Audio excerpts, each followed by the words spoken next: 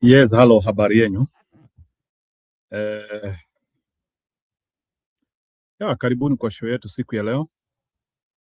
It is once another blessed day. Tuangalie vile mambo inaendelea.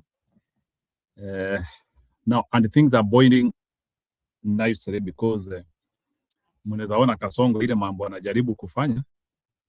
He is purely in a self-destructive mission, but unajua pia even psychology says when somebody is in a self-destructive mission, don't disrupt him.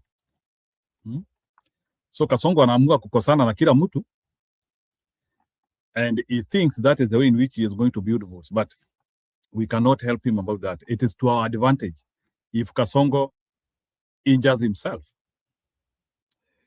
So hiyo vita yake na Kindiki and pretending and showing some photos in State House, thinking that he is going to stab it. In any case, Kindiki is from Mulima, and I don't think Kindiki is holding any front for him in Mulima. So that's not something which we need to talk about, because Kindiki is inconsequential. Kindiki is inconsequential. He cannot be able to mobilize.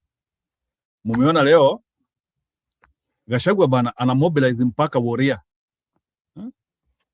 Mumeona Kindiki with and this is what makes, by the way, Gachagua very dangerous politically. Na nimekubali huyo jamaa ile political science amefanya ni ile noma. That guy might not, he could be, the only thing he has is a bachelor's degree in political science, lakini huyo jamaa political science yake inafanya kazi. I could not believe to see Somalis dancing in Wamonyoro and coming for a political pact. Those are men with influence. Another thing which I also want us we explore tonight is the fall and rise of Ndindi Nyoro. And ndio shida ya binadamu, na nitawaambia hapa, if you are a human being, never ever be a fence sitter. Fence sitters are never rewarded by life. Ndindi Nyoro had the potential to be one of the most important men in Mount Kenya and in Kenya. But your fence sitting yake, it actually, I feel Ndindi Nyoro could have been paired with Sifuna very well. But do you hear him these days? I don't know. I don't know the reason why Ndindi Nyoro decided to be a fence sitter when people had decided. Quick decisions matter. There is a time when if you don't make a quick decision, you get killed. When an accident is happening sometimes and you don't make a defensive driving, that accident can kill you. So I think Ndindi Nyoro was not aware enough that strategy without consciousness still cannot take you anywhere. And I think Ndindi Nyoro has destroyed himself. Maybe he thought Kasongo would still have fortunes, but unfortunately he doesn't have. So sorry for you, Ndindi Nyoro. So let me begin with His Highness Bwana Simba Arati akipeana advice to Gachagua, not to Gachagua, to Kindiki. Musikie hiyo advice. Advice bini mtu.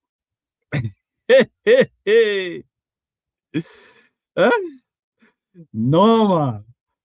Ni noma bana. Ati Kindiki afanye nini? We need. Ni mbaya bana.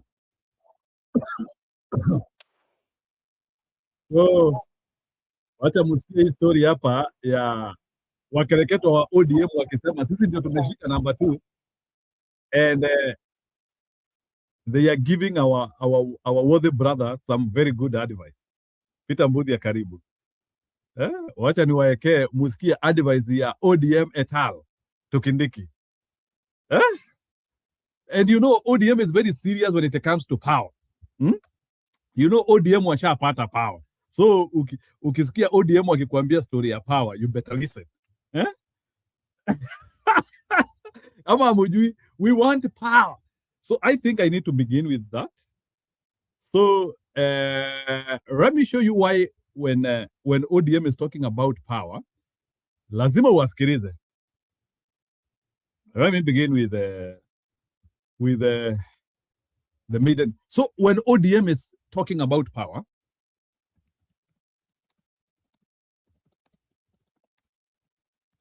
so if you need power, lazima uongee na ODM.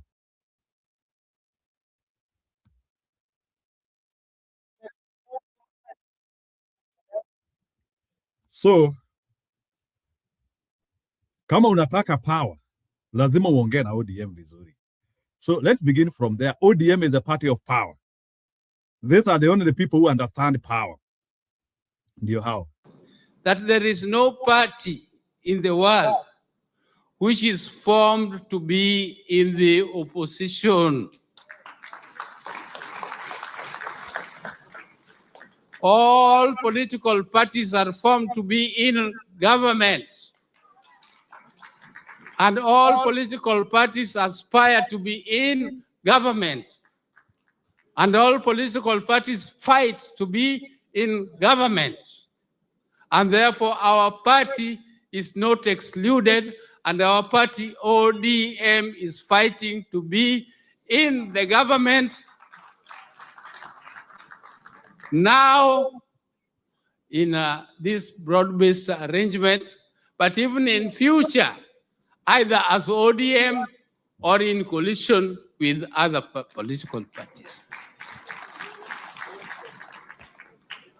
So we cannot say that as ODM, we just want to be there.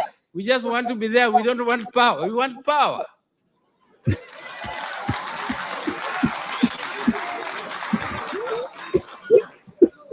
Because how are we going to implement our policies if we don't have power? If you are going for demonstrations. So ODM is the party of power. So let me now return to how they are advising our maiden brother, Professor Kindiki. Yeah. So I want to return to Professor Kindiki. Fabiano, fungua kamera nikuone tafadhali. Kidogo tu. Sikuoni vizuri. Ngoja tu karibu. Are you serious? Ongea. Fabiano, ongea. Haujui Kenya hatuna stima. Oh, sawa. Unajua I'm usually very careful because watu wakikuja na hii majina saa zingine ya mafutibora, sijui Cristiano Ronaldo. Sasa kwani mara kwanza kukuja hii jina hutaishika? No. It's not but somebody can come, people fake names as well. Mtu anaweza kuja ajifanye niwe Fabiano Adriano. Somebody can come with a parallel name. Unaelewa? Naelewa. Alafu sasa akuje unleash missile man. Sasa I don't want to keep you because in Kenya we don't have power. Lakini sijui kama ni ile power ya Oburu ama ni power ya ukweli sasa. Hii ni power ya ukweli. But sasa nimesikia bwana ati Kindiki should be joining ODM ili negotiation ikue vizuri. So that is what is trending like and I think wanatuchukuliaje watu. But I think that is a self-destructive mission ya Ruto because it shows Ruto cannot be trusted by anyone. He destroyed Gachagua, watu wakafikiria kwamba ni vile Gachagua ni mbaya. He now want to destroy Kindiki and he will also destroy ODM. So who can trust Kasongo? Hebu nikuulize bwana Fabiano, maybe you can start with that. Ili mtu ambaye anaenda kuongea na Kalonzo. No, not Kalonzo, mtu anaenda kuongea na Ruto. Ni kichako naye ama ni nini? Na unaona ile mambo na umeona ile mambo amefanyia wenzako. Unajua Ruto ni mjanja. Ruto yeye ni pesa ndo anaroga nazo watu. Sasa watu wakimwagiwa pesa wanasahau kila kitu, na mifano mingi wako nayo. Na nikuulize, hao watu wanamwagiwa pesa, kwani wajaiona pesa tena? Kwani unataka kuniambia Ruto ile pesa anakumwagia ni pesa wewe mwenyewe hujaiona? I thought this money, like, let me ask you, many of these guys are businessmen. They were doing well even before politics. Like, let me ask you a question. Like, which other money is Kindiki looking for while he is in power? Ni swali tu nauliza. Nao ni kweli hiyo. Sijui nini, yani kwa sababu Kindiki ni pesa gani anatafuta tena? Yani hiyo sijui ni ushetani ama nini. Amekuwa ICC akakula pesa mingi. Like, let me ask you, like, I'm double sure Kindiki is a billionaire. Let's ask ourselves. He is a billionaire. Ni billionaire. So, ni pesa gani hiyo ambayo lazima ati Ruto ampe ili aridhike? That's what I want you to tell me. Kwani hakuna mwisho wa pesa? Sasa ni mfano tu, hata familia Raila ni shida gani wako nayo ya pesa? Paka wanawacha haki na zama, ama tutasema ni nini? It doesn't make it is greed. It is greed na ile hali ya kusema niko tayari kuangamiza nchi yote sababu ya tumbo langu. That is where I can take this dialogue to, because kama sisi wa Kenya raia wa kawaida, unaona, yani Mkenya wa kawaida ambaye hana chochote ana resist Ruto, ni mtu wako na karia yake, ni mtu wako na karia yake, hawezi resist Ruto.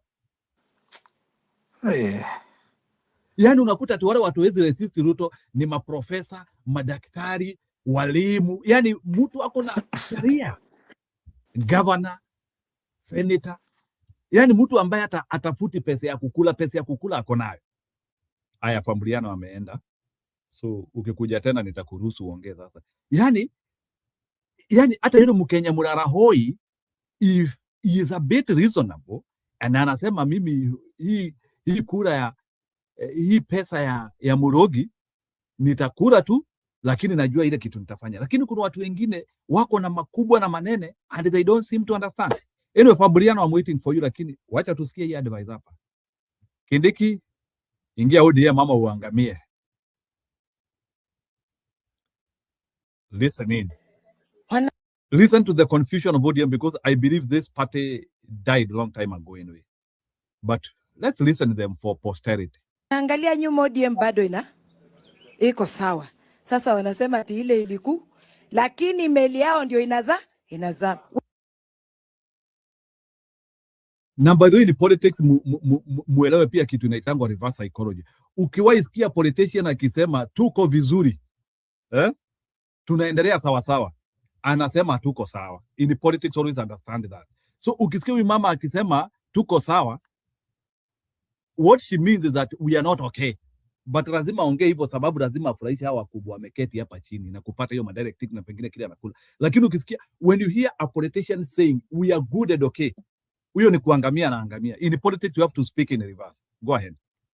Sasa wanasema ati ile iliku, lakini meli yao anamaanisha tushakufa. Ukisikia sema wengine watu wanasema tumekufa, anasema so she is confirmed. Kwa nini amesikiliza hiyo story as a politician? Kwa nini amesikiliza hawa watu ambao wanasema wamekufa, meaning that ni wengi. Sasa ndiye anakuja kuturipotia. You cannot report death of a political party na sio una report unasema tu wale wanasema tumekufa. Kwa hivyo ni kumaanisha amekutana na watu wengi sana wakisema washakufa. So it is true, mmekufa. Confirmation. Inaza. We will multiply them by 0. And any number that you multiply by 0 is? Aya. Sasa ninaleta Simba mwenyewe. Simulisema kuna Simba fake? ODM. Mnataka? Aya. ODM. ODM. Nimesikia unaita enjo wa ama ma na. Habari zenu? Habari ya Turkana. Nataka ni kwa dakika 2 niposa nipeane nafasi hii kwa party leader. Kwanza niko na furaha sana kwamba watu wa Turkana mko hapa. Mimi ningekuja tu huko. Ile Joe amesema hapa. Mimi najileta.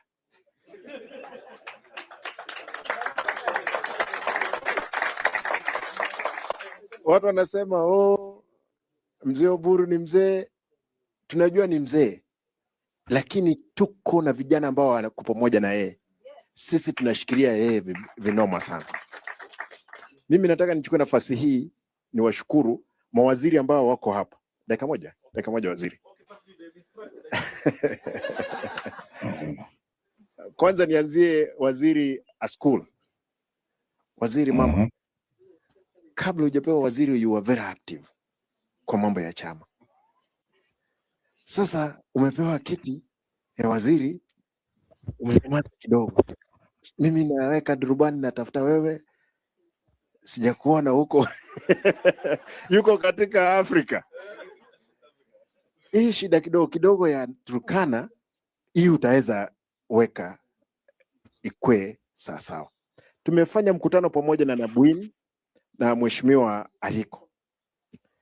Huyu tulikuwa na yeye bungeni. Tumekubaliana kwamba lazima tutakuwa na candidate mmoja. Mbia vizuri. Lazima atapata kiti. Hii serikali lazima tunatengeneza, yani liwe liwalo. Wacha niwaambie ninyi wana ODM. Kipril, nataka kwanza usikilize this kwanza. Hii serikali lazima tutengeneze liwe na liwe liwalo. So, do you have time to listen to these guys or you want to straight to go to your talk? Tuona ni boba na sasa unatuonesha nini? There are more interesting things to talk about other than them visiting. Sasa, is that how the meetings are going to be now? Kwenda tu kuzungumza na machairman peke yake. You know, those are the meetings that you do behind closed doors. Once you do a campaign and once you do a tour of an area, you leave a few people to talk to the chairman. Hii ni mkutano ya ndani bana. Hii si ile mkutano ya public. Do you understand what I'm saying? These are not meetings to show. They're trying to emulate what Wamunyoro is doing. Wamunyoro has got a formula of his own where he invites the people to come to him.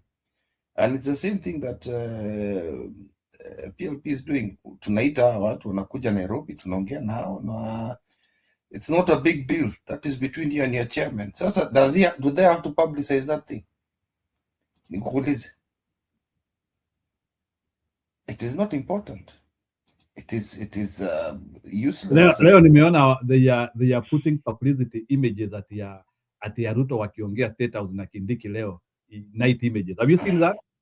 Trying to It's pretend. because the man has not made up his mind, because I originally explained to you, Ruto has to stick with Kindiki, although we know he's out. Wazame pamoja. So kuzama lazima wazame. Not even that. The reasoning for Ruto is there are so many reasons. I'll give you point by point. Number one, he alluded to it in the beginning when he stated that how are you going to get trust in Ruto if he keeps getting rid of the deputy presidents? So don't trust Ajay. You can't trust him. When the relationship is a very good stabilizing agent, because once he drops Kindiki, he is finished. Point number one, it is trust. Uhuru, Moi, and all those people had stabilizing relationships with their vice presidents on the second term after many years of dancing together. It is where tumechoka na mtu atoke sahi. Moi is 5 years amekaa na Moi. Kibaki amechoka na yeye. What is his name? Saitoti the same. You know, it's a span of 24 years that Moi had so many vice presidents. But this guy, within one term, it's not. It resonates in the minds of Kenyans also that you can't trust this guy. Ukiingia collision na huyu mtu, so unaogopa. Why do you think ODM has so many demands right now? It's because they know they can't trust him. You can't trust him. Yani, unajua it is ODM impossible to trust him. ODM Now, kuna demands bana. They are like a gold digger within Ruto government. Ni kama and it should be. Kim Kardashian. Ni kama Unajua historia Yeah, and it's yani yule Kim Kardashian alisumbua huyu jamaa anaitwa aje? Kuna huyu jamaa yani mwanamke anakusumbua mpaka unakuwa mwenda Kanye wazimu. West.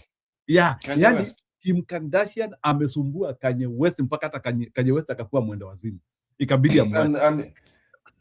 And it should be like that. And that is good. That is good for ODM. This is the kind of thing ODM should have been doing. ODM should Yani have kazi yao been doing this. ODM kazi yao ni kupea Ruto headache. Not headache. Hii kitu kwenda kuingia kitanda naye bila kunegotiate was the original issue with ODM. For those guys who support ODM. ODM should be doing what they're doing now.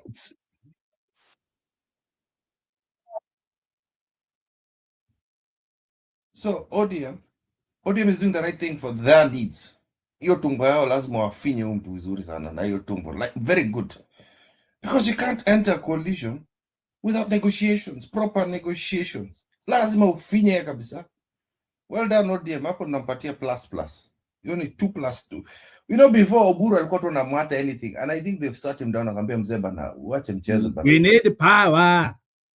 Hawa kila siku mzee kaa chini bana. Let the adults in the team to discuss these things. Like Opio and I, Joho, the greedy ones. These things. Now, you don't just go. Swanga and Oburu were just very stupid idiots that should have done the negotiations properly for ODM. CRTT, but this is how you should oppress Ruto. Ruto anafaa kukaliwa vizuri hivyo, akuwe na stress. Now, you talked about Kindiki's other problem. Kindiki's other problem, why it's not easy to remove him. I've given you the first state, which is trust. The second bit is, utachukua fisi mgani?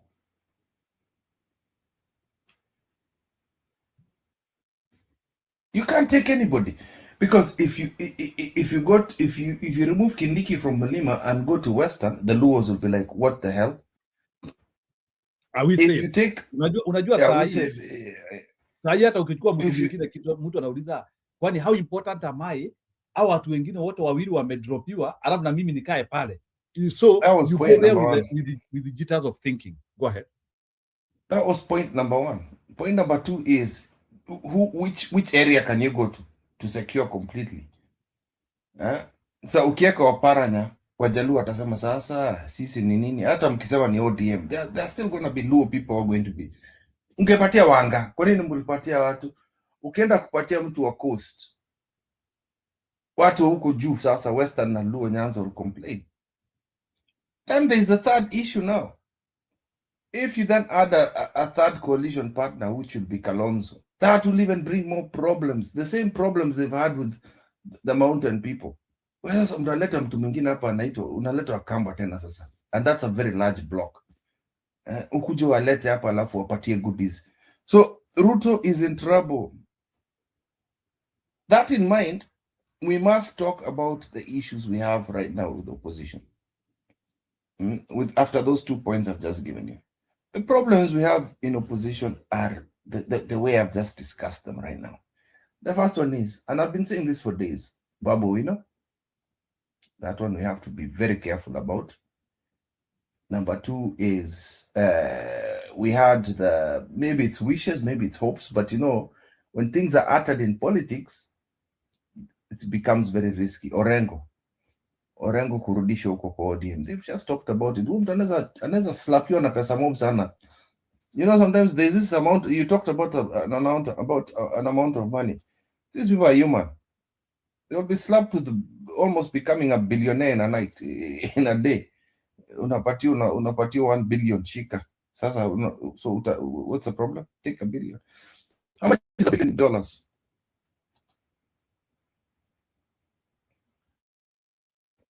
You have done your introduction. Let's have videos, right? No, wait. No, hold on. It's not done. So Orengo, Babu's got that Nairobi issue, and we talked about it yesterday.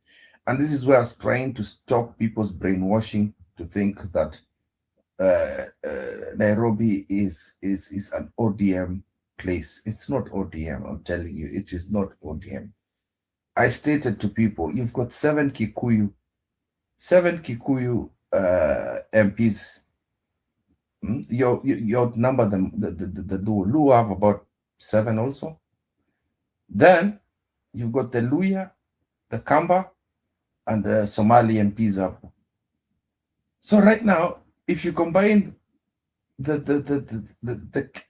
Kisis, the Kikuyus, and the Kambas together, and the Luyas, waweke pamoja, weke governor hapo, as long as it's not Kakuya.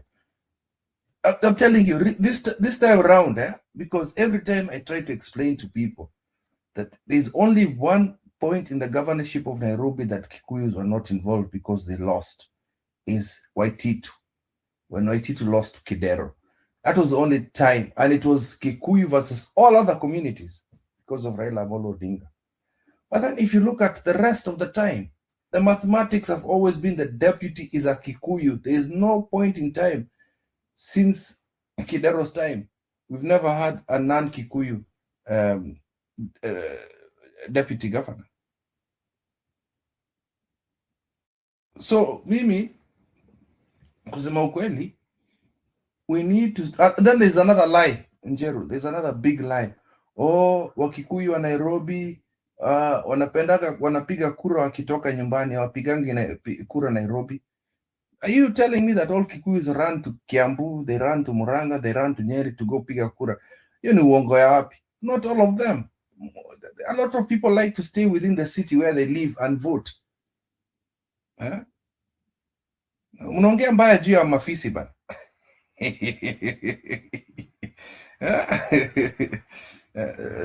Leo tu na umeona fisi na ngamia wamekutana leo. Yeah. You need to give us that video. Fisi wakidance na mangamia. No, there's a Somali guy who was speaking Kikuyu. I loved it. Nilipenda sana. You have to translate to me that video. Hold on. That video is important. So for me, I think there's still a lot of holes in our coalition. We have to be very careful. We have to be very vigilant. And I don't want the presidential candidates to be announced now. Let us keep Ruto guessing. Kuna shida gani ya kungoja in Kenyans? There's no harm in waiting. First of all, I agree, wacha tungoje sasa, wacha kila mtu mobilize ground yake. Kila mtu afanye vile Gachagua anafanya. Tunaona Gachagua kazi yake. Gachagua sasa ameanzia hata kupanda DCP huko Madera bwana. Hey. On his couch, atoki huko nje kwanza. You don't have to travel far. Anyway, cheza ma videos alafu tutaendelea na mazungumzo. I came early today. Mambo mengine ambayo tumekubaliana. Ojeni. Najua mimi na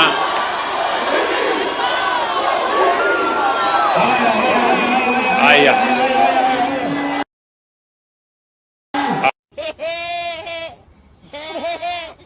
mengine ambayo tumekubaliana.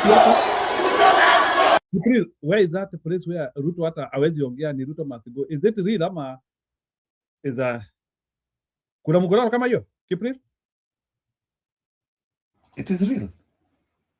You need to tell me the location of that place. Go ahead. Wacha tusikie mzee wetu. Deputy President, wageni wote tumekuja na wao. Assalamu alaikum wa rahmatullahi wa barakatuh. Your Excellency ndako gaideni waretu wa mwadhani. What did he say there? What did he say? Nimekusalimia katika jina la Yesu. Yeah, tuendelee. Huyu ni Msomali. Go ahead. Na doke gwere idue aikari Kiambu. Shumale aikari Kiambu. Somali. Sisi wakazi wa Kiambu wa Somali. Tuhiti. Kwanza ni yale maulaje ta iti ngoro. Anasema ati hata yeye ni fisi. Sisi ni fisi. Wa Somali wa Kiambu sisi ni fisi. Na anasema kwanza ati aitwe fisi mzee. Endelea. Neo jolu mono hendo ya haro. Your Excellency. Na anasema hiyo fisi mzee ndio nomo wakati wa vita. I'm humbled, very, very humbled to be here in front of you. I was the deputy mayor of Thika town for 5 years after Ali Kabati. And God willing, we have a seat for the nominations for the minorities that was taken away from us by the group that you know, and chini ya DCP tuko na imani tutarudishiwa haki yetu kwa hiyo mji. Vile vile ningeomba sana nimpigie debe, we Medho simama, Moha. Owe leo aretwa Medho wakashagua. Pole adeka, leo wakado yete Mohamedi, orie Medho, wapi Medho? Utaambiwa Medho wakashagua yuko. Kwa hivyo kwa hayo machache yetu zaidi sasa ni kuomba Mungu. Kila kitu ni kwa mkono ya Mungu, na ile Mungu amepanga, Bwana Gachagua, usiogope. Ile Mungu amepanga itakupata. Ile Mungu hajapanga haiwezi kukupata. Thank you very much. God bless you. Asante. So lakini Gachagua ni mkereketo bwana. Hadi amemobilize wa Somali bwana. Those are important people. What was I telling you today, Ali? Those are important people in the community. Hii jinga hapa ndo wale yanafanya hapa. It's not going to work. These are businessmen in Somaliland, in Somali areas of Kenya. These are former deputy mayor. What kind of influence do they have? Hata nakwambia kuna ma MC anajua hapo. UD MCs for Somalis that he knows. Some of them at ODM anawajua. So Gachagua does business with these people. Peter Ojodoga is saying that Rigiji is exploding like kila mtu sasa ni wa Monyoro. Huyu ni Raila handi Sega amesema handshake loading.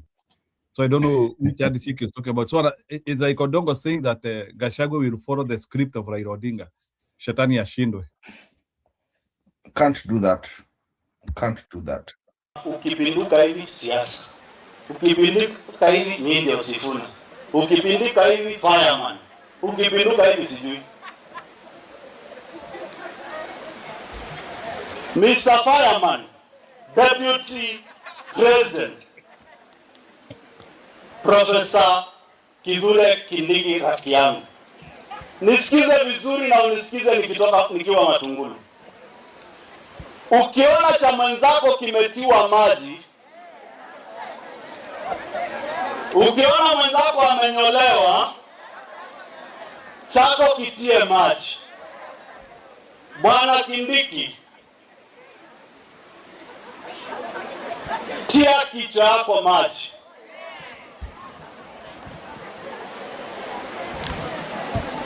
Huyu jamaa anaongea anaitwa Ruku, ambaye nilikuwa bunge akachaguliwa kuwa, nilikuwa na yeye bunge akachaguliwa kuwa waziri.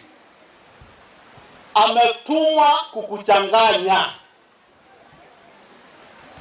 Ruto has made a deal with ODM that the deputy president in 2027 in the Kenya Kwanza administration will come from ODM. Professor Kindiki, do you come from ODM? Are you an ODM member? Tia kichwa hapo maji. Deputy president is under siege from within and from outside. And if Kenya Kwanza are serious and the UDA fraternity is serious, wakanusha haya maneno. So, Bwana Kindiki, tunajua wewe ni profesa mzuri. Tunajua unaweza simamia ukweli. Ama mapema utatemwa. But I want to suggest this to the government. Honorable William Samoei Ruto, when we criticize funding model for universities, I was one of the biggest critics of that. Ulituambia hatuna akili, hatuna agenda, we are planless, we don't know what you are doing. I saw you the other day. swallow your words and admit to the nation that the education model for universities has failed. Now you have sent us another bill in parliament which does not make sense. How do you put education for university free before you make secondary school free? Cha kuchezea Wakenya akili na nitakwambia leo. There is no way today Kenya,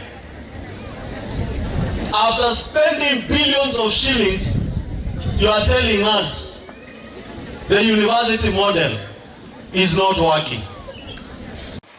I want to tell you, sisi ndio Sifuna.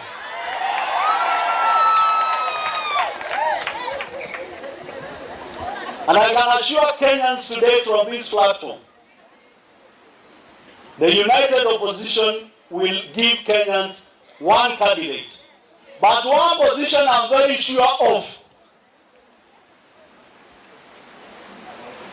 is the 6th President of the Republic of Kenya will be Dr. Stephen Kalonzo Musyoka, deputized by Edwin Sifuna. Sisi ndio Sifuna. So don't give us stories. We know exactly what we are doing and we know where we are going. I want to assure Kenyans, no more guesswork once we take power in 2027. We'll work with the plan. We'll make sure that each constituency gets equal fair share of its resources. And we'll make sure that we put education in this country on the first front of this country. Kenyans, my fellow Kenyans, listen to this message. Immediately we take power in 2027, we'll make sure education is key to this country. We'll make sure healthcare is working, is not stories that she share. And we'll make sure the next government puts the issue of cancer in this country on the table of the president, because each and every parent and Kenyan has a relative, has a neighbor, has a clergy, has a student suffering from cancer. Cancer is draining our economy, it's draining our resources from parents who you have overtaxed. So, we'll sit down and come up with a workable healthcare system in collaboration with the county government and make sure no Kenyan will go ahead and suffer anymore.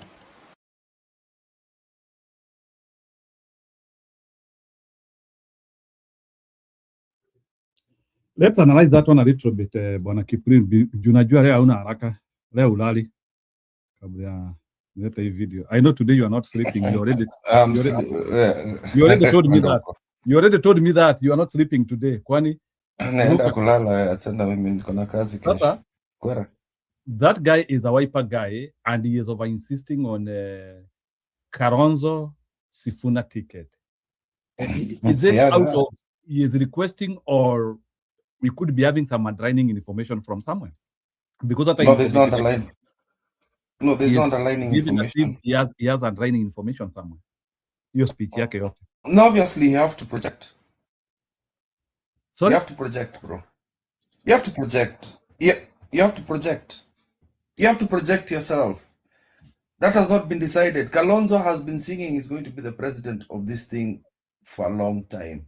He was one of the first ones to start. Yeah, alianza mapema in 2020 when Raila joined Broad-Based. Alikuwa ashaanza kusema Kalonzo for president. And he has kept insisting on that. And he's the only one that has kept insisting on that. So it's fine. It's okay. They can say that, and now they want to take over Sifuna. It has not gone through the actual principals table to discuss this thing. Nani ataingia? It has not been decided. Sifuna is not even ready himself. Amesema lazima atembee kaunti zote. Right now, he's walked through less than 20 counties. I think 16 maybe. Menda Narok, Nairobi, Kisumu, Busia, Kajiado, about 16, Mombasa. Wajenda mingi sana. He needs to go to at least 46 of them. Lazima aende kila mali, bro. Before that, Sifuna can decide that. So, akisema sisi ni Sifuna is also them ni kukatia Sifuna kusema bwana we chukua hiyo ya chini upatie mzee space. And those are the difficult discussions that are yet to happen right now. Rigiji pia, umesikia wameanza kusema kwamba walibribio nini. So Rigiji will put his heart in that. So ni mbali sana. Maybe I'll tell you the truth. If Rigiji is in that ticket, me I check out. I'll tell you the truth. Utaniona hapa. It's no waste of my time. I'll not even vote. It's a waste of my time. But that's why I draw the line. I draw the line there. He can build his party, bring good MPs, whatever it is. He plays Kidogorela stuff. But when it comes to that seat, no. So yeah, that's their wishes. That is okay. We can't let go of the Kamba nation, by the way. Let them have that. Let them talk about it. But it has not been decided. It means there's still hope with Kalonzo. But still, Kalonzo bado, hizo vitu zake za night running bado zinanistua bado. Hiyo kukimbia usiku State House na kunywa chai na Ruto. I don't like it. I have never liked it. And it's always been Kalonzo's behavior. Kukimbia kila mahali. Toka hivi anaenda sijui atokelezei. Sijui afanya. He is very unpredictable. Go ahead.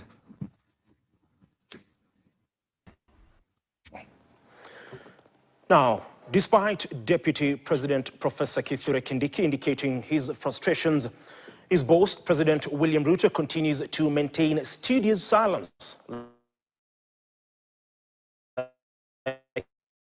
He did when his former deputy, Rigathi Gachagua, faced a similar experience, signaling a strained co-union. His tribulations compounded by ODM party's claim on his set. Sources have also intimated to KTN that the DP's staff haven't received their allowances since April this year, with some being removed from crucial State House WhatsApp groups, similar happenings that preceded the ouster of Rigathi Gachagua from office. Now, political observers aver it may be a strategy to push out the second in command and avoid impeaching him, as it will be political ramifications. Our political affairs reporter Alan Ochanda unpackages the intrigues. Hii serikali ya William Ruto ambaye fireman ako namba 2 ati tuondoke ati tungoje serikali ingine. Since taking over the reins at Harambee Annex as the third deputy president, Professor Kithure Kindiki has remained loyal to his boss, President William Ruto, but it appears the gods of politics haven't been appeased yet. This second-in-command's recent utterances point to a man under siege, disturbed and in a tight political corner. Despite being the president's principal assistant, the two have only shared a podium for 3 times, with Kindiki seemingly retreating to his Irundini home and attending other functions in Mount Kenya East, while giving a wide berth to the larger Mount Kenya West region. The second-in-command has held 4 public meetings in Mount Kenya East and one in Nakuru County on July 10th, when he presided over the disbursement of 3 billion shillings meant for Nyota Fund. Deputy President. Initially, President Ruto will come to Kindiki's defense anytime his detractors will hit him, but that has since fizzled out and appears to have been all cosmetics, with the deputy president indicating he has resisted the counsel from some people close to him to ditch the Ruto administration. Mkipima huyu Profesa Kithure Kindiki na ule mwingine mwenye kazi yake ni fitina na ukabila na chuki, huyu profesa anaelewa ama haelewi bwana? Wiko ndugu wengine wetu walikuwa wanasema tuondoke, mimi nikakataa, because you don't build a house, complete it, furnish it, and then you abandon it. Kindiki's troubles mirroring those of his predecessor Rigathi Gachagua in the run-up to his impeachment. The tribulations compounded with the whittling of his powers by hiving off key roles of national government and county government's coordination, further breathing life into speculations of his fate. Cognizant of the political ramifications, should an impeachment on Kindiki be conceived and executed, political observers aver the powers that be may judge Professor of the Wall to exit before next year's polls. They are maybe not moving him suicidal for President William Ruto, but you can make him sit in a shell of an office. And you have these presidential hangers-on who sometimes harass the deputy president. The calculation that Ruto makes is the ones that matter. In fact, he's enjoying these people fighting.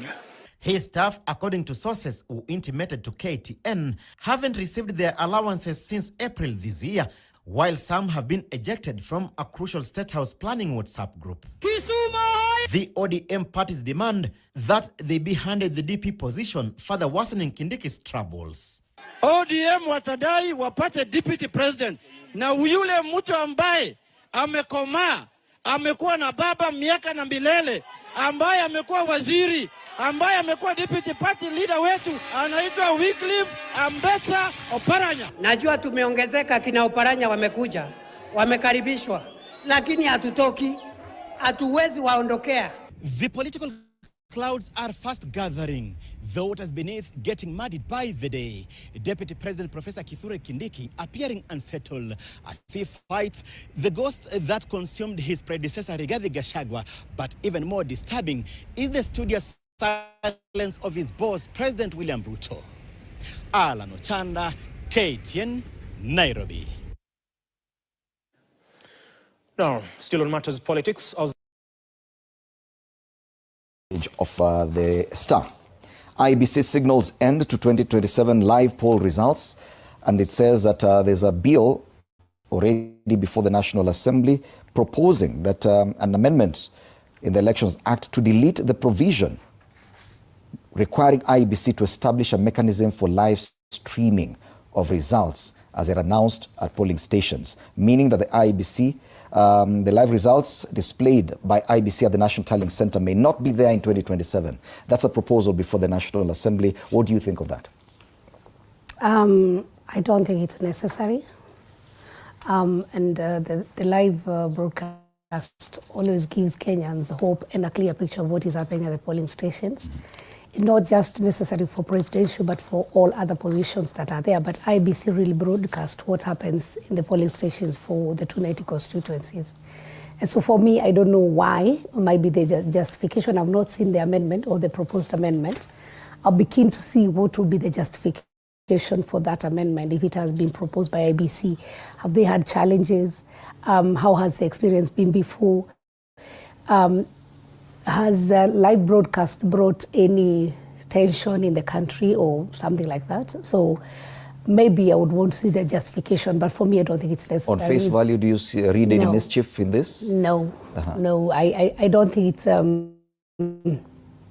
live broadcast actually keeps Kenyans informed. And maybe if they have not managed to achieve that before, then that can be a challenge, but I don't see whether it's necessary, but I'd be keen to look at the justification because they maybe the wearer of the shoe know where it pinches most. The argument has always been that results at the polling station are final. Then why have another layer of declaring the same results at a tallying center at Bomas of Kenya? Do you see any reason? Well, the results at the polling station are final, but you have to tally, and you have to now I think the final one at the Bomas of Kenya is just for the final results on the tallying of all the constituencies. So I don't know why they would want to amend that. Right. Really, yeah. So yes, it's an amendment. It's a proposal on the Elections Laws Amendment Bill 2026, already before the National Assembly that resumed its sittings yesterday, still on the 5th session of the 13th Parliament. All right, let's now come back and consider the main story of the day, and it features on... You want to react to that before we get another video, because nataka kukupeleka haste. What are they amending? Na Sabina Nyege anajifanya ati I don't know. Any amendment is Bado. Endelea, bado. Siniyo tu same one. The next video is about the same You thing. think it would be detrimental to the kind of electoral exercise we're used to? Well, thank you. Good morning. Personally, I think it is important that we look at how laws are made in this country. And I think there's a proposal, and then, of course, the laws are going to go through discussions in what we call the motions. And then we're going to have the first, second, third reading before it's actually become law. When a law is introduced in Parliament, like this one has been introduced, it doesn't mean the law has actually passed. We will still have time to dissect it. We still have time to be able to discuss this law. And so basically, I don't think it is any cause of alarm for any Kenyan to say that Parliament has. That will be wrong. Parliament has not. It's here to consider. It only becomes an act of Parliament after it has been approved. So it's just a consideration, and probably it is because one or two persons have a view. So we will have to sit in Parliament and listen to this view. Yes. What's your personal view? Because now they say that this means the live results displayed by IBC at the National Tallying Center may not be there in 2027, if at all this proposal passes. I like the term "may not be there." That basically means this thing is just there, the air. It has not actually been something that has been considered. For me personally, it will be wrong for us to revise the gains that we've gotten as a country. Live results is very important. And I think every Kenyan, after an election, glued to their televisions, glued to the live centers, to be able to start seeing the results. And because people are looking for a new leadership, they will want to see it. If this thing is killed, and I remember all the time we've got an election, people start doing their tallying centers even within their own houses. And within 1 hour, and they say that the network has gone away, people make noise just within 1 hour of the whole tallying process. It basically means it is a very important exercise for transparency. It is also a very important exercise to keep Kenyans to know what is happening bit by bit, second by second. So for me, I think I will not be able to support that once it comes to Parliament, like it's come now. And I think many members of Parliament will not want to support that. All right. Yeah. Also joining us this morning is Fanyamambo Kinothia. He's a lawyer and also an MP aspirant for Dagoretti South constituency. Karibu sana this morning. A very good morning to you. Yes, I know the main stories today are just about Professor Kithure Kindiki and the Deputy President's position, but we've started by considering this proposal that is before Parliament. IEBC signals end to 2027 live poll results. According to the Star, a proposed Election Laws Amendment Bill 2026 seeks to delete the provision in the Elections Act that requires IEBC to establish a mechanism for live streaming of results as they are announced at polling stations. This means the live results displayed by IEBC at the National Tallying Center may not be there in 2027. What do you think of that proposal? It is before Parliament. It is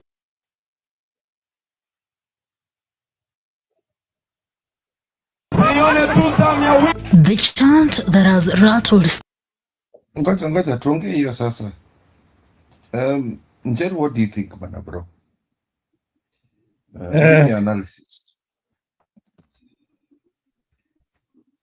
Anything which is suggested by Ruto and his cocoons, for me, they suggest them out of fear and for me, I think Orokarawa has taught them much.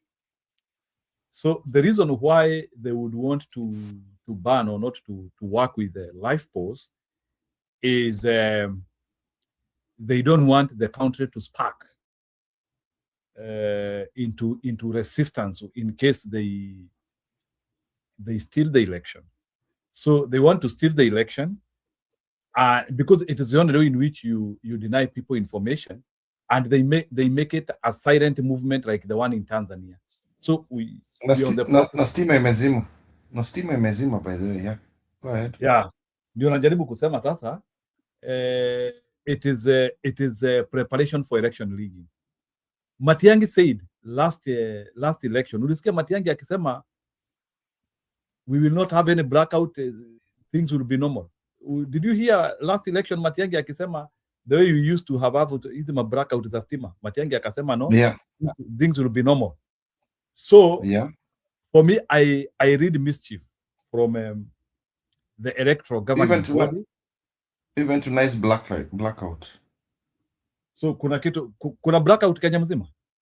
Yeah, the whole country is in blackout right now. Why do you think there's nobody on the studio? Yeah, so I don't know. Ni ukarabati gani wanafanya? I don't know. There's something, whenever there's a blackout, there's something strange coming in or leaving the country. And it requires the whole country to be quiet. Ama ni ile mambo ya Laikipia. Mambo gani ya Laikipia? So unajua Laikipia has been on the issues of Ebola. Bas, sasa wanazima tu stima kuleta watu wagonjwa. They can do that. They can cripple an economy just to hide something. I don't trust stima kizimika to you. It doesn't make sense. And nothing has been announced. People are saying they're in darkness.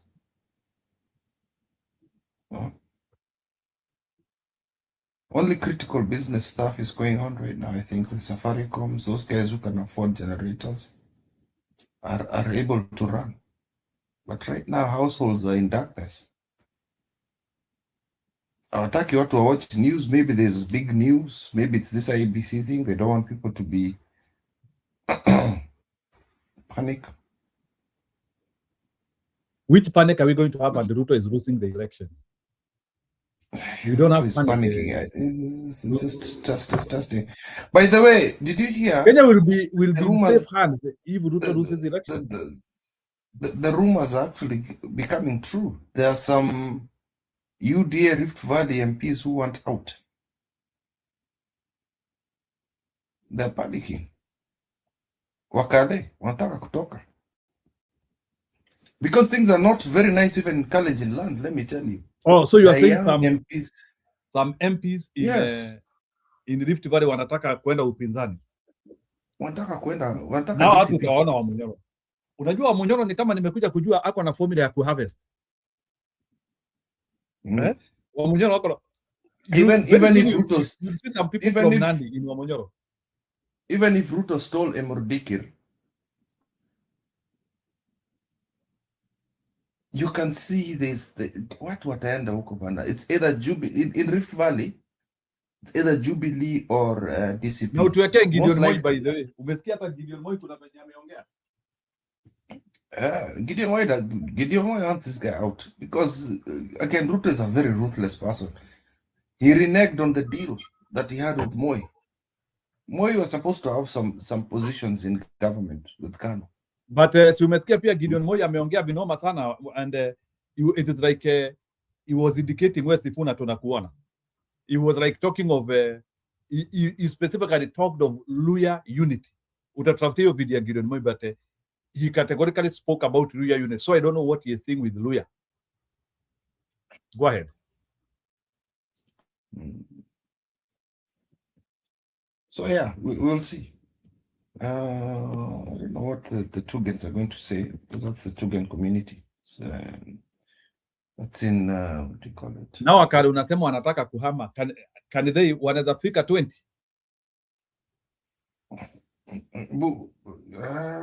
Angalia video nimekuwekea tu sahi. Indications. This is in Elgeyo Marakwet. It's not in Umeniwekea kwa simu ama hapa? Siko hapo ni hii video. Just watch this video, you'll see.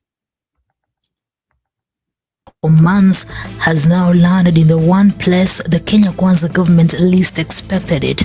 The political nerve center of Interior Cabinet Secretary Kipchumba Murkomen himself, in Iten, the quiet, high-altitude town in Elgeyo Marakwet County, famous for producing the world's greatest long-distance runners. A crowd gathered for what was supposed to be a routine government mobilization event turned into an unmistakable statement of political defiance. A local ally of President William Ruto stood before residents and called for two-term, the two-term rallying cry pushed by government's allies who want the president to serve out a full decade in office. What came back from the crowd was not applause. It was a wall of sound. One term. One term, the one-term slogan that has become shorthand for public frustration with the Kenya Kwanza administration.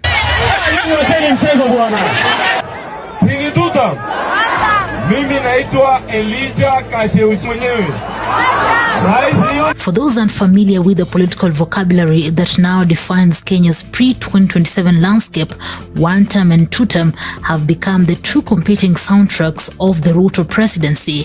One-term, a phonetic mashup for one-term, is chanted by those who believe President Ruto should not seek re-election in 2027. Two-term, meaning two terms, is the counter slogan pushed by government loyalists who insist the president deserves a full 10 years to complete his development agenda. What began as a fringe protest chant in parts of the central Kenya has over the past year spread with startling speed into regions that were once considered unshakable Kenya Kwanza strongholds. Elgeyo Marakwet, the very county Murkomen represented in the Senate before rising to the Cabinet Secretary for Roads and Transport and now Interior, was supposed to be safe ground. Iten is not just any town in that county, it is effectively Murkomen's home turf, the place where his political career was built brick by brick. That crowd chose the exact location to reject the two-term messaging is being read by many as a symbolic gut punch to one of the president's closest and most powerful allies.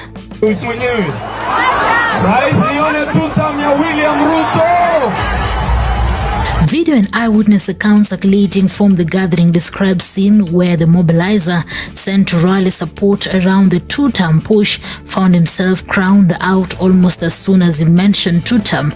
Rather than the coordinated cheering government events are typically choreographed to produce, residents broke into a rival chant almost instinctively, turning what should have been a show of loyalty into a very public and very visible show of discontent. Sasa ile pesa nimetumwa nayo nirudishe. Rudisha. Hakuna pesa nimetumwa nayo nirudishe. Rudisha. Unasema pesa hivi. Rudisha.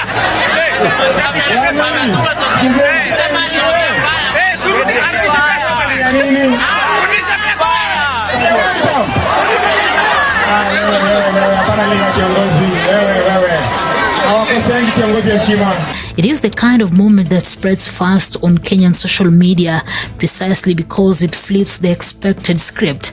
A government ally shouted down in the government's own political backyard. This is not an isolated incident. Over the past several months, similar scenes have played out across multiple counties that Kenya Kwanza had long assumed were locked in. Crowds in Meru reportedly chanted one term even after being handed cash at a rally meant to drum up support. Even Interior CS Murkomen himself has faced the chant directly at public functions, with crowds shouting it back at him mid-address. What ties these moments together is a growing sense among ordinary Kenyans across regions, ethnic groups, and political affiliations that the cost of living crisis, taxation policies, and unmet promises of the 2022 campaign have not been resolved, and that loyalty to the ruling coalition is no longer something that can simply be assumed or manufactured through political rallies. Tumeteseka kwa hii serikali. Tulijaribu Moi tukifikiria tu Anandi wako na uongozi, hakuna. Tumejaribu Ruto sasa tena. Sasa yeye ndio kuharibu zaidi. Afadhali Moi. Sasa hata tuone ni vitu gani yenye watatufanyia hapa. Hata afadhali Moi wafufue Moi asimame kwa nini? Afadhali hata Moi arudi. Kama tungejua. Tulikuwa naambia vijana wacha tupigie huyu kijana kura. tukiwacha mzee, kumbe tulikuwa tunachimbia. The frustration bubbling up in the Elgeyo-Marakwet mirrors a wider unease spreading across the broader Rift Valley region, which was once considered the unshakable backbone of Ruto's political base. This is the region that of overwhelming numbers for Kenya Kwanza in 2022, powered in large part by the Kalenjin vote bloc that Ruto himself hails from. Analysts and residents alike now point to a combination of grievances driving the shift: the punishing cost of living, disputes over land and forest management, like the ongoing Kaptagat forest controversy that has triggered its own wave of protest in the county, delayed development promises, and a broader sense that the region's political elite have grown distant from the everyday struggles of the people who put them in office. Have not felt anything in this government. Hata kama tunasema serikali ni yetu, we have not felt anything since, because our leaders are taking advantage of us. They are oppressing us. Wanatuipia. William Ruto alituambia tukiwa state house ya kwamba muende kuanza ku market chama. Tukiwa kwa mashinani, tukitaka kuongea, hao viongozi ambao tulichakua anatukataza kuongea. Ananunua goons, wanasema fulani asiongee. We are seeing others celebrating, launching of project, doing other things. But us here in Kericho County, we are not having, if we have it is small. When a community that was expected to provide unconditional political cover starts openly chanting against the government's central messaging, it signals a deeper erosion of trust that campaign rallies and cash handouts appear increasingly unable to paper over. Hauni faida ya kupika kura, na wewe unatoka sehemu hii na ulikuwa umetuambia ya kwamba maendeleo utalete mwenyewe. Unajua maendeleo ile natakikana hapa sehemu hii, lakini tangu uwe rais wa nchi hii hakuna projects mingi umefanya hapa Rift Valley. Vijana wanakataa kukata kura juu hawaoni maoni. Ukiona hawa vijana wanajiita machensi na watu wengine hawana imani juu saa hii maendeleo Bomet ilikuwa chini, lakini saa hii tumeona wakati watu walisema one time, tumeshuhudia hata town saa hii tunaona barabara inakarabatiwa hata meet standard. Ukiona barabara ya Lengurwoni ile ya Chebole ni bottle. Whether this moment in Iten marks a genuine turning point for Rift Valley politics or simply another viral flashpoint in a long and noisy pre-election season remains to be seen. Kenya's political history is full of chants, slogans, and viral moments that generated enormous online buzz without necessarily translating into lasting shifts at the ballot box. But what cannot be ignored is the pattern building across regions that were previously considered politically settled. As 2027 approaches and both camps sharpen their messaging, moments like this one in Iten are likely to keep multiplying, and each one adds pressure on the government to reckon with the restlessness that cash handouts and rehearsed rally lines have so far failed to silence. Kitinye biikab kutit milionit agenge ak 800,000 chetinye kibandet amawa kocheng kurayat. Awase kitinye biikab kutit nusu million chekikoit 18 years amawa kocheng kibandet. Siokono kasit neteulia kolin akutungot anyalilat asomsei chebo biik alak akomi chebo gaa. Hapana.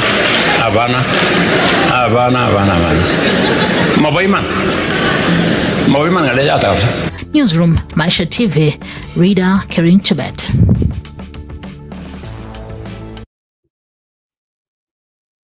You want to react to that, or you want to still find for us in Gideon Boy? So I want us to go to Gideon Boy and Gashagwa. Maybe, but you can react to this. Although this one is quite obvious, eh? No, sijasema taki Kale, but Wakale I think kama wanataka kujiunga na Wakenya wenzao, but in ile sasa I am asking myself now, like nani atawatetea hawa like Wakale, because I don't think there is any leader who is on their side. I don't know why leaders are. So hoping that wale viongozi if they want to mobilize through PLP ama ama DCP, then now wakubali hao viongozi wataenda na wao, and maybe in the next election wawachague. I hope like in Kipsigis we can get like 10 MPs who are aligned to opposition. That's how they will understand the authority. Places kama hiyo 10 wapate wabunge kama wawili wa opposition. And mtu kama Keter si achague. The only thing I see right now, the only place. Hey, but Nandi is very difficult for him right now. I'll tell you the truth. It's your home ground, your home say. So do you think Nandi can elect Alfred Keter? If Alfred Keter is in opposition na focus, do you think they won't vote for him? Sorry. So to say tu Nandi is Nandi is two term. Nandi is the county you have to forget completely. Nandi is the county you have to forget completely. That is two term. No matter how powerful Keter is, I'm sorry. Hapo kule because hiyo ni home ground, eh? Home ground 1.1. That is Ruto's home. And they would not want to. You know when there's a when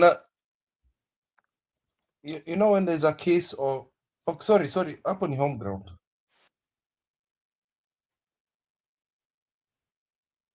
Up on home ground. Ushaisikia when a disease hits a place wanasemanga ground zero. Nandi is ground zero ban for Ruto. That is where that animal was born.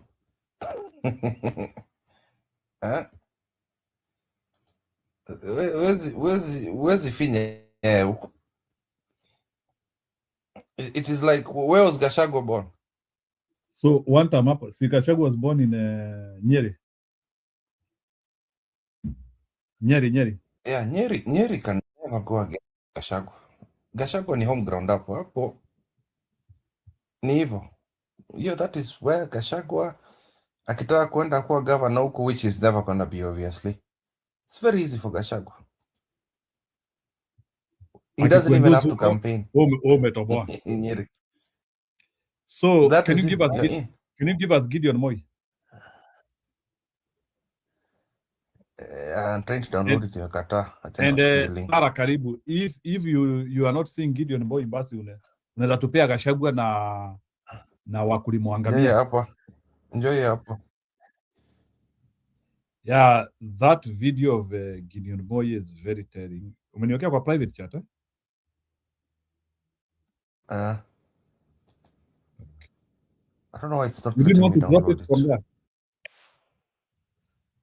I don't know why it's refusing me to download. Nimekata. The downloaders refuse. Wacha tu nicheze tu nimeipata anyway. So let's just have it. Because I want you to discuss that strategically in terms of encouraging and in terms of what he's seeing as on personal level and on encouraging level.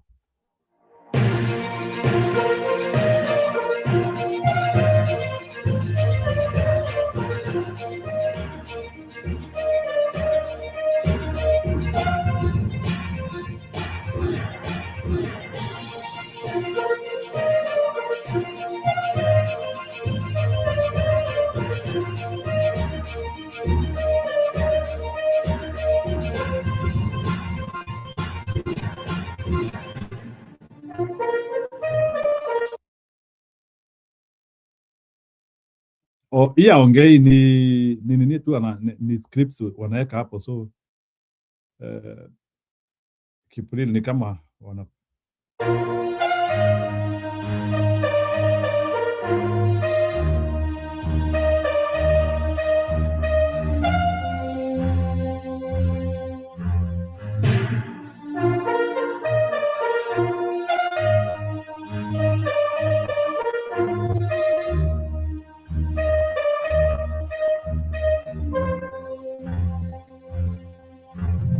Jerry, it was a tweet.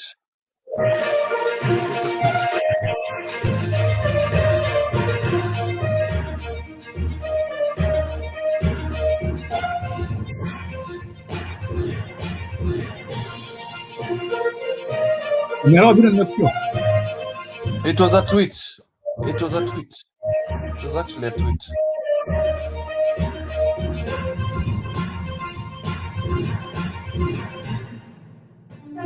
It was a tweet. It was a tweet. That's where the news came from. I thought ni kama No, kuna it got vitu niliona pahali ya Gideon Moi akiongea somewhere. It got tweet. Give us Sifuna tape. Oh, ile interview ya Sifuna. Okay, even that one we will do. So, Roberto, you can guide me. Do you want us to begin with Gachagua akiwa na wafugaji, or you want us to start with Sifuna? Maybe Kipril, can you guide us? Do you have some videos of Sifuna when he is roasting? When he is roasting Ivan Okwar? Man, it's too long.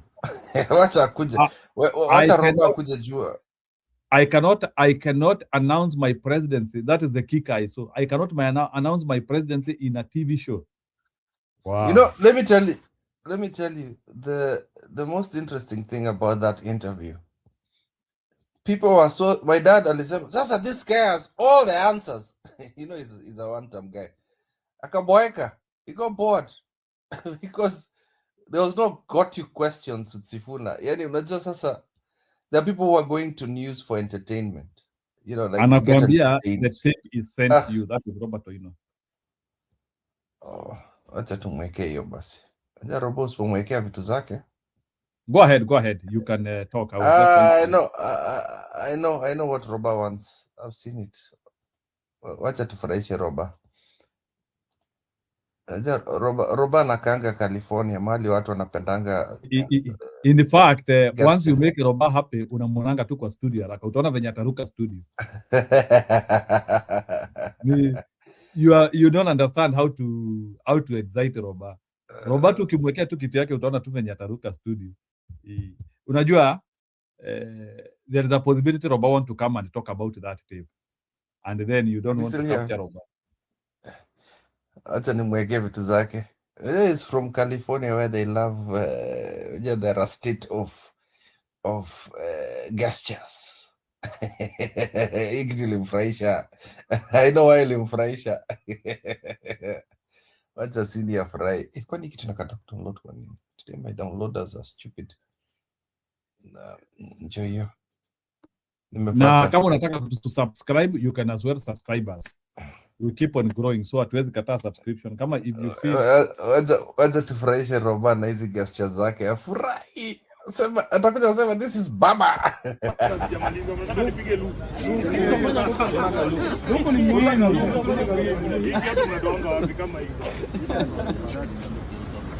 Hey bro. Nini ngozi ya nini? Unajua unaweza nipea kiatu mpaka watu mimi mtu wa Illuminati. Na hii uchumi, watu waniuliza na hii uchumi umetoa wapi kiatu? Lakini hizi ni kiatu ya duka hii boss. Zero mileage. Ati zero mileage. Sibora maneno. Hii zero mileage siwezi kubali. Inakimbizwa sana kwa vile. Imepiga mileage kidogo, at least mtu ajue hii ni. Na hii yangu ina mileage ni no. Hii ni Aldo. Usiseme wewe.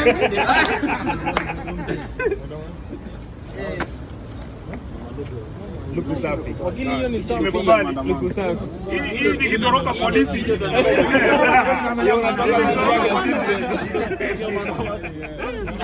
Wacha tu nipige luku mara moja. Hiyo luku kwanza kama. Hii nyingine ndio niende nayo. Nitatoka nayo. Mungu tutatembea huko. Anze kufanya zoezi sasa. Mweke hiyo hapo. Unajua ufai kwenda maandamano kiatumbia driver. Unaweza toka bro. Unapotea. Kitu kali ndio. Imekubali. Kama imekubali unakubali. Asante, lakini lazima nilipe boss. Lazima nilipe. Hii kiatu ni kali. Hii ni kali bro. Amwezi nipea bro. Nipe bill. Sisi ndio tumesema. Mmesema nichukue bure.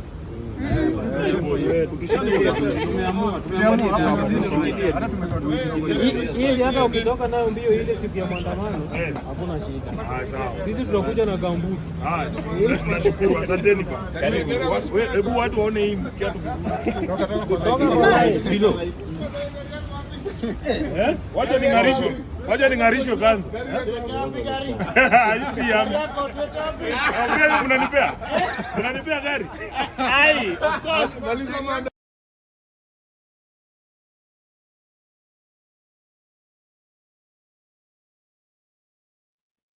Yeah. Robert, umekuwekea video yako. Na hiyo statement ya watu wanaweza fikiria mimi ni Illuminati.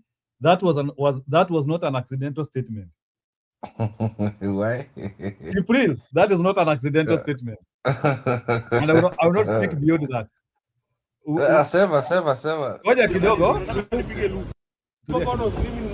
Illuminati. Mungu ni muhimu. Hii kiatu unadonga wapi kama hivi? Hey bro. Nini ngozi ya nini? Unajua unaweza nipea kiatu mpaka watu mimi ni mtu wa Illuminati. Na hii uchumi. My friend, unaona that Illuminati statement is not an accidental statement, Kipril. You know the controversy within the Illuminatism, where people have the belief that viongozi wote wako kwa Illuminatism. You know that, Kipril, and hapo kwa pamoja. So when Sifuna is dropping that statement, he is trying to tell the public, me, I'm not part of those cabals. Na nimemaliza. And I will not go beyond there. That is not an accidental statement. That's what I'm trying to tell you. So, na si statement ya kufurahisha watu. So, only a couple of hours ago, after I stopped watching it,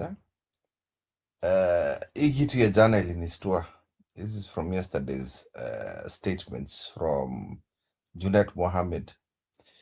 You know, Lee Mwanyiki, whatever his name is, there's that guy who does, I used to watch him when it was Raila's time. I've come to realize he's a complete ODM blogger. He truly believes Orengo is going back to ODM from this video. Just watch it, you'll see what I mean.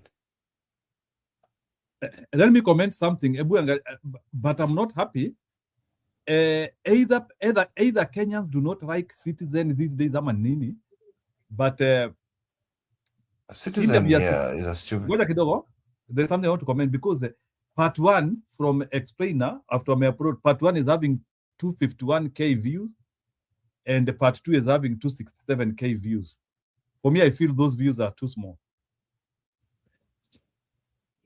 The Explainer, they don't like that woman. I'll tell you the truth. They don't like her.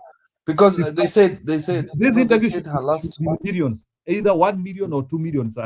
No, they said her last interview with him was not the best, and then plus it's also fatigue from the people. I didn't want to watch it. Do you know that? Well, kama umeshiba Bungoma was your answer. Can I explain why? Why would you want to watch the Explainer after Bungoma? Explain. Yeah, that's why I'm just trying to explain that I'm seeing low much views. So ndio nilikuwa nikitaka kuuliza, is the problem Sifuna or the problem is Citizen? Because fatigue. We have to isolate. Like nikuulize, why would the Sifuna interview have 251k views? It's not logical. Fatigue. Fatigue from who? From people? Citizen? Like, can you explain? This guy has been taking us for a ride for 2 days, my friend. Tulienjoy Sukuti ban. There's also a bit too. You can have too much of a good thing. By Tuesday, I was bored, man. I didn't want to see. I want to see his next move. I want to see his next rally. I don't want to see him explain anything on the Explainer. Trust me. Well, it was only people like you who were waiting for his next interview. I didn't care about the Explainer. It just happened to come on the show, and then that's us discussing it. My dad told me he got bored after the first session because the guy was answering everything. There was no got you question. There is something. Again, wait. No. Do you know why people want to repeat an interview? There's a scandal. Remember why people wanted to watch the reason why people wanted to watch Sifuna previously. They wanted to watch him previously because of that broad-based nonsense. People were trying to figure out what his next moves are. What was some pick him a president? It's done, bro. The explainer is my dad. In the beginning, my dad got bored of it. He sifunated, but there is something you are not capturing, and I want to make you capture. Okay, go for your conspiracy theory, Basi. No, it's not conspiracy. I'm not talking about conspiracy. Go for it. Don't try and lead me to how you want me to look at things and say how you want to see it. Go. Let me explain to you the reason why Citizen Explainer is not having views. It's very simple. Kenyans are moving away from mainstream TVs. Wait until when Sifuna will go to a serious podcast. You will not see that. The issue is there is dearth of TV shows in Kenya. That's the main reason. No, TV shows are dying in Kenya. TV shows are dying in Kenya. Look at it very well. It's not, and I want a day when Gachagua will go to a TV interview, Sahi, and compare when he is going to podcasts. Podcasts are doing much better.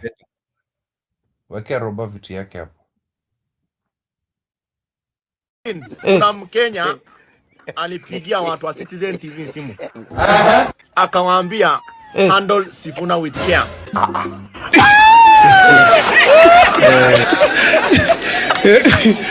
Sasa ambia Ivona anapenda kumuuliza maswali zingine za ufala sana. Na hiyo kitu hatujafurahia sana. Kama mnajua mtu amuuliza maswali ya maana, hakuna haja muite huko.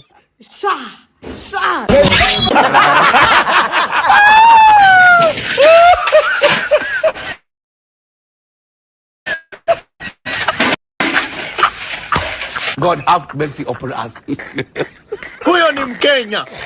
Alipigia watu wa Citizen TV, akamwambia hiyo ni property. It's a Kenyan property. Handle with care.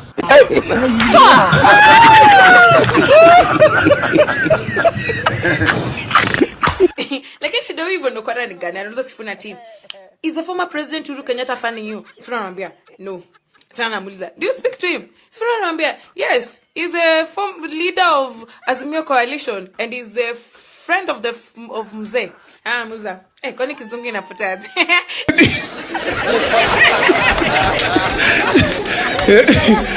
Tana anamuuliza, ati does he offer support of any kind? Well, na hizo maswali zako. Sifuna anamwambia ati, you know, President Uhuru has been supportive of young people and he's been encouraging people to get into politics. Is a young person you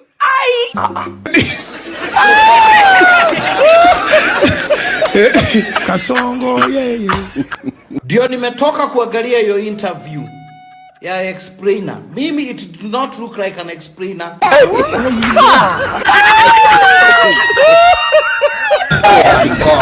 It did not look like explainer. If you asked me, na mimi dwai kuria mugudwana, it looked like the seduction for answers. Do you want to be president? What position you are going? Nedo hicho. What position you are going to? Alafu una shida umeuliza swali moja mara 39 na ushajibu. Wait. Dwai kuria mugudwana. It looked like the seduction for answers. Do you want to be president? What position you are going? Nedo hicho. What position you are? What did he say there? What did he say there? Njeru, anasema nini?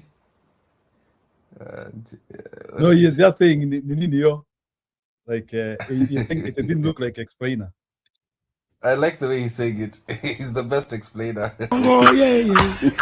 Ndio nimetoka kuangalia hiyo interview ya explainer. Mimi it did not look like an explainer.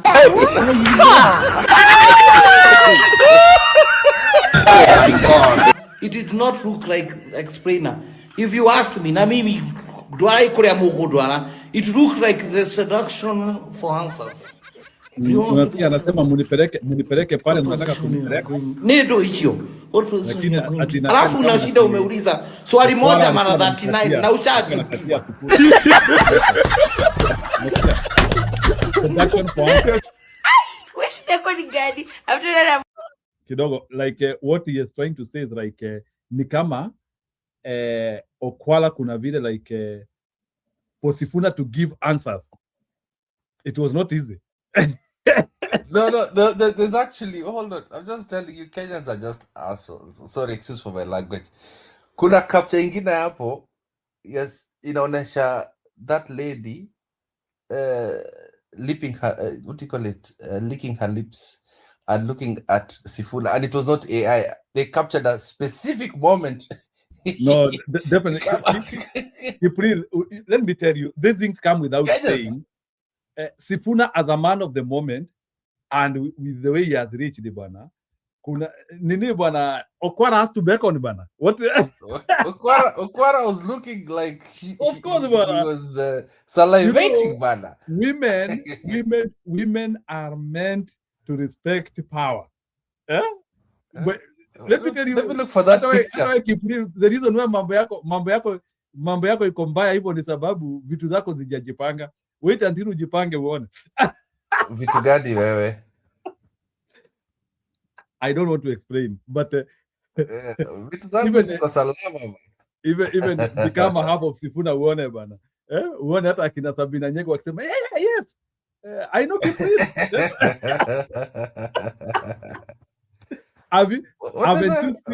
Haven't you seen Nyamu and the other Luya boy? Anaitwa nani? Nyamu, there's another Luya boy and they are being pictured in some very compromising angle. Mulamwa. Leo walikuwa na some photo shoot somewhere. So ndio najaribu kukwambia bwana Kipuri, ni vile mambo yako ijajipanga. Wait until mambo yako ijipange uone. Ladies will show up. They've shown her playing with her hair. Yeah, of course. Ladies move up. Wanaume ndio psychologically ladies aspire to move up. And that is nature. Ladies move up. But men are a bit reserved, but ladies move up. Like ladies recognize power. Gacha, nimepata image. That's one. Yeah, ladies are proponents of you are not my type. You are not my type. Why do you think? Ni wanamwangapi umesikia wakisema he is not my type? Acha nikutubie. Gacha, wait njero. Unakuta hata wasichana wenda wazimu huko kwa mahighways wako na mimba. Wanaume wana choice. Wanaume sio demanding sana. Ebu angalia WhatsApp yako. Hata nitumie roba angalia. Aya, ni sawa, let me check. Move kwa WhatsApp. Kipuri nakwambia bana look at where her tongue is. She's licking her lips. Wacha nione, wacha kuniharakisha. I need to see this. Hey. She's salivating. Unaona ile imagination iko hapa. Okwara anauliza sasa. Na hii maneno nikaambiliwa kwa nyumba, si can be more appetizing. I don't know if it's going to be clear on the video. Gacha kidogo. We'll continue the video. Hold on. No. Check hapa kidogo. No. That one is jinky. That one that is not watu walisimamisha at the right moment. So Sifuna bana. These people will hijack our president bana. Kama story ndio hii bana. Nimeona sasa warezo wetu watafika wakiwa watatu. Finya watu waone. Our president is arriving in the state house. We will have already been elbowed out. Hapa naona Finya pita aone bana, acha kuwanyima. Iko hapo. Wacha niweke. Unajua naona kuna watu wanataka kutu elbow bana. Some people want to elbow us.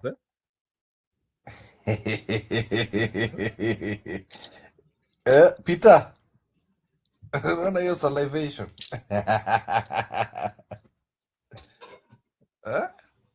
Sasa Sarasi, unaona sasa kiongozi wetu ameenda bwana. He's being hunted. Sasa kiongozi wetu ameenda bwana.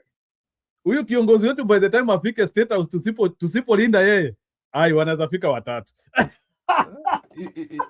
Ivona anataka kuongea naye somewhere else bana.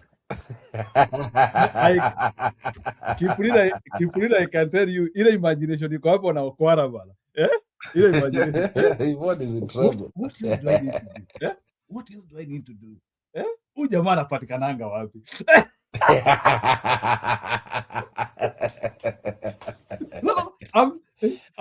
I'm inside the brain. Unajua saa zingine lazima uingie kwa akili. Sasa Okwara anasema, yani huyu jamaa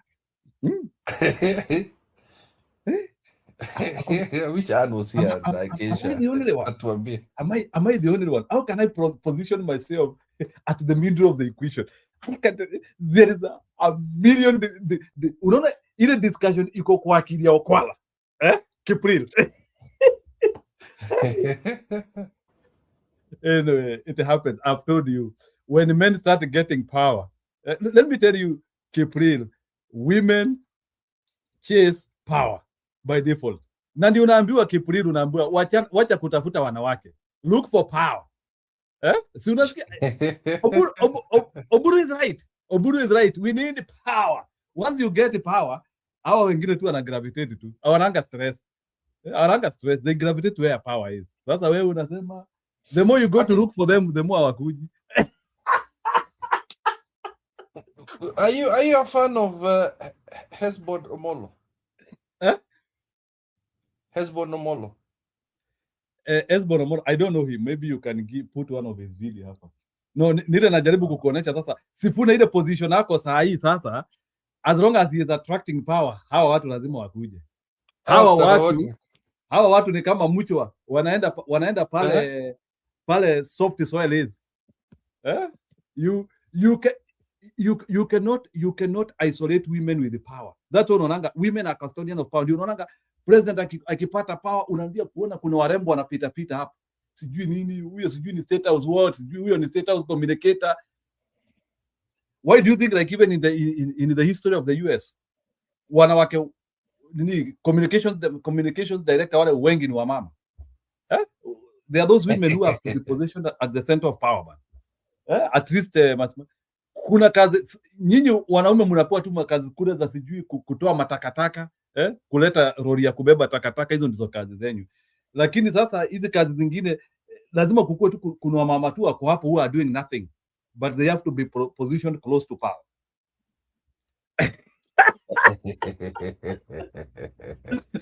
That is why bwana Kipril, hata huyo rais wetu lazima kukue na wamama watakuwa close to power. Upende usipende. Bora wasitengeneze room 350. We are tired of room 350. We do not mind having women close to power, lakini wasitengeneze room 350. Wakue tu hapo lakini tuone kile wanafanya. Because we know you cannot isolate women with the power. Ndio unaona unaona hata akina nani wanajiweka kwa power. Anaitwa nani? Odhiambo. Tunamuona siku wanatembea na Sifuna. Yule former RSK. Na Polini Joroge, tumeona pia Polini Joroge anapita hapo. Unafikiria Sifuna akitengeneza serikali, huyo Polini Joroge mtaanzia kumuuliza na unaenda wapi? Nasikia Karen Nyamu, there's a rumors that Ruto amechoka na Karen Nyamu. Anataka aende MCA seat. Yeah, of course, unajua ile shida Ruto alifanya. Let me tell you, you need women in power, but not stupid women. By the way, any government has to have women. So ile shida inakuanga ni vile Ruto aliendea tu ajinga. And that's why by the way he is collapsing. Yani wanawake wale tu wako tu karibu tu na Ruto tu ni the only thing they have ni body. Wale tu ile tu wale wa mama Ruto wako nao, the only thing wako nayo ni mwili. Lakini brain hakuna. And that's why Ruto is suffering. So kukua na wanawake closer to power is not wrong, but you need to have women who they are not only bringing body but wanaleta mwili na akili pamoja. Lakini wewe ukikuwa kazi wale wanawake wako close to power wameleta mwili big nini bana wewe ni ruere bana. Wewe umekwenda. Kwani unafikiria kazi ya Ruto imekuwa ngumu aje? My friend, umekwenda bana. And you know some women are very good in destabilizing you when it comes to power. Kama tu ni mwili tu peke yake ameleta bwana, wewe utoboi. Utakuwa unakosana na Gachagua, unakosana na Kindiki, anakuambia sasa unaona hii historia ya kina Kindiki na Oparanya. By the way, kuna wamama wanachanganya Ruto hapo.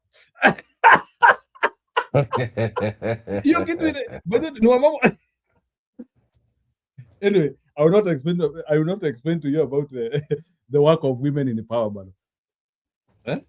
Hebu ambia Njeri hajaona hiyo kitu bana. Mwambie akuje bana. Mwambie Njeri akuje ajulie hapo. No, Njeri, I'm just going to tell you about the consequences of women in power. Ukiona hata ile serikali inaangukanga sababu ya wamama. Kuna wamama tu wameleta mwili tu hapo. Me, I'm not going to get involved in that part. Yeah, kwa nafikiria mimi naogopa Wanjeri kuja.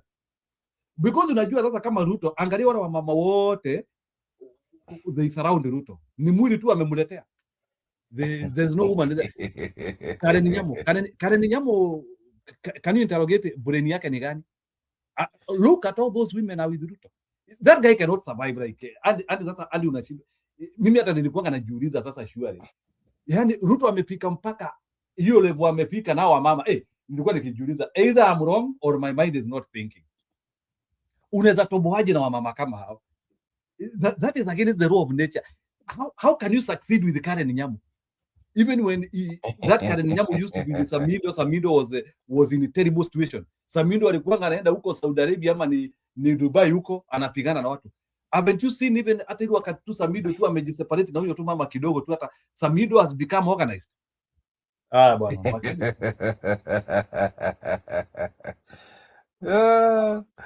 So anyway, so Ivon Wakora ile story anatupangia story noma sana unfortunately. Bwana Kipri. So mimi naona Orezo wetu bwana akipigwa ngeta bwana. Orezo wetu ameenda. Kipri. Orezo wetu kama ana guards huyu ashaenda bwana. Naweza kuuliza bwana Orezo aliendanga wapi? Women have more power bwana. They might wanaweza tubebea rice bwana.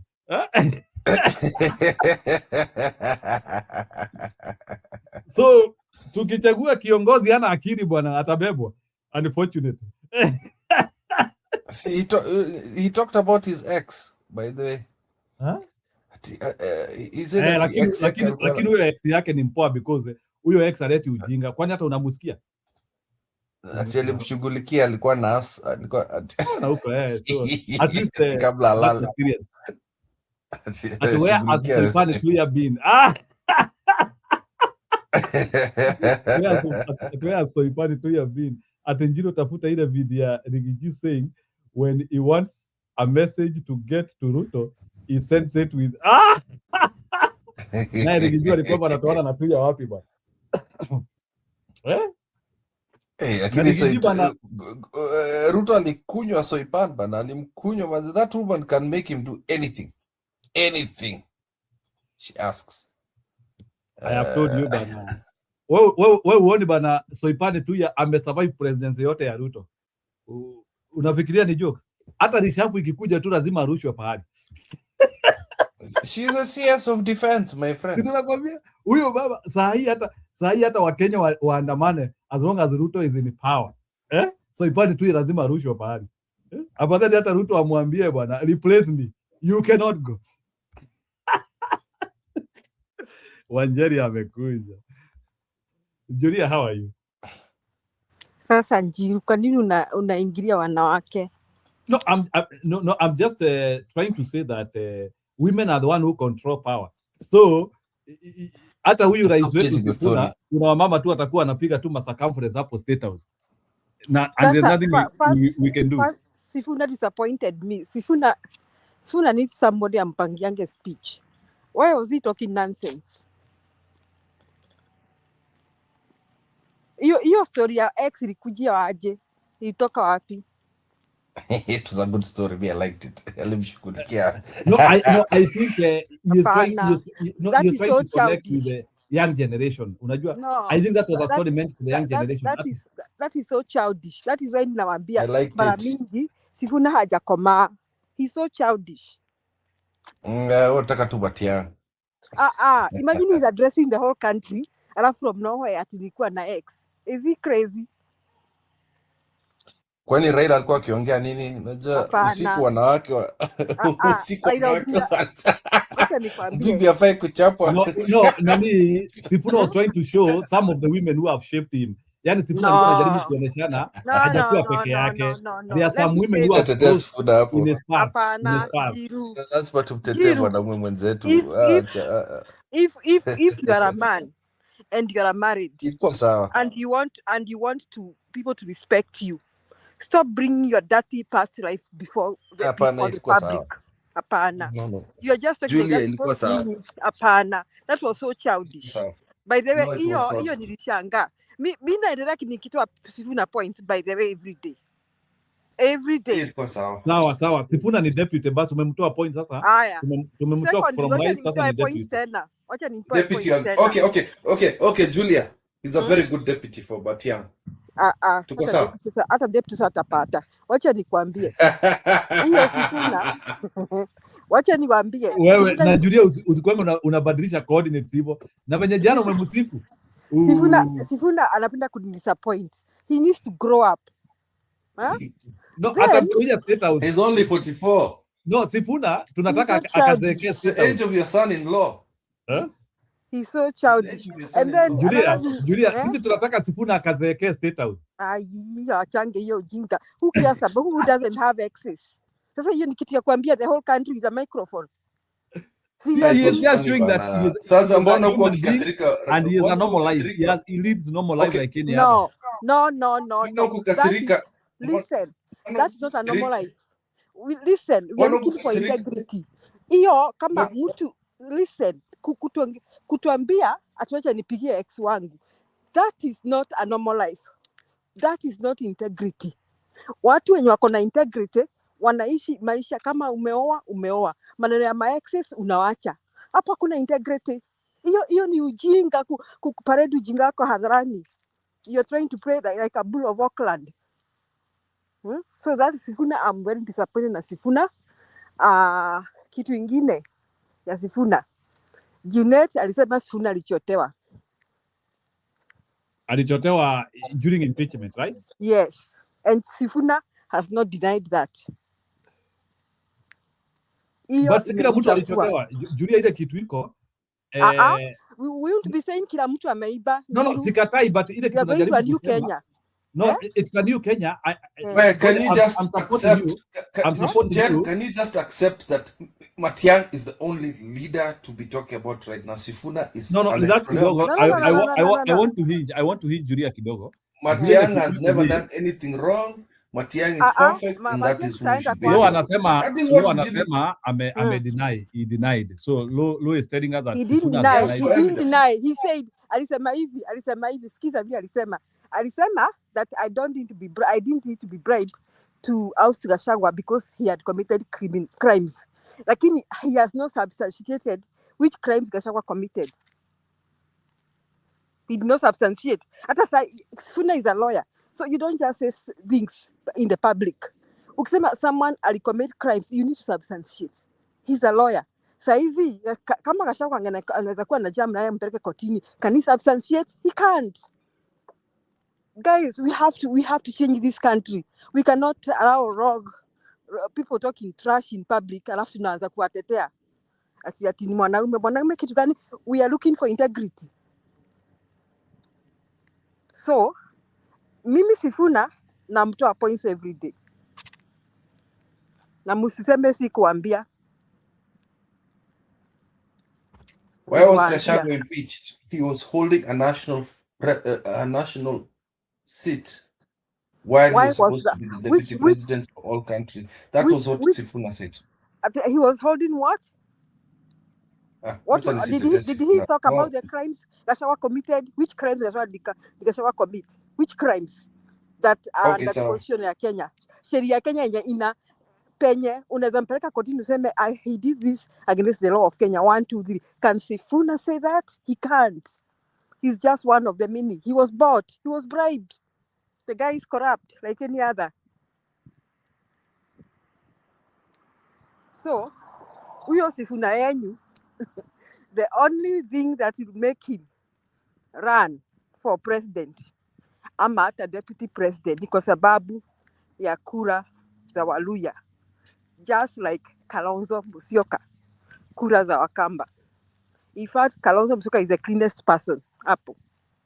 Tukianza kusema ni nani msafi, nani ako na integrity. Hata kama Kalonzo hapayuki vile mnataka, the guy is clean.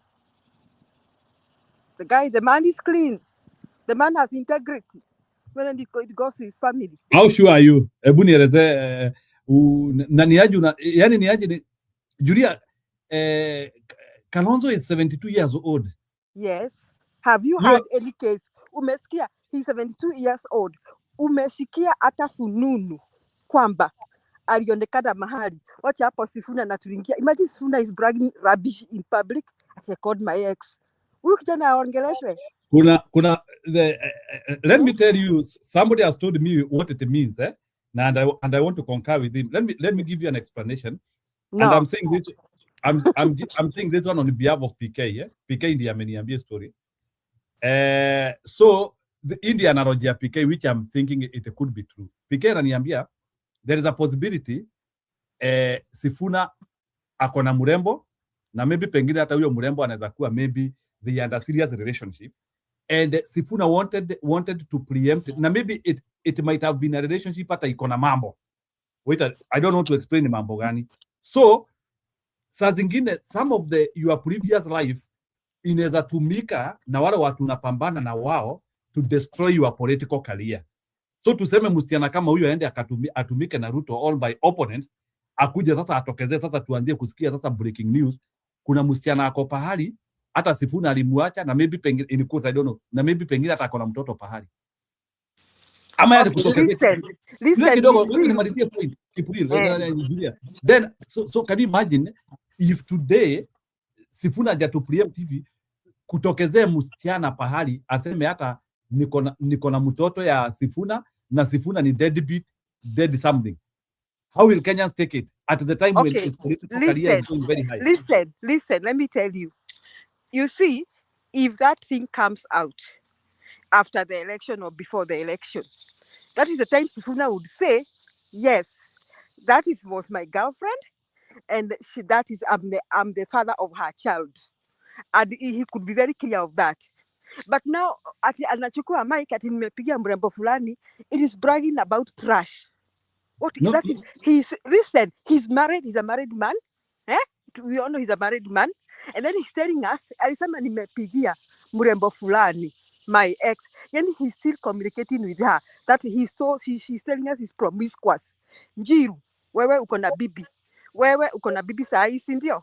Before uoe bibi yako, kuna wasichana wengi ulidanganyanga huko kwenyu Mbere, huko Embu. Na wale ulikuwa university tunadanganya wasichana ama tunaongelesha wasichana juu. Na wengine use the right language. Tunadanganya wasichana, tunaongelesha wasichana. Na pengine kuna mwenye alikuzalia hata hajakwambia. Unaona? But the truth is you are a married man and you have children. Now, if a girl comes from nowhere with a mtoto mwenye anakufanana, ukiona hata ile pua ni ile pua la Njiru. Hata ile masikio ni ile ya Njiru. You see, the least you can tell your wife, yeah, this was my girlfriend. I didn't even know that she has my child. And I think your wife will be reasonable enough to understand. Lakini siweze kutuambia hadharani, nimepigia girlfriend yangu, my ex-girlfriend. You are filthy, you are promiscuous. That is what you are trying to say. You can't flirt with your exes when you are married. That is flirting. Na alafu unaenda kutangazia nchi mzima. He wanted us to see him as his hero, as our hero. He's not a hero, that is not heroic. Kwa mambo wengi huo ni uchafu. And he should never do that again. Okay, on that one I agree. Lakini mimi hapa naona kuna kitu. Hapana. He should, let me tell you, everybody has a history, both men and women. Jiru. Both men and women. Kila mtu si ati ametoka mbinguni akaanguka akiwa malaika, akakuwa bibi ya mtu ama bwana ya mtu. Many people apart from a few wanga walikuwa na kariship kengine hapo before. Unaona? So kokadishi kwa kifuata mtu, you just come clean. Yeah, I know that person. We related with him or her because of this and 1, 2, 3. You come out clean. Lakini si kuanza kutangazia. Hebu imagine saa hii mimi nikianza kutangaza ati nimepigia my ex. Tulikuwa tunaongea. You need that. Maybe Julia, let me ask you about your story, exes. To what levels can you not speak with your exes, and maybe like relationship ikiisha, does it mean that the interaction is dead? Okay, unaona Njiru, there are a lot of situations, especially kama, let's say if you are married before na mlizaa watoto. Unaona, the truth is you are connected to that person the rest of your life, whether upende usipende, and situations will come, munaongea, pengine msichana naletua mahari, mutaongea, mtapanga harusi na huyo ex wako. Yani it's not like you not be talking. Me, my problem with Sifuna he's not even talking to his ex because maybe that's the mother of his child. My problem with him is bragging about it in public and telling us that amempigia simu. Unaona, we are not interested. He was thinking that hiyo kitu ni heroic. Now he's a man, a total man. It's not heroic. Unaona. So, I am not saying people don't interact with their exes. People do, especially wenye walikuwa kwa serious relationship, pengine wakaoana, hata wakazaa watoto. You obviously you'll have to interact in one way or the other. Lakini hiyo story yake Who hurt you? hapo. Who hurt you? Who hurt you, bana? We make big deal. It's not a big deal. It's a big deal when you're talking about in public. It's not a big deal.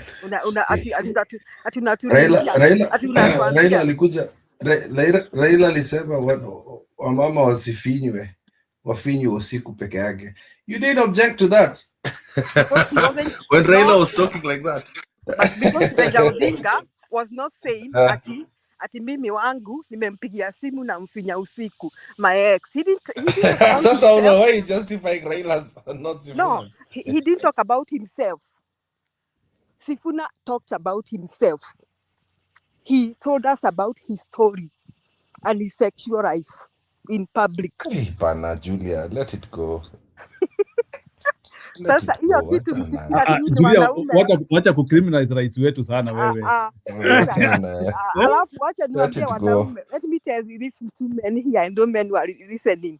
Next time usingake body wanawake wanahanya nao.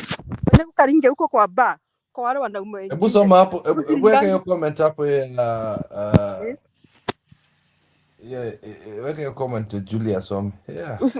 Don't brag to everybody. Go soma hiyo Julia, soma hiyo. Wewe ni mtu mlima. This is a Luya lady telling you what the facts is. Hebu soma hapo. Siwezi soma, pengine ulisomee. I'm on my phone.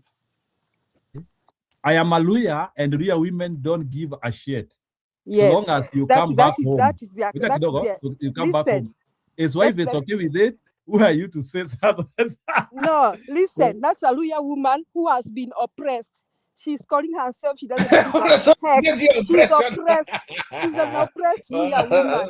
Amekaliwa, amekaziwa, hajui kwamba anaweza inuka. Those are women who are using their daughters.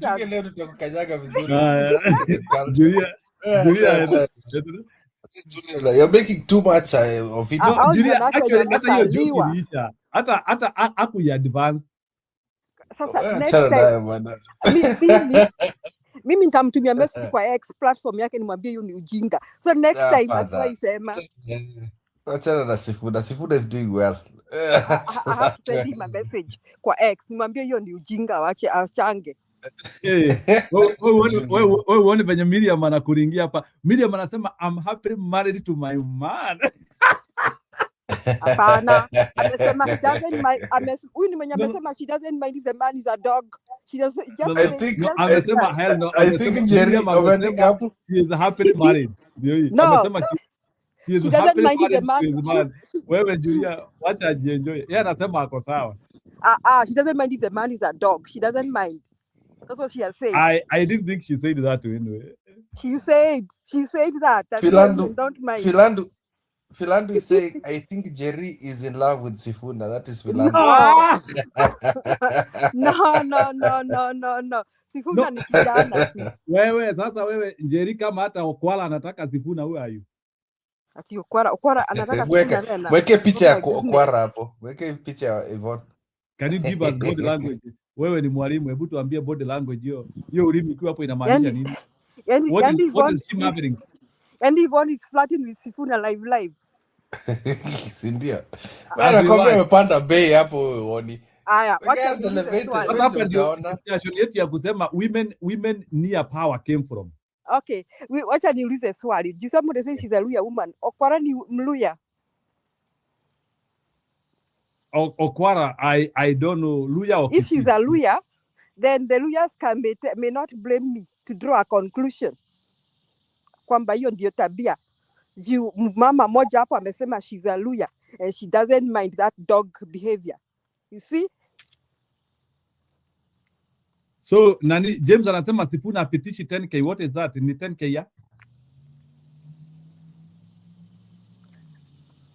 10k ya? Haya. Sasa wacha nitoke hapo kwa Sifuna. Waluya so, Julia, kuna kitu nataka udiscuss hii. Let's get away from that. I want you to handle two things. I want you to handle the Somali earthquake in Wamunyoro. Najua Kipuria ataanza kuniambia hiyo siwezi sahau.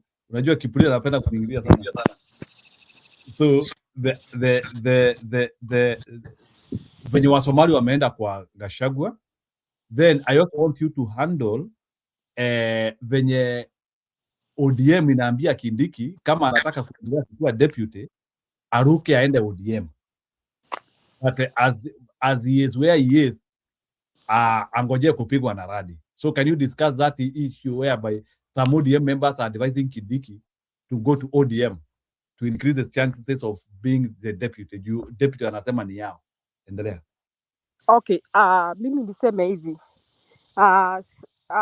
Wasomali kwa Wamunyoro is a good planner, is a schemer, is a politician. Na Wamunyoro aliambia Ruto kwamba atamfundisha siasa. Hizo ndio siasa. Unafikiri aliwatoa wapi? Ni hamuko na mpaka wakali walikuwa wameenda Kipuri ulienda Wamunyoro. Wewe ulibaki wapi? Alituma Lawi. Alituma Lawi. Lawi is by the Lawi is with Jubilee, yeah? I saw that man, the kijana. Huyu mkijana anakuanga Mkipsigi, sio kijana. Mkipsigi is in Kericho. Wow. But he's with Jubilee. Some people are going to go. There's a closer relationship with the Kipsigis and the Kisis. So they have two choices. They either go for Jubilee or they go for DCP. Ruto is not having it. He's not going to have it easy there. Yeah. And if it goes to Jubilee, and I have a feeling that if there is no rigging, I think the vote ya opposition kwa Akali itakuwa 40 to 60. Yeah, even I'm telling you, the only county that is 100% for Ruto ni Nandi. Kwa sababu hapa ni ground zero. Hata kwa Nandi ni vile wamekazwe na mwekwa uoga. They have been saying that they have been... ni mtoto yao. That's their child. So I can understand that, yeah. So I think kwa Somali pia, okay, and I think it will not be difficult as it is in Nandi for Gachagua to penetrate Northeastern. That's why unajua jana mlikuwa mnasema jana kwamba upinzani waingie Northeastern, haitakuwa ngumu sana juu hata hao wanasumbuka. They are really suffering. So wacha hiyo ndio anapiga ndomo. He'll be so surprised he'll find himself alone in Northeastern hata yeye. So hiyo Gachagua is a mastermind ya siasa. I'm very impressed.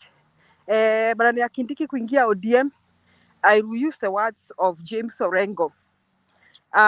ODM inapayuka tu to try kushtua Mende ati kwa sababu Ruto hana following Mount Kenya region.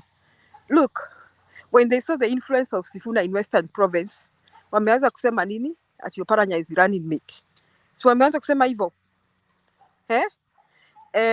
Nimesikia Nyanza, Wanga has been looking for clothes akifanya tizi with the she'll be sworn as deputy president. Wakienda coast wanasema Joho will be running mate. So hii ni kamchezo inafanywa na Kasongo na ODM. Don't see, Kindiki should not take it seriously. In fact, let me say this. I don't believe Kindiki will be kicked out. Because in the long run, It's impossible to remove him. It's impossible to remove him right now because I was trying to explain this to Njeru, but Njeru sometimes does not pay attention. I was saying Ruto cannot remove Kindiki because of one main reason is Ruto does not want to be seen untrustworthy. Because the next deputy president will see that they are going to be messed with the Ruto. Number two, the number of communities that want that seat is a headache for Ruto. Akitoka Mulima itaanguka completely. Finished. Alafu wapatia Wajaluo watasema na sisi. Even though it's ODM, it doesn't matter. Wajaluo watasema, it's us, we're the senior community. Ukipatia Wajaluo, Waluya watasema, no, you're supposed to give us, not you. Ukienda kuweka coast, Wajaluo na Waluya watashikana watasema na sisi. So Ruto does not have choices. Na akienda Ukambani, the same. He's completely locked. He has to stick with this guy till the end. Atamchagua in May, until May. Hata sidhani atamtoa. I think he'll still be running mate because hata tuseme amepewa Oparanya, what is the guarantee that Waluya atarudi kwake? Unaona Leluyas right now are so sifunated that they are not even taking that Sifuna should be a running mate. Wameamini Sifuna should be president. Sivyo? Am I wrong? Sahi wako kwa Sifuna kabisa. Okay, if I'm wrong, Waluya waniambia I'm wrong. But that is what I think. That saizi hata akifanya Oparanya running mate, it would help him. And I think Ruto is smart enough to realize that. So now, akienda kwa Joho atamsaidiaje? So, in the end, Kindiki will be running mate wa Ruto. Hata kama amenyang'anywa some powers. So that's my take, Njiru.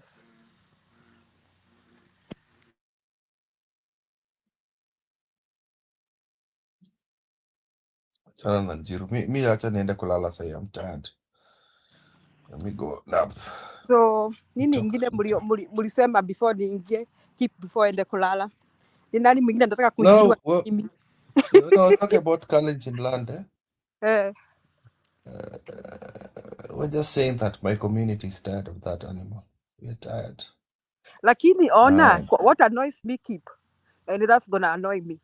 Juzi, nimeona ati people wanajiangusha nini? Wanajiangusha Eldoret ati wanalaani Ruto. Wanalaani Madago.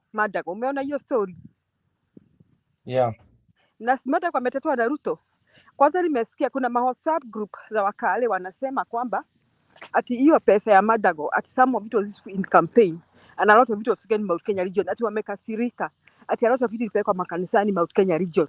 Hiyo pesa yenye Madago alinyang'anya hao watu hao wazee, hao mama na wababa. Sasa there are people who are undergoing depression right now. It's not a joke. Lakini keep they are undergoing depression na watampigia kura. That is what I don't understand. Kumpigia kura? Watampigia. Tunasema ni mtu wao. Not those specific families, obviously. But you see, they don't care about their neighbor. Like the Kikuyus. They don't care about their neighbor suffering. Yeah, I think wakale tu wako pia na katabia kengine they need to change. They need to care about each other. They don't care. You want to say that Kalenjins do not care as long as they are being paid? Watampigia tu kura even if the country goes to no, it's just that thing of community. It is not being paid. They're not being paid anything. Wako na hiyo ukale ati ni mtu wetu. Hata unaona if fact is hata kama ni kuangamia tunaangamia, hata kama ni Kenya. It's the same thing with Luos. There's a video here.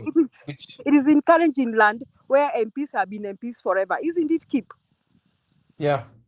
The only place MPs are normally changed in Mount Kenya region. Mount Kenya region hakuna vile unakaa ukichosha watu. Mbona Wakenya wasichanuke? Hii ni nini? Watu wanachagua mtu miaka 20 kuwa MP na anawatapikia na wanakojolea. Is that video? There's a video I want to show you guys. It's Ni umeweka disgusting. hapa nicheze. No, ngoja. There's a very disgusting video. Na Julia, can you comment about Gideon Moi? Because pia nasikia Gideon Moi That was a tweet, bana. Lawyers to be unified. He is talking Amesema of aje? Waluya washikane sahi. Kuna vile ati inaonekana nyota iko pande yao. Nyota iko pande yao. Wakifanya hii ujinga wa kuachia kina Wetangula. Let me say this, when now they said and done, Sifuna is doing well. And even after nimemshabulia, even nikisema wachange tu tusichana tu kando. By then nitamtumia message, I'm very serious. Hiyo kaujinga wache. Now, when now they said and Achana done, na yeye bana. he's doing no. Utamu yake bana, ni shida yako. I need to correct him.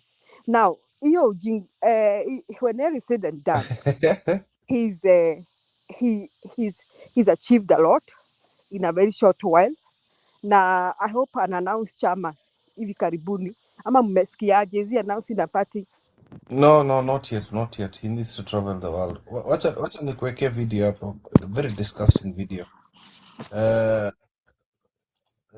Njerubu, play your video before I sleep. I just want you guys to see the kind of thinking. Mimi ndapigia Ruto kwa sababu unajua sura ya Ruto. Na Ruto ni mtu mzuri sana. Ruto amesimama na sisi Wajaluo 207 mpaka Ruto kawekewa bunduki hapa karibu apigwe risasi hapa. Ruto akasimama na sisi. Ruto akatuendea Hague. Kiti yake ya prime minister tulikuwa tumeelewana tukishawina atachukua. Raila ndiye akachukua.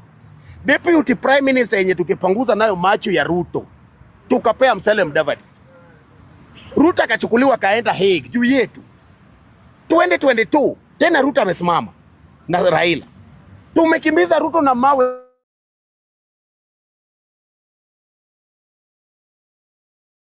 hapa town. Mpaka tumefanya taabu. Kutembea na mwiko na sufuria hiyo ni taabu kwa Wajaluo. Tukikimbiza Ruto. Tukaweka mafi ya karanda siingie. Tukavunja gari yake. Huyo Ruto wakati amewin tu hivi, tena ametuambia Wajaluo na ilo wenzangu kujeni. Saa hii mimi ndo nahesabu usuru ya Kikuyu. Kikuyu anaamuka kuniendea Mudhurwa. Anafanya kazi na Jaluo, pesa inalaju ya maji huko Homa Bay. Saa hii stima yenye lazima 207 Kivitwa kiiba kura. Ati mimi ndo naenda kupigia pia Wandai. Zima stima. Kura ya Ruto imetosa. Ati saa hii Jaluo anaweza chimba gold Obingo. Aweke Uhuru bag, apelekee Joho bila kupita kwa broker Kikuyu.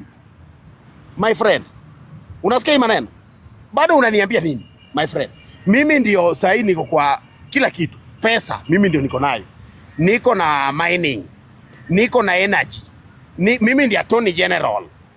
Budget mimi ndio naandika, Tandi Meli anaandika. Mimi ndio nasoma. Mimi ndio naweka sign Attorney General. Yote ni Jaluo. Hiyo yote ni Jaluo. My friend. Ala bado mtu aniambia siku kwa serikali. Mwenye anapinga William Samoei Ruto, ukisikia Mjaluo na Mloya mwenye anapinga William Samoei Ruto, huyo ni mwenye amelaaniwa. Sisi kitambo tulikuwa tumekolonizewa. Hii Nairobi ukitembea Kibera, mahali manyumba za mabati zimekaa hivi hazina kabiro. Jaluo na Mloya. Ukienda Mathare mahali maji inasomba watu inapeleka mpaka Jaluo anaenda nyumbani Kisumu kuleta boat kuishi nao Mathare. Jaluo na Mloya. So weto kwa maji, Jaluo na Mloya. Sasa hii Ruto ametujengea affordable. Sasa hii Jaluo anasalimiana kwa balcony. Bado mwingine anasema one time. Tukikupata tu hiyo mkono umeweka hivi tunakata hiyo mkono. Hatutaki mchezo. Hii serikali ya Ruto. Na Ruto si mtu wa kupewa. Ruto si mtu wa kupewa. Ruto anaenda kutangazwa. Sasa nani anashinda Ruto? Chairman wa IBC ni Nailot. Ndugu yole Nyangapuo. Nailot. Mwenye amesimama president Nailot. Wenye watalinda Ruto na mawi Wajaluo Nailot. Ruto mwenye amesimama Nailot. Pasta mwenye ataombea Ruto Lesa Pit Nailot. My friend. Raundia tuapishi Ruto atusomi Ruto hapa Bomas. Migingo Highland. Kama uje kusoi msikuje huko.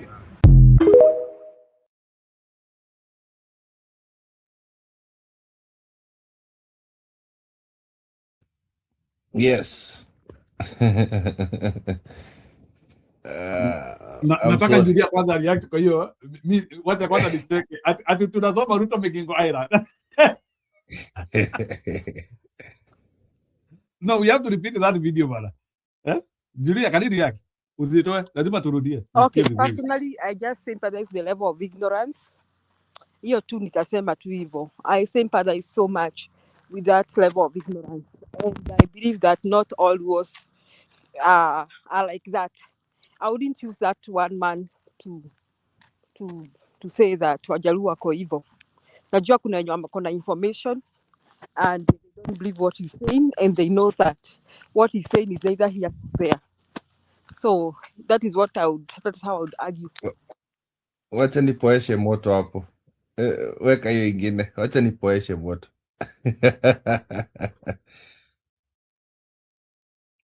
Weka hiyo ingine. Na unitumia hiyo. Nataka kuisikia. Nisha kutumia. Finally, tunakuja Homa Bay. Yes. We are putting Wanga into yes. Good. Hapo kwa entrance ya ofisi ya Wanga ndio tunafanya rally ya Linda Mwananchi. Tunawaambia Wakenya, Linda Mwananchi ni tsunami. Ukisimama mbele yetu tutapita na wewe. Ati mimi kama Mjaluo, this is the symbol of unity ya Mjaluo. You think you people are the chairmans of good? Volume. Na waelezea ya kwamba tunakuja Homa Bay. Na kama the minister PS of insecurity Rayo Molo is ready, tupatane kwa ground.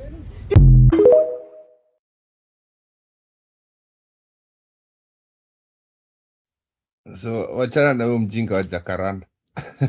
Kuna no, watu Wajaluo wako na side mbili bana. Wajaluo wako na side A na side B bana. Round hii. Wajaluo ni kama cassette round hii. Side A na side B. Hebu kwanza weka huyu base ameongea kwanza Kipril bana. Huyo base ziko hapo, I've not removed them. Pigia Ruto. Kwa sababu unajua sura ya Ruto. Na Ruto ni mtu mzuri sana. Ruto amesimama na sisi Wajaluo 207 mpaka Ruto kawekewa bunduki hapa karibu apigwe risasi hapa. Ruto kasimama na sisi. Ruto katuendea Hague. Kiti yake ya prime minister tulikuwa tumeelewana tukishawina atachukua. Raila ndiye akachukua. Deputy prime minister yenye tukipanguza nayo macho ya Ruto tukapea Musalia Mudavadi. Ruto akachukuliwa kaenda Hague juu yetu. 2022 tena Ruto amesimama na Raila. Tumekimbiza Ruto na mawe hapa town mpaka tumefanya taabu. Kutembea na mwiko na sufuria hiyo ni taabu kwa Wajaluo. Tukikimbiza Ruto. Tukaweka mafi Jacaranda asiingie. Tukavunja gari yake. Huyo Ruto wakati amewin tu hivi tena ametuambia Wajaluo na ilo wenzangu kujeni. Saa hii mimi ndo nahesabu ushuru ya Kikuyu. Kikuyu anaamuka kuniendea Mudhorwa. Anafanya kazi na Jaluo, pesa inalaa juu ya maji huko Homa Bay. Saa hii stima yenye lazima 207 kivitwa kiiba kura. Ati mimi ndo naenda kupigia pia Wandai. Zima stima. Kura ya Ruto imetosa. Ati saa hii Jaluo anaweza chimba gold Obingo. Aweke Uhuru bag, apelekee Joho bila kupita kwa broker Kikuyu. My friend, unasikia maneno? Bado unaniambia nini? My friend, mimi ndio saa hii niko kwa kila kitu. Pesa mimi ndio niko nayo. Niko na mining. Niko na energy. Mimi ndio Attorney General. Budget mimi ndio naandika, Tandi email anaandika. Mimi ndio nasoma. Mimi ndio naweka sign Attorney General. Yote ni Jaluo. Hiyo yote ni Jaluo. My friend. Ala bado mtu aniambia siku kwa serikali. Mwenye anapinga William Samoei Ruto ukisikia Mjaluo na Mloya mwenye anapinga William Samoei Ruto. Huyo ni mwenye amelaaniwa. Sisi kitambo tulikuwa tumekolonizewa. Hii Nairobi ukitembea Kibera, mahali manyumba za mabati zimekaa hivi hazina kabiro. Jaluo na Mloya. Ukienda Mathare mahali maji inasomba watu inapeleka mpaka Jaluo anaenda nyumbani Kisumu kuleta boat kuishi nao Mathare. Jaluo na Mloya. So weto kwa maji, Jaluo na Mloya. Sasa hii Ruto ametujengea affordable. Sasa hii Jaluo anasalimiana kwa balcony. Bado mwingine anasema one time. Tukikupata tu hiyo mkono umeweka hivi tunakata hiyo mkono. Hatutaki mchezo. Hii serikali ya Ruto. Na Ruto si mtu wa kupewa. Ruto si mtu wa kupewa. Ruto anaenda kutangazwa. Sasa nani anashinda Ruto? Chairman wa IBC ni Nailot. Ndugu yule Nyangapuo.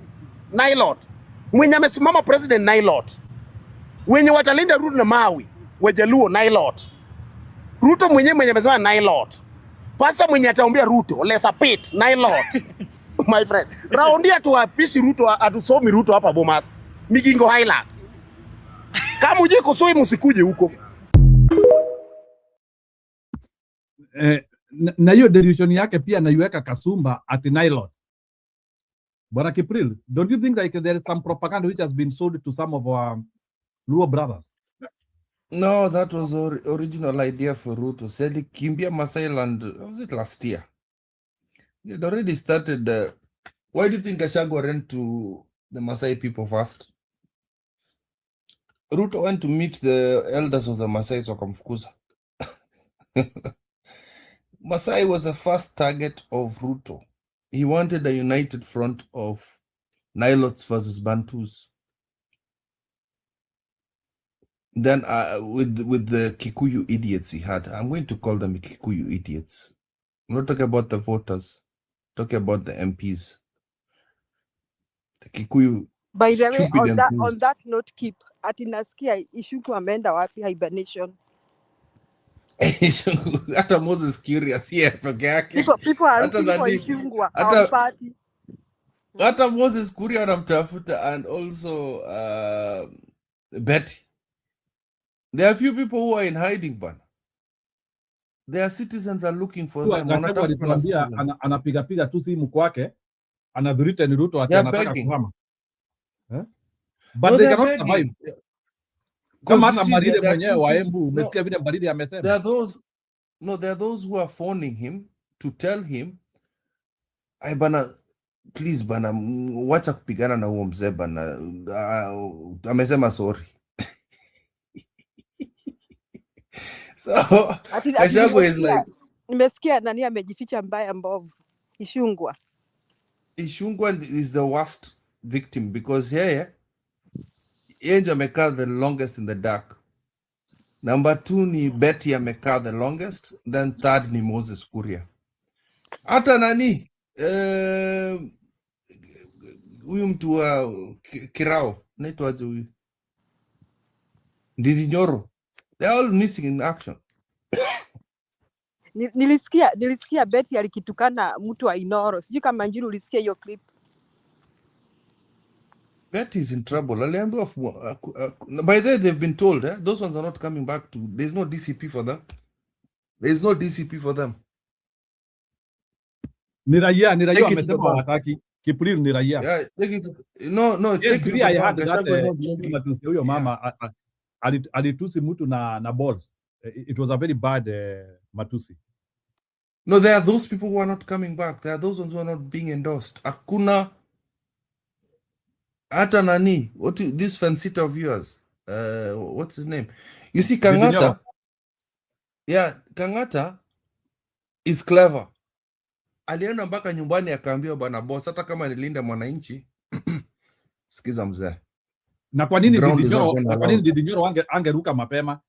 Anakaa tu kwa fence all the time. He should have been one of the first project ya Ruto kabisa. Amjakuwa mjamini hivyo.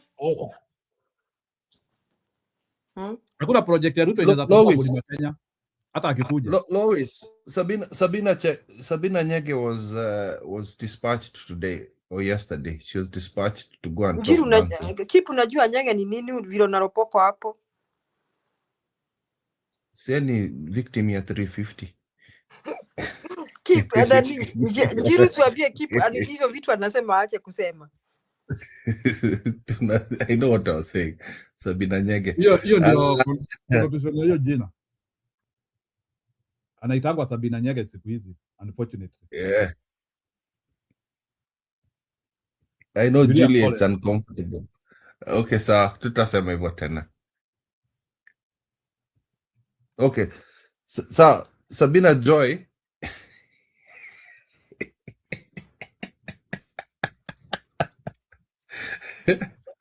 because her name is associated with garbage. Her name is associated with all those things now. Because nataka kusema Kipu. Mimi nimewaaga. She has been dispatched by Ruto to go and talk about unity. So alikuwa kwa hiyo TV station ya Ruto tu juzi. So she disappeared for a while, but then she was forced to have, she was dispatched. And it's going to be same with Kimani Ichung'wah. They're gonna have to be this. Unaenda hiatus, Ruto atakuita. Hata huyu nani? Hata huyu Kindiki. Kindiki decided to disappear. Ruto akamwambia una disappear ukienda wapi? Rudi fanya kazi. You're going to do what I tell you. Ruto can wake up one day and... Ruko ashaambia Waembu na Wameru, sisi hata Ruto asipotupea chochote, sisi tunachagua Ruto. Anaenda huko akisema hivyo. Sisi tunapigia Ruto kura, atupee, ajenge. Ruto hata asifanye chochote, sisi tunampigia kura. Huyo ni Roko. Roko, I'll tell you, Roko is one of those people who wants to be the most loved person by Ruto. He's just doing it out of the nasikia hata amepita Molomutisia bana. From the bottom of his heart. Imepita Molomutisia. Hey. Low is truth bana. We ujui tunajuanga hizo. Ruku wanamuosha Ruto, ni pesa wanataka. Sinjo nasema he wants to be the favorite. Anataka kusema kwamba, no Ruto, I'm doing this for you. Yeah.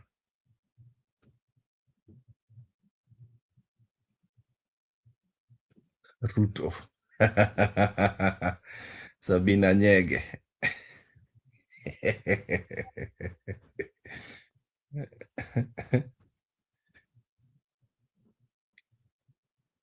Let me go sleep now. It's late for me. See you guys later. Yeah. Yeah, we appreciate. Kuna watu wanakuitisha translation. No, ndio umesema hizo vitu. Can you translate to them before you go sleep? Kama ujui Nyege ni nini bana. No, what happens Julia ni anaitangwa Sabina Chege. Then because of Sabina Chege being a bad person, now people have connotated that name to Sabina Nyege as a way of destroying a name because ya zile vitu anafanyia watu mbaya. So watu wanamuita, it's a hate name because she is working with Ruto. You get it? Hate name for such a beautiful thing. I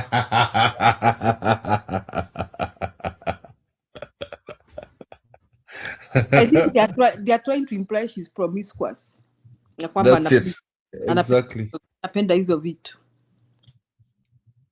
And many of the women, by the way, who are on Ruto York, who have not even made their decision up to now, many of them, they are actually not straightforward.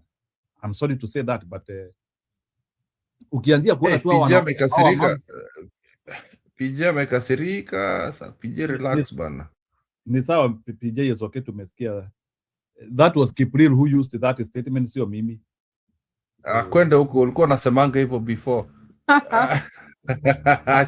Acha kujitetea hapa. Kipril usijali, hata YouTube haijui maana yake. No, it's because PJ might be mtu wa Mungu kabisa. You need to understand that PJ is a pastor. Nah, she doesn't want that fine messaging. So PJ hapo nitamwambia pole. Ukisha explain hivyo, PJ will mind our language. I ask for your forgiveness na nasema pole. Hapo kama ni pastor, acha niombe msamaha. Genuinely. Si ati jokes. PJ anataka tupige Ruto kwa upole. Because she has that hiyo najua PJ hata story ya Orokarao kuna vile alihurumia Ruto sana. Hata kama tulisema mpige Ruto sio hivyo. Haiwezekani. No. Ruto lazima achapwe bwana. No. Hiyo siwezi mwelewa. Wewe? No. Hujaipiga mtu mpaka hadi unaanza kumhurumia manzi. Hata kama tulisema tupige huyu jamaa sio hivyo. Hata nani alisema msipige Kindiki. Gachagua juzi alisema atimwacha kumpiga. Yaani unaanzia kupiga watu mpaka unawahurumia. But I think Gachagua brought that information because he wanted to finish Kindiki in his own game. Now, I think Gachagua alisema hivyo alafu akaenda Meru. Don't you see that Kijuria, that was a strategic move from Gachagua? Because alikuwa anataka aonekane ni kama anapiga Meru. Una note hiyo? Because immediately after Gachagua kusema sasa hata hii Kindiki tumesema tuachane nayo. Akapanda Meru. Tena akaenda kumuingilia huko. Hata hakuacha kumuingilia. Yule mtu mfupi. Yeah, PGR ametusamea sawa. PGR we will mind how we speak it. Sasa msirudia. Hata Ruto hatutamuita Kasongo tena. Kata sio. Pretenders are worse than murderers.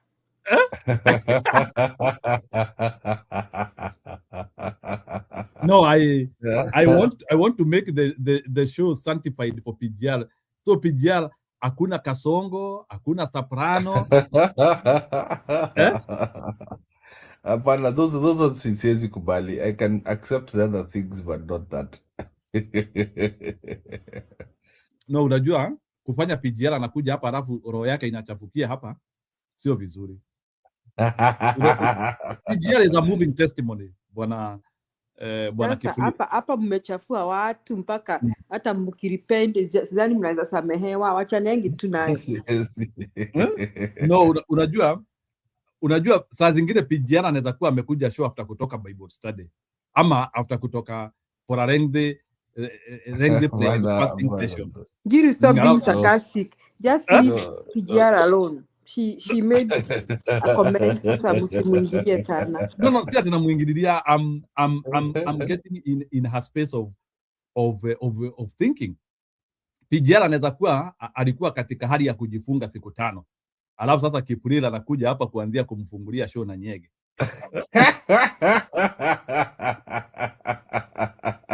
And you are repeating the word. And you are repeating the word again, Jiru. No. Today is the last word to use that word. I'm trying to show Kipulila how sensitive that word is. Lakini wacha tu niseme hivi, hii show by the way we have argued a lot, we have quarreled, we have what, hata wenye wameniambia Waruya wanapenda doggies, lakini tunasemeananga tu. And we move on, right?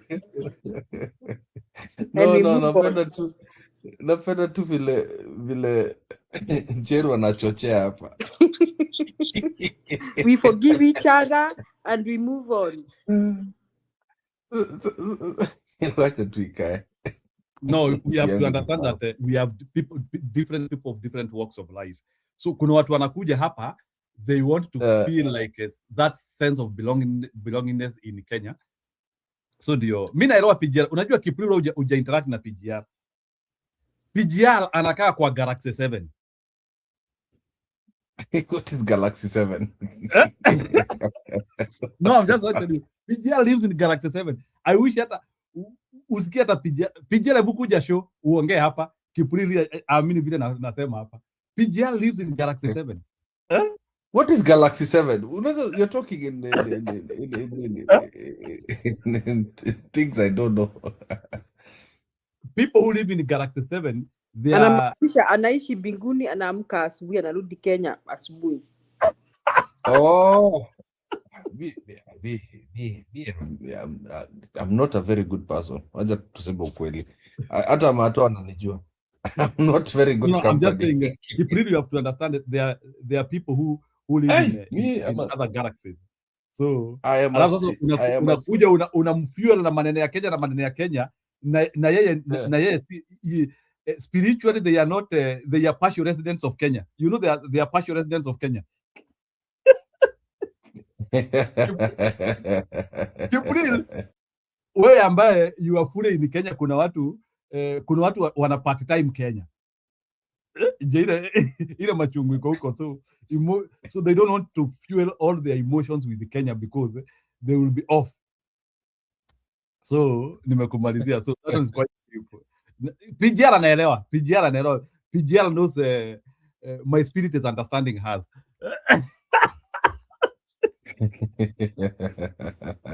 Yo pijara hezi comment. Yo pijara najua. Oh wow. So anyway, but I understand them. Hata huyu Royce Truth hapa huyu ni mwingine ambaye kuna vitu unaweza sema hapa usikia ameraruka sana. Huku sikia hata Njuria amesema tu story ya Sifuna akaletoa vitu zingine hapa. Wow. Na leo watu wako na nini? Njuria, leo watu wako na nini? Leo watu ni kama they feel they are being pricked. Watu ni kama watu wako na my emotions very sensitive. And finally, we have been pricking people here, so wamezoea tu sijali. They are good.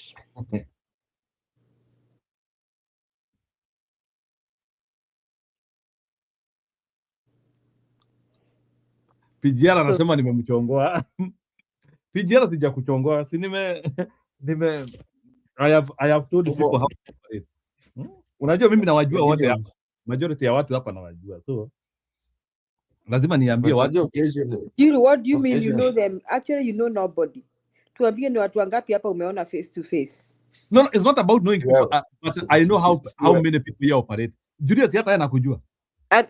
Sasa hiyo kujua mtu, unajua kujua mtu inamaanishanga nini? That is very vague statement. No, it's not vague. Julia, there's no in which we can be in a show for 2 years here and you want to pretend I don't 4 years. Yeah. 4 years. Interaction tumefanya hapa na wewe, I can truncate who you are. That is very vague. Julia, let me tell you, nikiambua niandike information about you utashanga. Ama unipe your assignment na nikutumie. If you want to know that you know me, see me when I'm very annoyed, then now you can know how much you know me. Julia, hii mambo yote venye tumekuwa tukiinteract hapa, I know your highs, I know your lows. Kama sahi the way umeingililia Sifuna hapa unafikiria I didn't pick something. What did you pick? Of course I picked something. So whoa. I already now know. So nishajua kuna ango utakangi. So nishajua sasa hapo. I have already know. Niko na red lines Umejua niko na red lines. Yeah, of course I picked one of your red lines. And then that red line. What is Peter Mbuthia saying? Jokes Peter aside. Mbuthia, that is blasphemy. That is blasphemy, Peter Mbuthia. You cannot say that.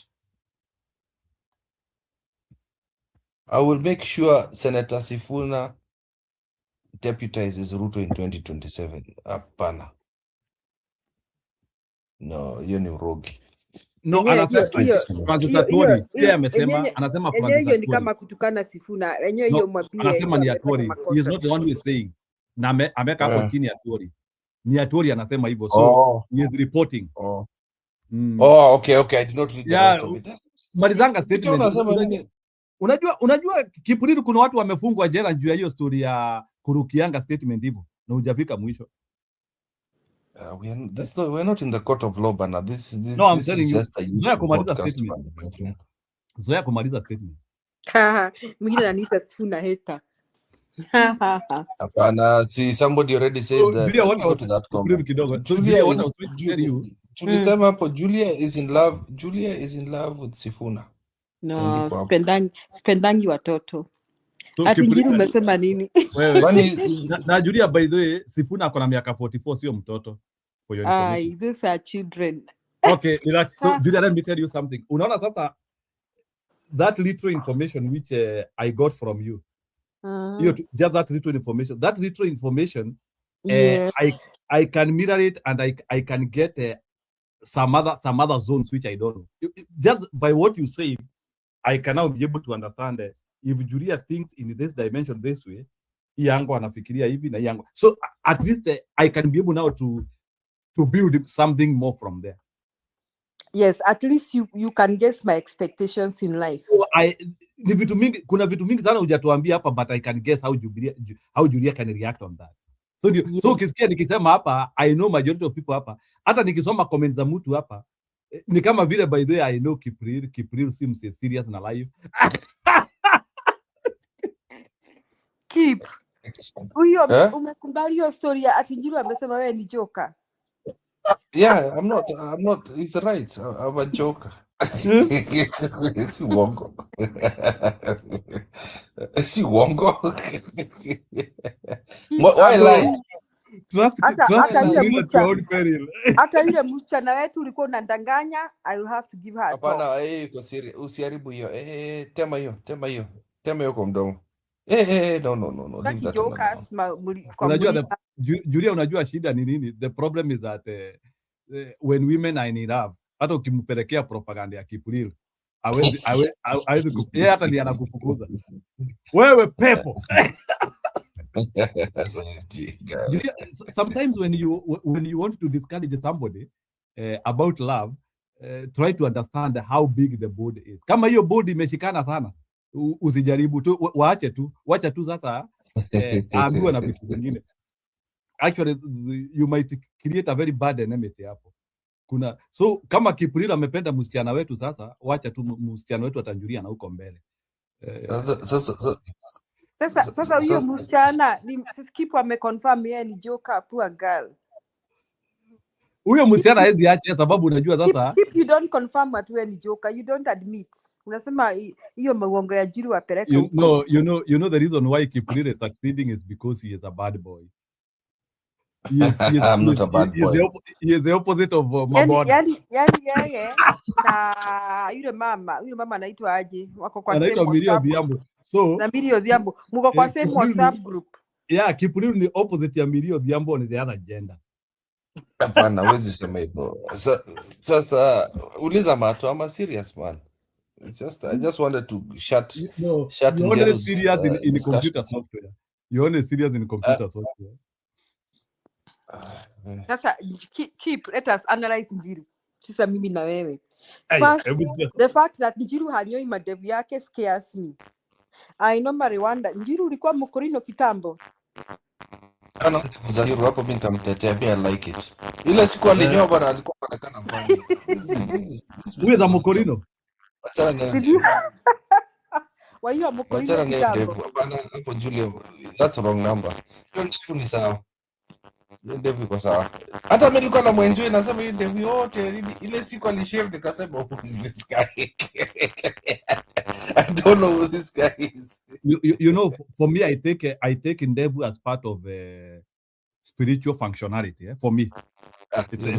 Yeah, you see, I told you. Jiru alikuwa mkorino. Wale unasema ni ujinga aje? Samson used to have 7 knots. Long ones hadi hapa. Julia, the same way unasemanga my dress my choice, my hair my choice. Are we together? Yeah, I just said I thought you're doing it for aesthetics. Sasa unaniambia my spiritual need. So umekuwa Rastafari. We are part of spirituality.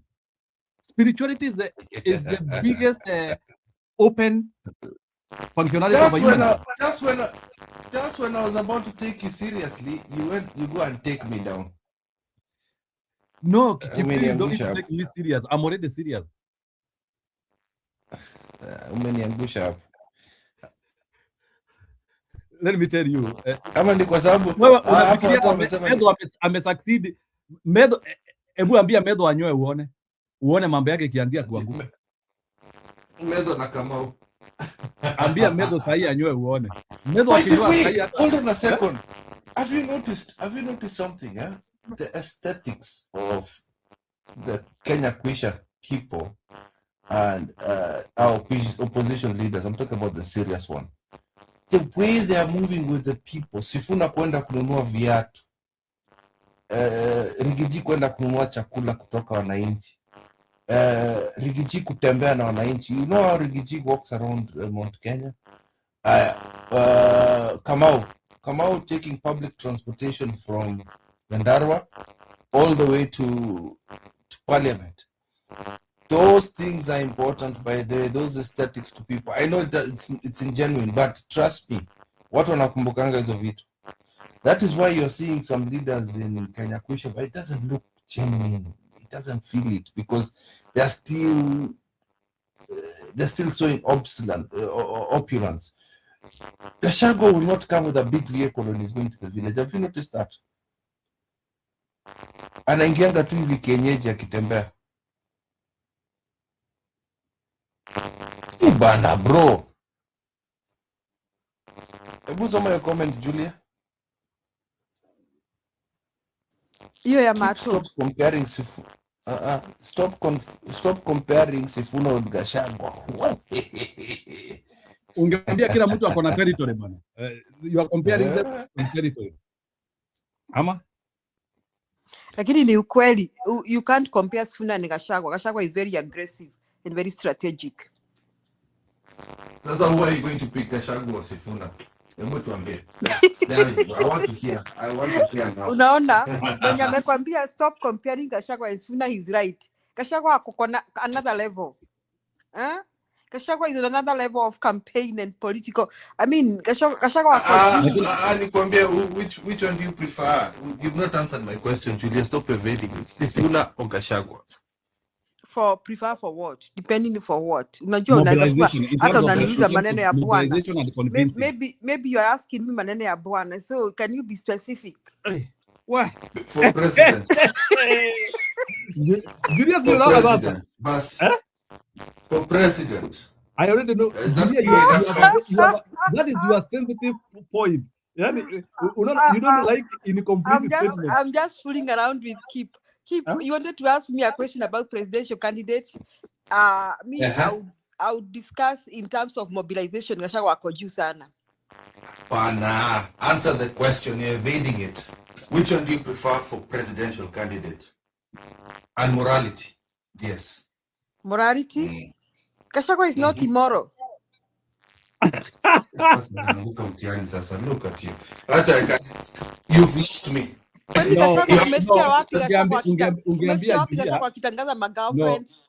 Kidogo nani Julia, let me tell you, wacha nikuulize the same question vile Kipril akuuliza hiyo swali vizuri.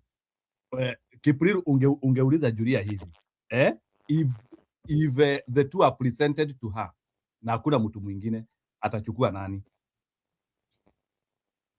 Julia, chukua yule utachukua.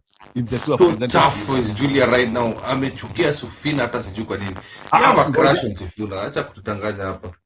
Okay, come again with the question. If the two are presented for what? For the same position, utachukua nani? None of them. Na hakuna any other option. Answer the question. Julia, the options are only two. Then probably yes. I might not vote. So next year, you're not voting. I know you want me to say Sifuna, and I refuse to say. No, I don't want you to say anybody. Just say who you want right now. You have no choice. Next year, probably I will not vote then. Probably. Well, then Ruto is coming back. You're the people. No, hold on. These are the people who are going to make Ruto win because of their pride. Not as us. No, of course we have other candidates. Tuko na other candidates. So let's wait and see. Itabidi tuambie Sifuna apologize bana. Itabidi tuambie Sifuna. Tuambie Sifuna.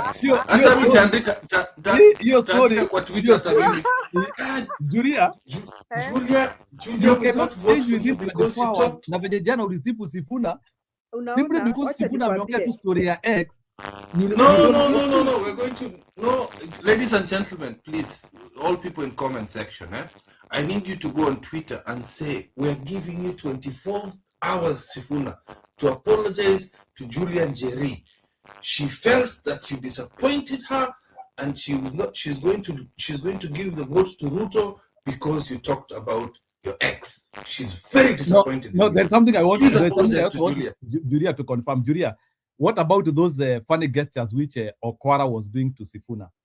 Are you happy with those ones? Or by the way, I'm sorry I didn't watch that interview. No, you did watch, but I may not comment so much. Sikuweza kuinterpret what Okwara was trying to do. Ukweli nitakuwa nikidanganya. Ama nitakuwa nikimwekelea. Najua hiyo utakuja kuongea. No, Okwara cannot do that to Sifuna. I may insinuate something that she did not mean, so let me not say. Comment. Probably is on imagination zenyu. Okay, that is okay. So, Julia, in other words, you want a serious presidential candidate, somebody who is not bringing his bad issues to the public. Okay, for the avoidance of doubt. Okay, let me now make my state clear. I feel Sifuna has a bright future, and Kenyans can trust. So far, so good. Kenyans can trust him to fight for them. Okay, let me be clear to those who may be really getting worked up at the comment section and my comments. Okay, so this was my point. Then you sana nyinyi mlikataa kunisikiza because you are behaving my men here and you want to rubbish my point. Now this is my point.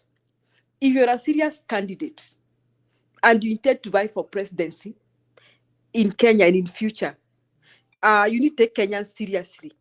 Unaona? Kuna zile debate you shouldn't bring in public. We know you have a life, you have a private life huko, and really nobody's interested. Unaona? So that was my point. Lakini nyinyi mukapigana, mukajustify. Why do you have to justify that when you know it is not right? You don't have to do that, Njiru, na keep na wengine. You don't have to justify that when you know it is not right. Njiru, right now, wewe na keep, you are living in a society where such kind of small nitty-gritty things are taken so seriously for politicians. Yani politicians anafuata atalikuwa anakunywa chai na nani maisha yake. Unaona? It is because those democracies have matured to that level. And that is what we are looking for a country of Kenya. So mtu kuniambia atu yeye ni Mluya and Luyas don't mind that. That is just some mediocre kind of thinking. You know? My point is not just for Sifuna, even for Gachagua, even for Matiang, even for Nakina Kalonzo, even for Kina Mother Karua, anybody who intends to vie for seats in Kenya, especially in the seats of president and deputy president, should carry themselves with high level integrity. Kutuambianga matope ati nimepigia my girlfriend, my ex-girlfriend simu, that is actually very nonsensical, and it is none of Kenya's business. Unaona? So he shouldn't do that again. Amefanya vitu kidogo hapa na pale that I can say Sifuna is a work in progress just like anybody else, and probably even I'm not the only one who is pointing that out. Probably as we speak here Njiru keep na wengine, kuna watu wamepoint hiyo kitu kwake na wamemwambia usiwache wachange hiyo maneno, just like saizi mbona hatubabishwi na nani mtu kama Babu Owino, because Babu Owino akisimama warembo tibim tiarara, that's the best Babu Owino can say. Then Kenyans are waiting to hear something more for him to articulate what we need. Then anasimama hapo kwa terror. I think Julia kidogo, I think where Babu Owino was able to get a lot of followership nilo wakati alikuanga anafunza watoto mitihani. I think that's where he showed his humane nature, and I think people were thinking that if this guy can get more power, maybe he can help us more. For me, I feel that is where. Okay, Babu Owino is okay, but he's also a work in progress. I'm not saying he's okay, but he's a work in progress. Unaona, there are things that he needs to stop saying in public if he wants to go the next level. So I hope those who are telling me Waluya, they don't mind that. Kenya is no longer a Waluya thing. Kenya is a country, is a nation, is a nation that has many types of people that we are looking for integrity. Now, it is not only Sifuna who has such kind of challenges. Muliniambia ati bona Raila Odinga alikuwa anasema hivi, but Raila Odinga never used to wash his dirty linen in public. In fact, if anything, Raila Odinga amekufa, and as far as we are concerned, his sexuality and morality was very high. Hatukusikia hata fununu ati alitembea hapa ama alienda room 350. Hatukusikia, and if he did, we never had. Unaona? So he's one of the politicians that we can say amepumzika with a lot of integrity when it comes to morality. That is what we are looking for as a country. So, watu wamenishambulia hapa ati Julia sijui anataka Sifuna. Can you people stop being nonsensical? Just like for once, muangalia, what do we need as a country? We don't need mediocre talks in public. We don't need immoral talk in public. Kama ile ya Faruk na Sabina, sijui na nani. Ati huyo mama apinduke saa hii. Imagine we are in a country na mwanaume mzima anaanza kuambia mwanamke mwingine atipinduka saa hii. We need to go over that now, get out of that takataka talk. And so Sifuna thought he was making fun, but probably I'm not the only one when amelalamika hiyo statement. I'm sure kuna mtu amepoint out hiyo kitu kwake. Because first, he's a married man. So going henceforth, we expect him to behave like a married man if he's going to become president of the Republic of Kenya. Okay, if he wants respect from everybody, both genders, men and women. And we're not going to be saying here at Sisi Waluya we don't mind that kind of behavior. No, atakuwa president was the whole country's president wa Waluya. Now, the other presidential candidates kama Gachagua. Let me talk about Gachagua. Gachagua is a very good mobilizer. Unaona? He really mobilized Kenyans and all that. Lakini kuna kitu Gachagua needs to get out of. Mlima hii, watu wa mlima, tulifutwa kazi, watu wetu, watu what. I'm sure that is what really irritates and annoys the other communities. Kila saa, you know, they are appreciating and they are admiring the way he's aggressive and fighting for them. Lakini anaenda, anapanda, then from nowhere anasema, watu wa mlima, you know, it makes other Kenyans feel like, so you don't recognize that we are in Kenya. That is a thing that Gachagua must get out of. He needs to get out of that. He needs to overcome that, because probably Gachagua also will be a leader that will matter in Kenya in future. We don't know. Ya Mungu ni mengi. I wouldn't say much about Matiang'i. I haven't heard him make clear statements in public. Probably the makosa yake pengine ni watu wenye watatuambia alifanya hivyo, but I haven't heard him make careless statements in public. Same with Kalonzo. I haven't heard Kalonzo Musyoka make careless statements in public. I haven't heard Martha Karua make careless statements in public. So that was my point with Sifuna. Munakumbuka nyinyi watu niwaambie, munakumbuka Sifuna sometime back alipiga mtu kwa bunge? Munakumbuka? So why am I talking about Sifuna? Because Sifuna now is riding high. Yeah?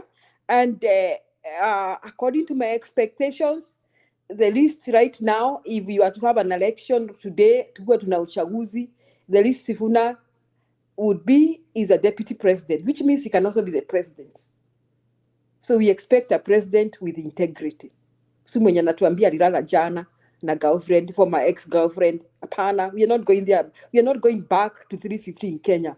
No, we go moving forward. It was history. Hakusema ati it was. Hakusema alilala, but you know, even bring that talk. In fact, let me say this: once you become a leader, you stop being flatterious. In Kiingereza inasema aje? Flatterious. Yani stop showing sign that you're about to start flirting. If you know you're gonna be a public leader, you need respect from everybody. It is not funny to flirt in public. It is disgusting. It is not funny. It is disgusting. So I don't think he was aware of that. I think he was just entertaining his I think umemfunza. He will stop flirting. Yeah, hata wewe Njiru, ukitaka bibi yako atoroke, endelea kuflirt na kila mtu, kicheka. Wacha hivyo nasema ati keep is a joker. Usikuwe joker kila saa. Banze metosha bana, tutaweka kwa Twitter tumwambie pole Sifuna, don't do that again. Julia is going to don't vote for you. Ni because hamukunielewa. Muli magnify hapa muka post like nilikuwa naingilia Sifuna. Hata wenye walikuwa na comment hapo kwa comment section. You're explaining. They refuse to listen. They want to remain mediocre. They refuse to listen. Sifuna is a good person. For the avoidance of doubt, he's a top candidate, according to me. Hata Prezo Jati anakuambia flirting is part of the game, Julia. Obama did it to win women's votes. Lazima, you have to do that. No, Obama doesn't flirt. Obama flirts. There's only one person that flirts. Boswa Njiru. Hata saizi nimesikia hajawacha. Hata nimesikia juzi we are still mourning. Leo ni Mario ya Lindsey Graham, so I don't want to comment about. By the way, that is so sad. Lindsey Graham died, right? Yeah, he died, and actually Nyau alikuwa huku. Nyau na Nyau. Lindsey Graham ni senator. Ni senator wenyu South Carolina. Sasa mume yake, America is funny, it is weird too. Na mume yake dada yake kama wakusimamia. Lindsey ni mama na kazi. We suspected she understands. Let me tell you, the Graham was not married. Let me explain the relationship of suspecting he was gay. Alikuwa gay huyo. Tulia kidogo nikuelezee. You don't know, he has never announced himself. Come on, if somebody has not announced himself. He was gay. Well, relax nikuelezee. Yeah, he has never, very many people who are gay, they have come out. Lindsey Graham has never come out. So Lindsey Graham, he can't. Hawezi. Anakama out chama gani na he's a Republican bana. Kuna conservative aseme ati kwanza ako gay. Wacha uongo bana. No, but Bessonette has come out as a gay. And is a Republican. Young man compared to this old Republican. Let me show you. Bessonette is the for many years. For many years. But anyway, rest in peace. Yeah, alikuwa na terrorize the guy who used to terrorize Democrats for many years. But trying to tell about Democrats. Lindsay. Let me show you because rest in peace, man. Inakaa information amuna. Ngoja kidogo Julia. Do you know of this guy? This guy is called he is the Secretary of Treasury. Assumed office. Kuna kitu nataka muone hapa. Nataka hata muone nini? But he is Republican. Alafu unaona spouse ni nani? Who is the spouse there? The guy is called yeah, he is the secretary of Treasury. And relax kidogo, hawezi kuwa tia kujua. Si vitu iko kwa Google. Anakuwa kujuaje? Na si alikuwa ameoa mwanaume 2011. Na relationship na unaona hata wako na watoto wawili. So hao watoto wawili walipata aje yao, ndio nataka munielezee. 2 children. I think those are adopted. From other marriages. Julia, kama unajua town inaitwa Mita Beach huko ndiko wanatoka. Scott Bethany. Mato Beach. Mato, it is near your town, by the way. Sasa unaona unauliza tu walipata watoto aje. Mimi I don't know, it's just sad. I know some lady who mwenye alizaa mtoto. Bwana yake ni mama lakini alizaa mtoto. Sasa Zuru another person. Keep why you laughing before I leave. Bwana yake ni mama. Bwana yake ni mama. Sasa mimi my concern ni kwamba huyu mtoto akikua sasa huyu mtoto sitakuwa na trauma. Akiwa mtoto ni kijana, by the way. Walizaa kijana. Sasa mimi my concern ni yule mtoto akikomaa sijui ataishiaje.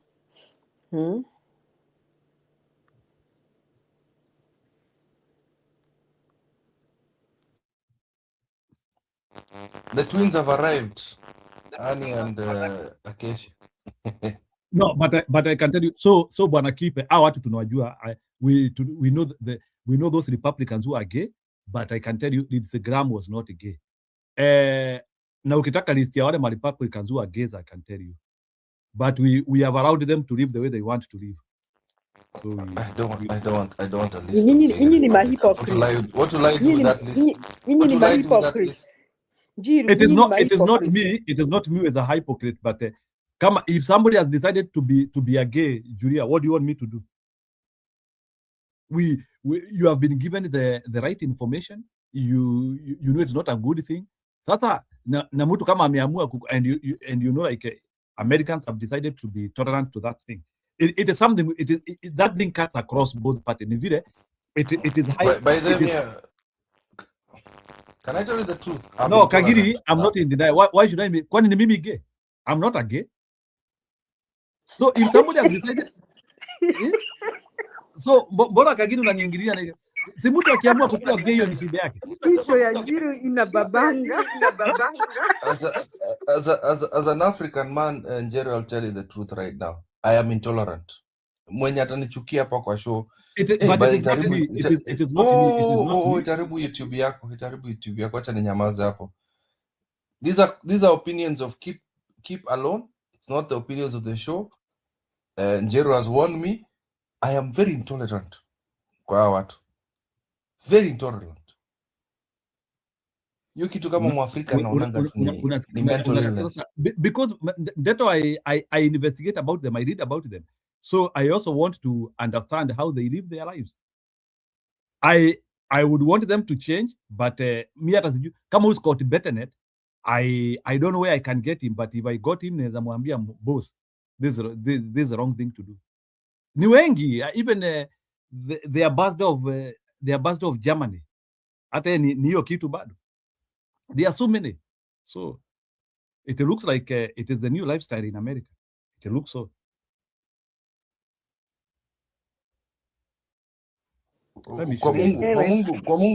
Kwa Mungu mimi naonanga hiyo kitu inakuanga very, it's not normal. It's not normal.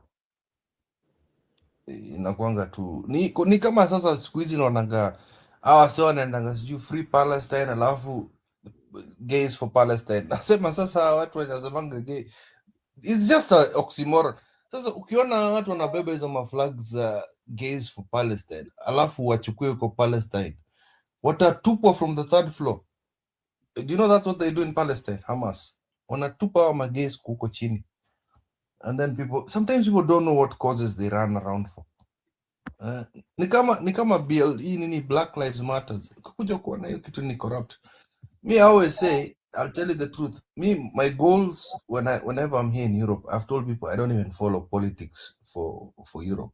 Njeru knew we had a new prime minister before me because I don't care about this place. My politics is for Pan-Africanism, plain and simple.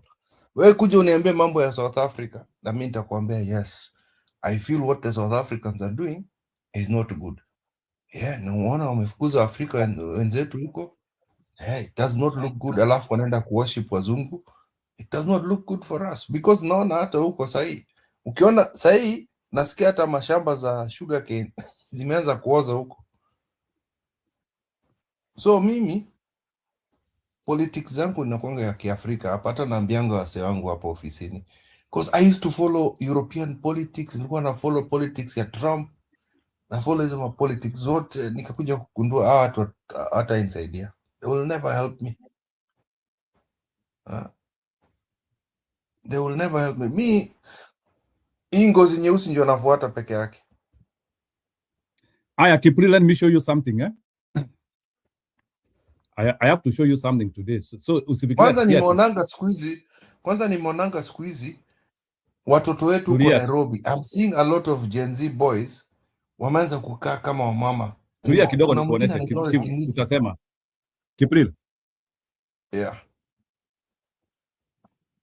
Wacha nikuoneshe. Nataka kuonesha hawa ni wale mage wote wako kwa serikali ya Trump. Kuna Charles Moran. I want to show you. You know Peter Thiel. But I'm not interested in them. No, so I'm just showing you. So I'm just showing. So I know you're not interested. I'm just showing you. How do I do that information? Tony Fabrizia. Ujue tu. Trent Moss. Hao wote. Richard Grenell. All of them. So Jacob Helberg. So hiyo inakama hiyo ndio ile mambo iko Marekani bana. So that's how it is.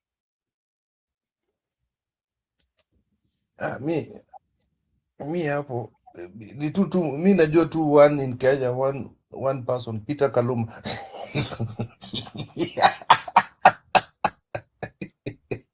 Wacha nitafute kitu ya Peter Kaluma. Yeah, huko Russia. So no, what I was trying to tell you is that Trump alifanyaje huko Russia? Alifanyaje? Wacha nikutafutie video. It was rumored that alifunguliwa boot. It was rumored. I'm using the word rumored.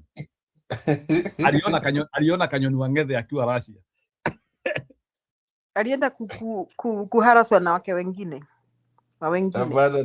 Wacha nikuwekea stories za hii. I understand. That's what I'm trying to say. Like it doesn't you see sasa ile level imefika sasa ndi you have just to understand that these guys they cut across, especially if you support American politics. These guys cut across the spectrum of politics. Wewe tu ni analyze who satisfies you most, lakini wote wanafuata hiyo agenda kulingana na vile iko. Ebu nisaidie na hiyo video tucheke kidogo.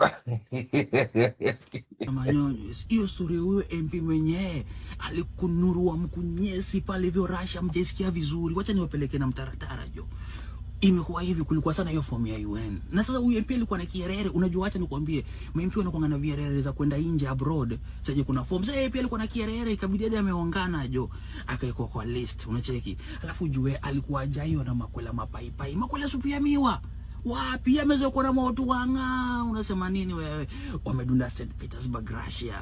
Sasa Magezi Gizeka akasema niaje wachacha pendirau acheki form. Akapata na jamaa fulani anaitwa Dmitry Petrovich, akamuuliza my friend, do you want to enjoy yourself? Come and show you where you get girls that will cool your day.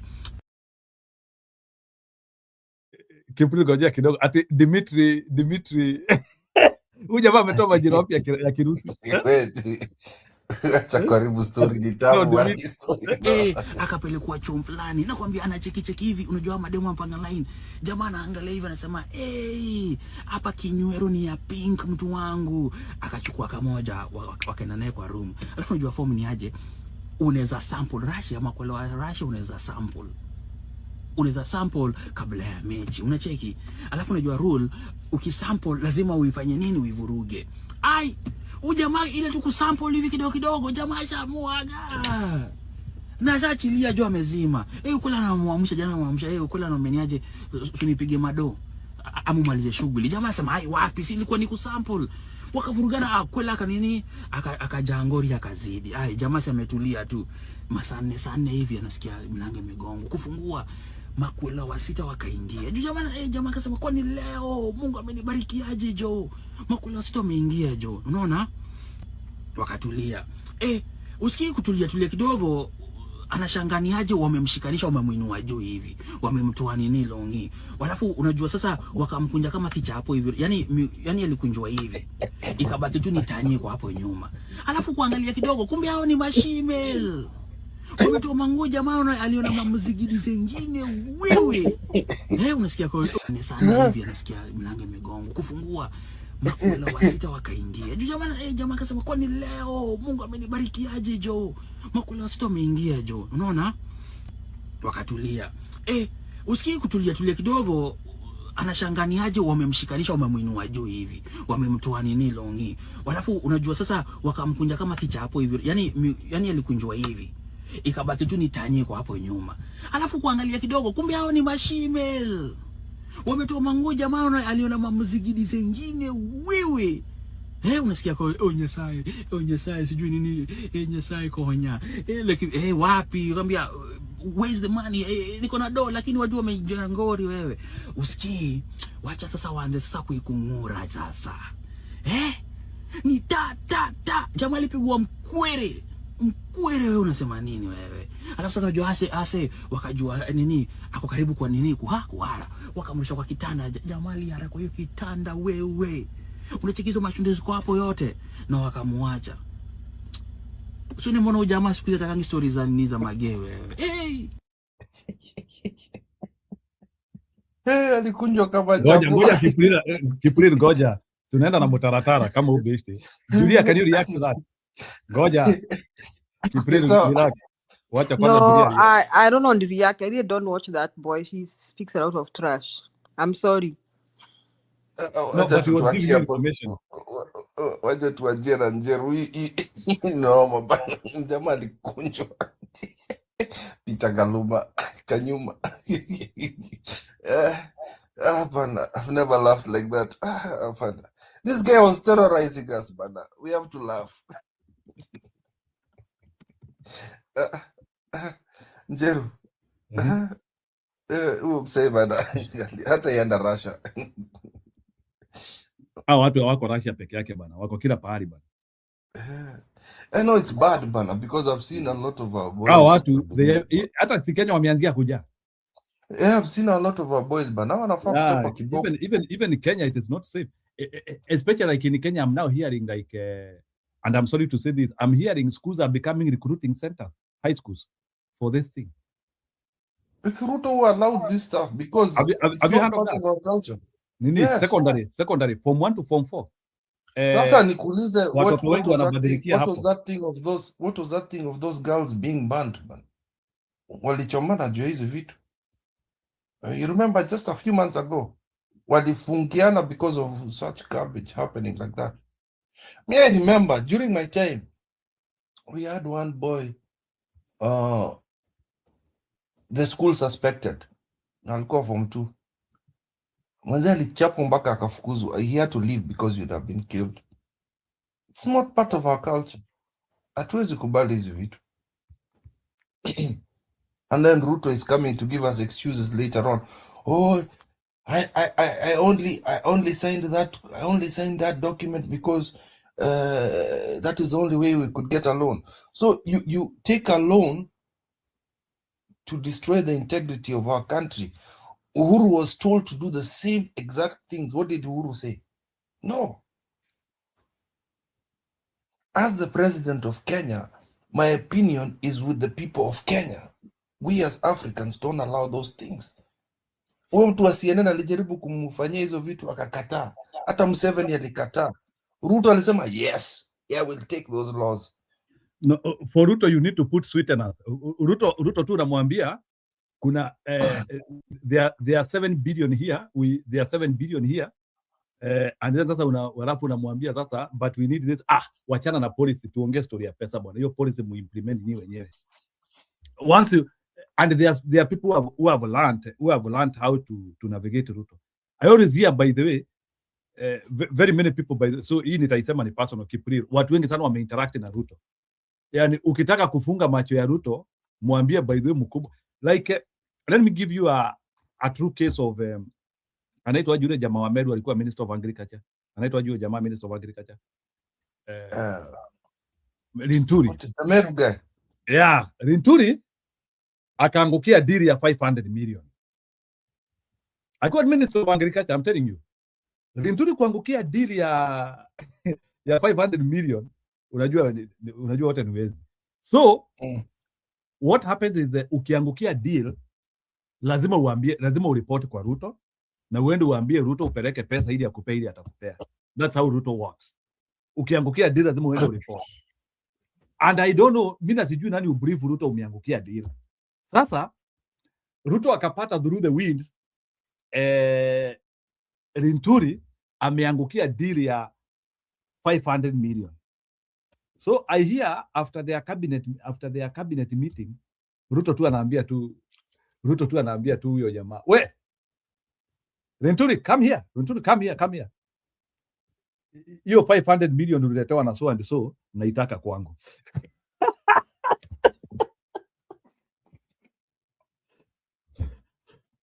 So that is how you operate. So I'm telling you, like, that is how Ruto has turned those people into scavengers. So Kipril, I'm just trying to tell you, brother, ukisikia hata even like those ministers are suffering, deals za Ruto ni noma sana. But hiyo kitu ya IEBC inanistua bana. I'm really scared of it. We will navigate that. So hata wakisema leo ukiona ana what about TV? Zinaweza kuwa zikirani. Nini? Wamezima hata zima stima. Suluwana walizima stima leo. Watazima internet.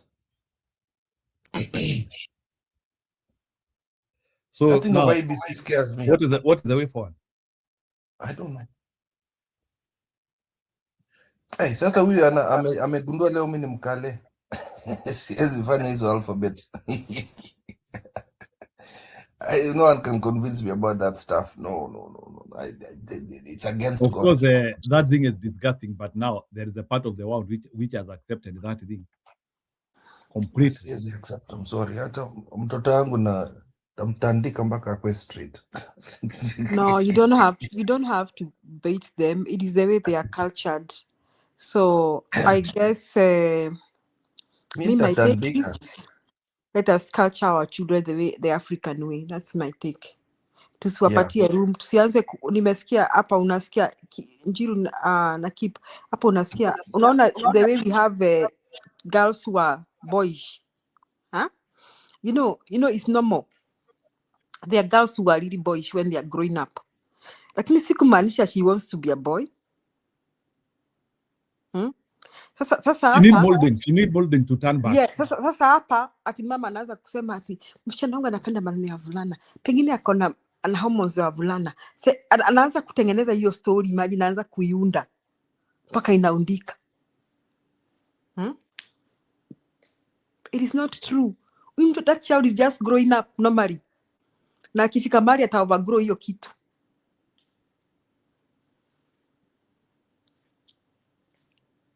Tomboys will always be there. Kuna wasichana wanataka kucheza na trucks, wataenda kuendesha ma trucks na ni sawa. Ni sawa tu. Sikumaanisha unataka kuwa wavulana. Yeah. Ati Alafu unaanza kuwapatia, kutengeneza. anaanza kuwawekea hormone replacement sijui. Unaanza kuwapatia hormone sasa. Imagine. Badala uache mtoto wako akue tu kama kawaida. Ata overgrow hiyo kitu. Utaona suddenly amefika teenager, tena amebadilika. Ameanza maneno ya urembo na ulikuwa unamuita mvulana. What will you say? So mimi naona tu we catch watoto wetu vile tumekuwa kama Waafrika, na mimi that's my stand. Lakini tufanyeje? Dunia imebadilika. Tutaangalia macho. It's a depopulation agenda and there's nothing you can do. Wacha wale wanataka kujimaliza tu ajimaliza. Unajua Julia, kuna vitu you just say these people they have a lot of information. Kama they have decided to use garbage information, wacha watumie hivyo. Tutasema aje? Sasa mtu akiamua kujimaliza mwenyewe and they are doing it deliberately, how can you help it? Yenyewe hata hiyo alafu wewe unajua Julia, let me give you a story. Unajua nilienda pahali okay, let me share my story.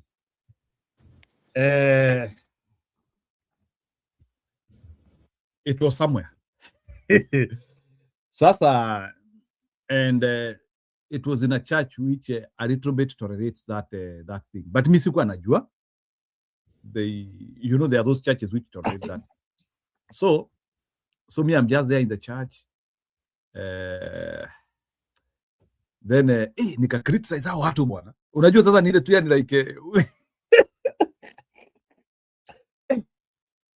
so Julia, nika criticize. Unajua sasa mimi niko hapo nika criticize hao watu, yani I was extremely radical, like nikasema ni watu kama hao wanafaa sijui kunyongwa nini. No, I was so tough on the way I'm speaking. Hiyo story wacha bwana mtu aende complain bwana ati aende aseme ati toka ati there was a male guy here who was so negative about nini ati I think sijui msichana alisema sijui ati akona nini. They even recommended lazima aende afanywe sijui counseling, but it was a very tough story on me. Ikiletwa like I don't know to explain. That thing stayed with me for 2 years. That way, like I'm extremely against those people. So I learned my lesson. So mimi nilisema wewe hata ukikuja hiyo maneno tu naangalia tu na nyamaza hivyo, because if they are tolerating it even in the church, so me I just run in your church, you tolerate that thing, I just walk quietly. So me nikasema from that time I will not speak, because it looks like those people have become more powerful than us. Because I have even seen places whereby even people plan parties for them, and I'm there.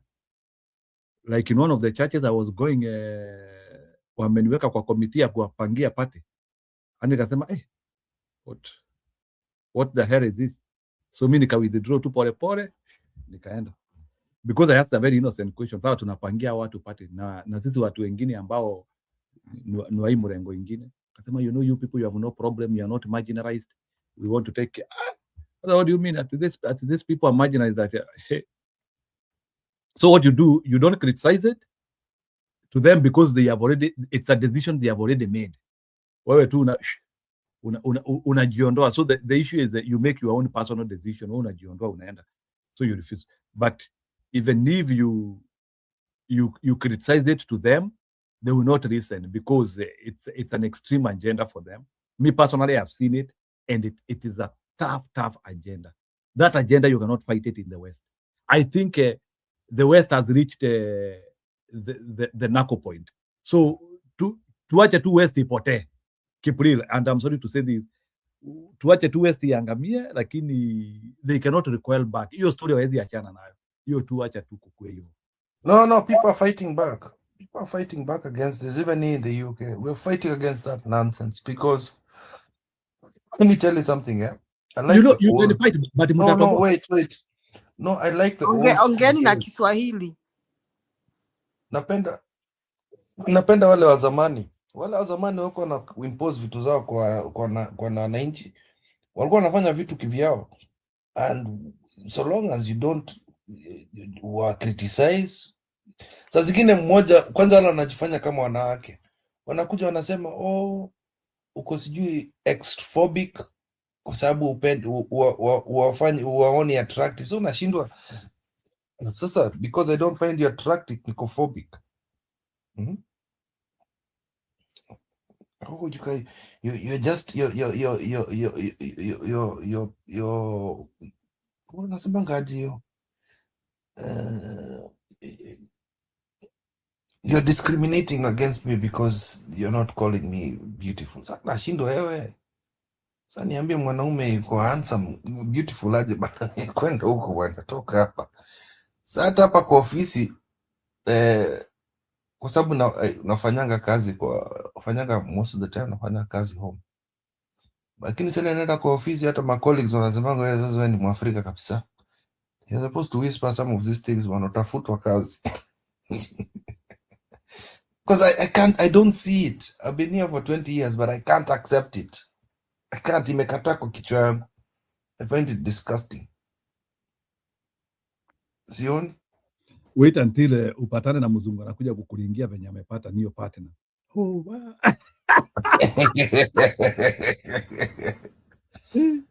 And by this, the strangest thing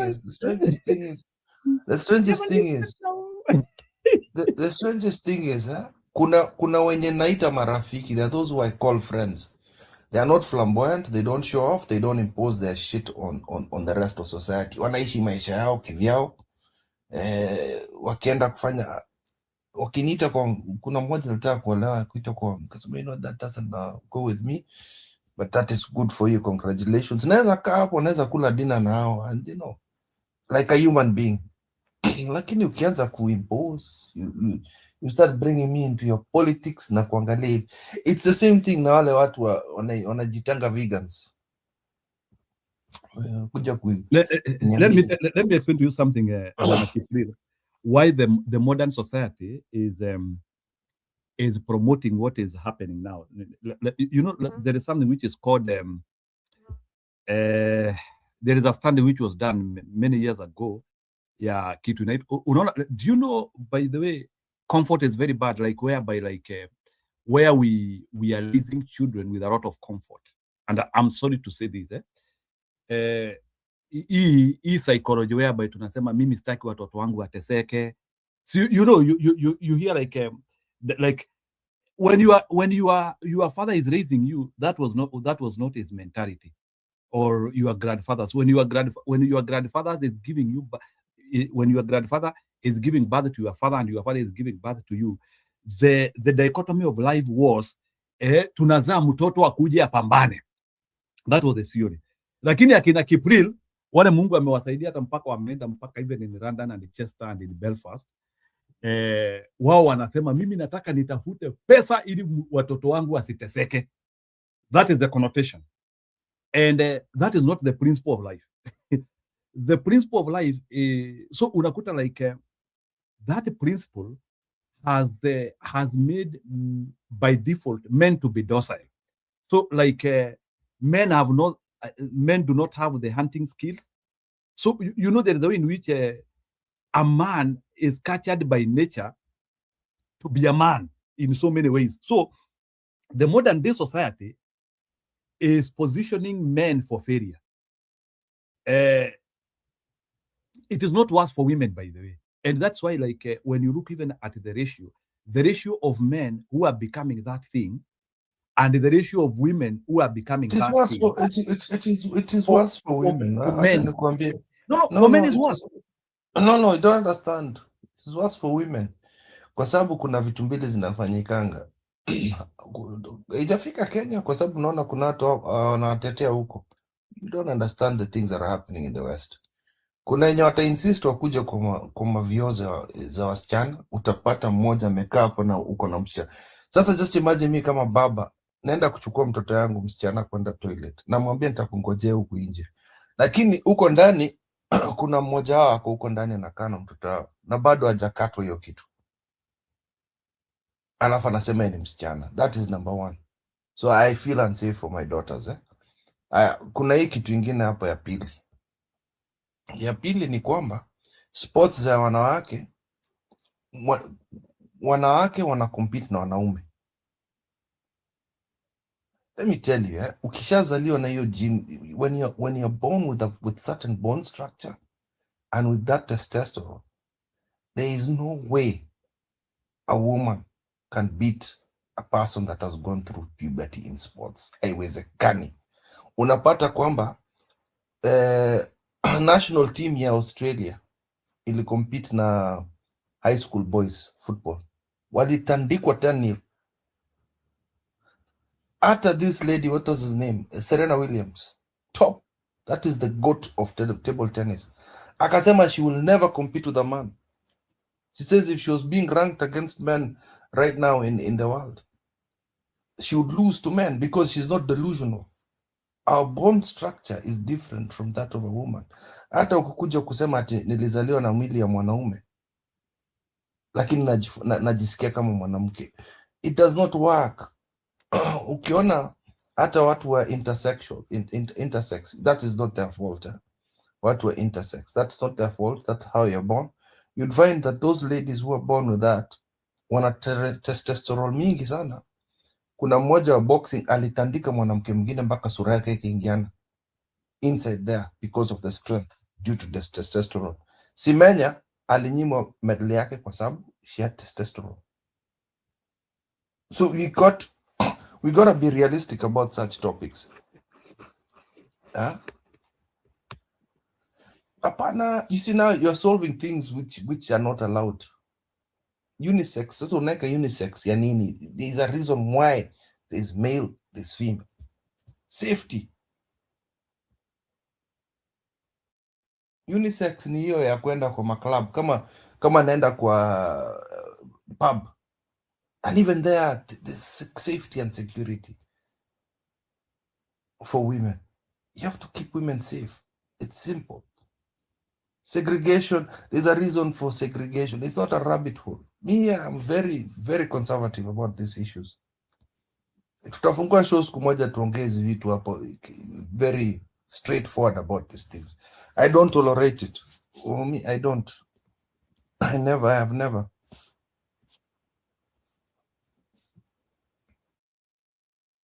It is not. That is something.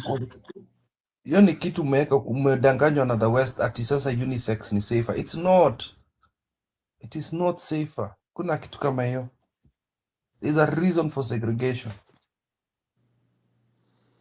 Yenyewe nyinyi watu tuonaneni kesho. Wale na nimekosea na waomba msamaha. Wale wamenikosea nimewasamehe. So Kipril, yes. Have you heard of this story where, not story, it's a research which was done on rats,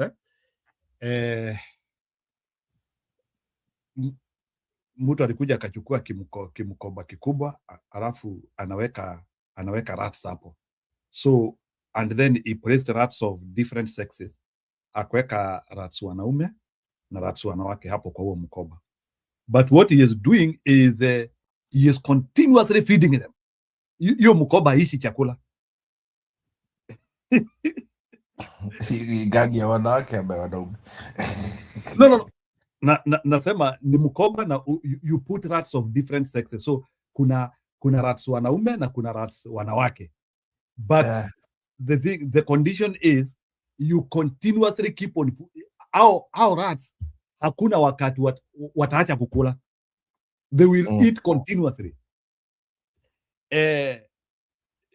Now, the reason why they want the rat to eat continuously is they want the rat to relax. Unajua as a mnyama unajua kuwa na chakula and hata kama ako zoned anaingia kitu inaitwa comfort zone whereby afikiri kitu ingine. So this is something interesting which happened as hao marats wanaendelea hivi walianzia kujigawa with the time that's wanaume wako so like somebody was thinking like the mating should continue naturally, but the more the rats are getting satisfied and they are continuing to eat, now initially they had very high sexual desires before then when wanaendelea kushiba na nini wakaanzia kujigawa marats wanawake pande yao, marats wanajigawa wenyewe na marats wanaume pande yao, wanaendelea tu.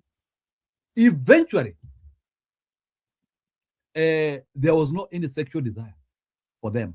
So what I'm trying to say is that part of the things which are prompting these things is this extremity of comfort whereby sasa unasikia maybe watu wakisema like for example, let me ask you a question Bwana Kipril, a prison pale mtoto ana nguo orokara moja hata ukienda kumwambia hiyo ujinga anaweza elewa. But why are these things in in places and in homes where there are fridges, big TVs, mbuzi imechinjwa imewekwa kwa fridge hapo? Why are these stupid things in those homes with a lot of comfort? Kule mtoto ako na PlayStation. Why are these things in such homes? I want today, nataka leo Kipril uniambie if unaweza patana na mtoto wa hiyo tabia initorokana.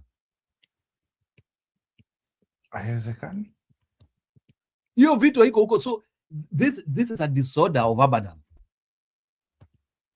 And that's why you hear even sometimes in the Bible David akisema Mungu nisaidie nisikuwe na mingi sana nisikuondokee, na nisikuwe na kidogo sana nikusahau. No, something I don't know if it is the reversal, but there is a that's why unaona like Bwana Kipril in that's unaona places kama like in the West their problem ni historia ya kujidai wako na kila kitu, which is a fallacy by the way. Unaona historia ya Westerners wanasemanga by the way we have hiyo ndio inaweka inakakun that now because now they feel they have everything, sasa wanaona sasa they can now start now funneling some socio-psychological activities which do not make sense. So those things happen. So that state of abundance is very destructive. It is the same which you are seeing in the Bible, where the guy, because there is a guy in the state of abundance, anaona sasa hata hahitaji Mungu. So Kipril, that is usually ndio unaonanga by the way Kipril. Unaona hata wewe saa hii. Do you know that unajua kuna pesa unaweza pata hadi ukijaribu kuomba tu hadi unasikia hata ulimi kiwa mzito. That is something nitakuja kueleza. Abundance is very dangerous. That is why as a human being you need to have those highs humility, highs and lows. Sijui kama saa hii unajua Magic Johnson vile kijana yake alimdisappoint bana. Hata Elon Musk mwenyewe si kijana wake alienda akafanyiwa hiyo surgery. He was explaining to the hospital. Siwezi kubali hiyo kitu bana. Mtoto si ati anakuambia Kipril, ni mtoto anarudi home akiwa amefanyiwa hiyo surgery, akiwa amepinduliwa, utafanya nini? And you know it's a one way surgery. Bana, sasa hizo vitu sasa, I want many children. Back up. No, you cannot control the life which your children will live, but you can actually become a steward to them. You can become a steward to them. You teach them the good ways so that they don't depart them even when they grow old. The challenge which we are having is we have left mentoring of our children and people who are close to us to social media. Remember, social media is managed by fools. Keep real. Yeah. But in fact, that is why, like, mimi hata mtu akinitumia clip Kardashian. Unasikia saa zingine like social media is a hive of fools. Ukisikia by that kuna mtu ati anatafutanga information yake kwa social media, ujue that one cannot help you. Ujue huyo that person is one step to destruction. So social media is not a source of information on anything, by the way. In fact, social media, all the information in social media, ile mingi ni ya kuharibu. You have to do a lot of decantation of the information which you are getting from social media. Yani, out of like 100 videos which I see in social media, it's only 2 or 3 which are making sense. Especially like in Africa, where like women are competing to show their behinds. I don't know what. Look, keep reading. Angalia. Go into social media.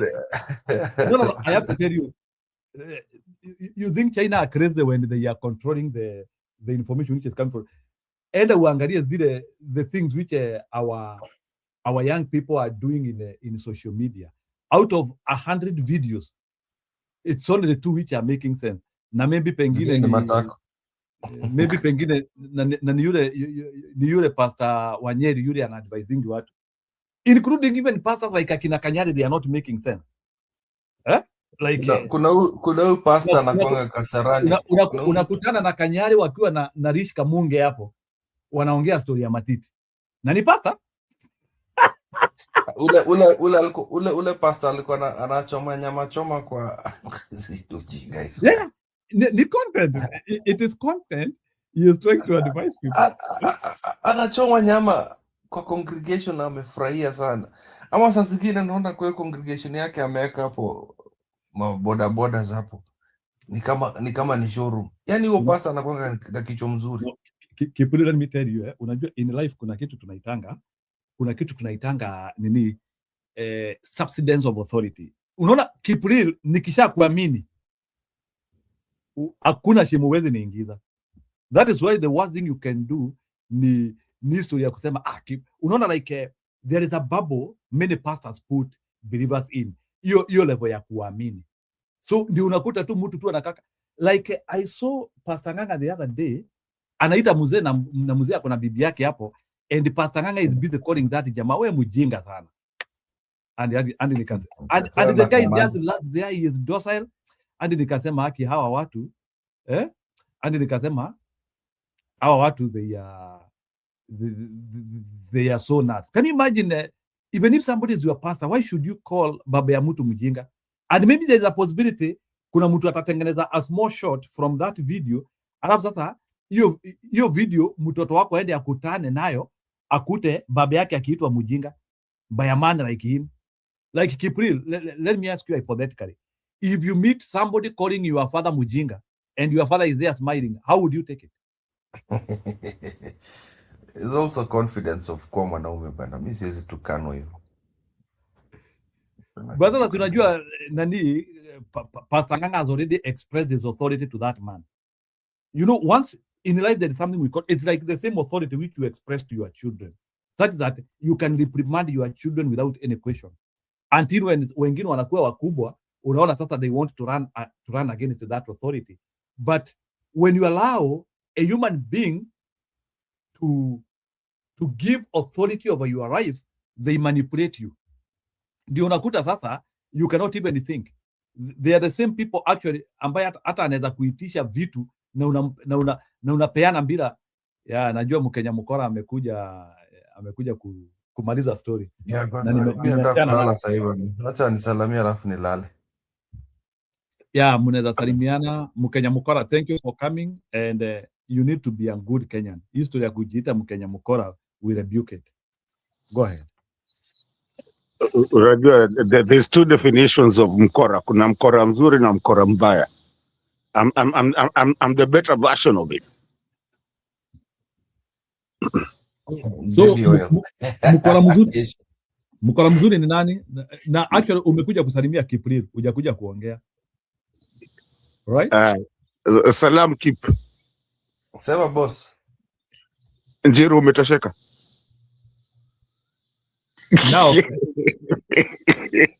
can you confirm to us zile story nasikia, because I think hii propaganda ya Kalonzo kuna watu there are people who are funding this propaganda too much.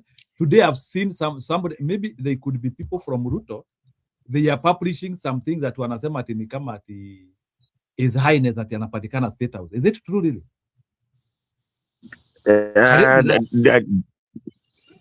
That will never. That is here. No, I mean, yes, say. No, Kalonzo will not be hatapatikana huko, but again, watu wanafaa kutoa Kalonzo kwa nini, kwa mdomo zao.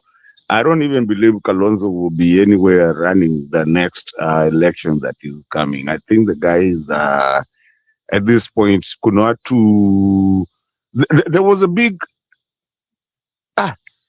sasa mlikuwa mnaongea vitu zingine, nimefika mkageuza story na venye nilikuwa nacheka. Okay, Anyway, ni sawa basi, you don't need to discuss that. This is a show basi, kama hizo ndizo zile vitu, if that is what you are prepared for, ongea kile ulikuwa umetayarisha. I wasn't prepared. I was laughing. I mean, you know, when you get the sense of humor and you're laughing behind the scenes and you're like, oh, these guys are just funny, you know, and you're already on a different kind of trajectory. But anyways, let me just get on that serious side that you want me to get into. No, lakini siwezi enda huko kasi jagonga Kip, because nimekuja pia kumsalimia. There's a because you guys are talking something that is actually a societal menace. I wanted to get on my brother's nerves. He knows me, I know him. Unajua nimesikia mkiulizana kama mnajuana, and I had Jiru kusema unajua mtu kama hata mjaipatana. Now, I have met my brother Kip personally, and I wanted to bring up a little kind of just funny. It is just like as you say that, ni kama vile kuna watu hapa they might think I don't know them, na nawajua vibaya sana. Mtu kama Anne namjua, Kesha namjua, Lois Truth namjua, Prezo. All these people here I can describe who they are. Unfortunately, I can describe just from their written. So ile wakati unaandika hapa kuna kitu hata milionea nimeanzia kukujua. Na kwanza yule mama amegonga Julia vibaya sana hapa. Nilikuwa nataka kuingilia brother yangu kabla aende, ndio maana nimeinsist kabla aende. Hebu muulize, I know the answer, lakini nataka iseme mbele ya watu. Muulize kwa nini, na bro usijaribu kusema wapi tulikuwa, lakini kwa nini alikuwa nakataa kulala kwa nyumba yenye iko na watu na amepewa room, anataka kwenda kulala kando. Acha mimi mkaleba na siwezi lala kwa nyumba ya mwanamke wewe. Na mungemuonesha bush alale kwa bush. Unajua pia Mkenya mkora amuelewi. Mungeonesha Kipril muti hapo, mungemwambia enda ulale hapo, because he is pretending to be a warrior. Nalala kwa nyumba ya mwanamke, you don't do that bana. Mimi katafutia skill. And that is why are you bringing ukari in America? No, si America, ilikuwa Kenya. Tulikuwa Kenya. Tulikuwa tumetravel kwenda Kenya, and then but the reason I bring this up is because nikitupia niliona, and he knows tulipitana naye, and that's the societal thing that you're talking. Sitaki kusema ati alikuwa anaogopa pia kuna wanaume kwa nyumba, sijui kama alikuwa nadhani atapitwa na yeye huko nyuma ama something. No, it's not that. We're not allowed to. Ilikuwa nyumba ya mwanamke bana. Siwezi lala kwa nyumba yake bana. Achana mimi. Kale, we have very weird cultures. Wachana na bibi. So when it comes to that, Njiru, I want you to tell me this, and I saw where he was coming from a little bit, and some it's a cultural thing, na akisema ni nyumba ya mwanamke, si nyumba ya mwanamke, it's a family house, right? Maybe the husband is not there at that time, but it's a family house. But for him, he said that their culture does not allow them to sleep in someone's house. They have to sleep somewhere else. And he insisted on going to kwenda kulala kaka Airbnb tu kako hapo hivyo, but then again he wasn't. But he still slept there. Did that really change anything? So basically, what I'm trying to say, kabla let you come back yake, is that I think we sometimes we do have our cultures, but we take them too deeply that we overdo it. I think so, and that's hiyo ndio mlikuwa kabla unilete kwa politics. Hapo ndio nilikuwa nikisikia kama hii kitu ya hiyo, like I know you were talking about the gayism and all that, and I was making fun in the back, but hiyo kitu, like if you go to Njiru, are you okay to sleep in, assuming if we go to Ushago kwetu, are you okay to sleep in our house? Wewe achana na mimi bana. Sasa unaniingilia hapa sasa wewe. Bora kuna kitanda na blanketi and it's a secluded place, bora nisilale. Thank you. But you see, singili brother yangu sana, because some cultures, according to what I heard, some cultures say that if you're not married in that house, then you're not, you can't.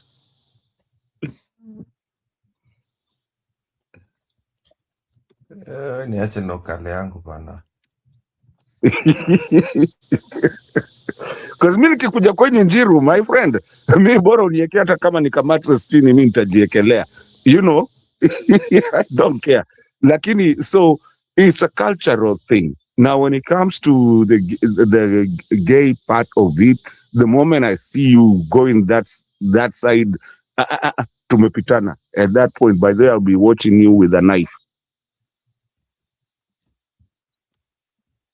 So I think there's some cultural things that are really difficult to talk about. It's loss of culture. It's loss of culture. What is it? Kupoteza tu haki. It's just the superimposition of things right now. It's just hardcore leftists and hardcore rightist people are just fighting amongst themselves instead of actually coming to the middle and realizing what makes sense. Talking logically. Logically too. People have lost the sense of logic nowadays in society. Yeah, to my thinking, it's a yes, we do have the, because you know definitely that is a mental illness. Of course, if I'm a man, I'm a man. If I'm a woman, I'm a woman. That's what it's supposed to be. That's how you were born. Listen, I've worked to bring this, especially people who have gone with toka hindi kidogo. I've worked with my boss, straight up gay. Wacha kwani nadanganya nini? Straight up gay. And this is years ago. And we are working in a house together, and I'm really, hata kunisalimia nilikuwa siwezi msalimia. Yaani akinisalimia anamwambia yeah, hey, hi. Anapita na handbag yake. Mwanaume anabeba handbag.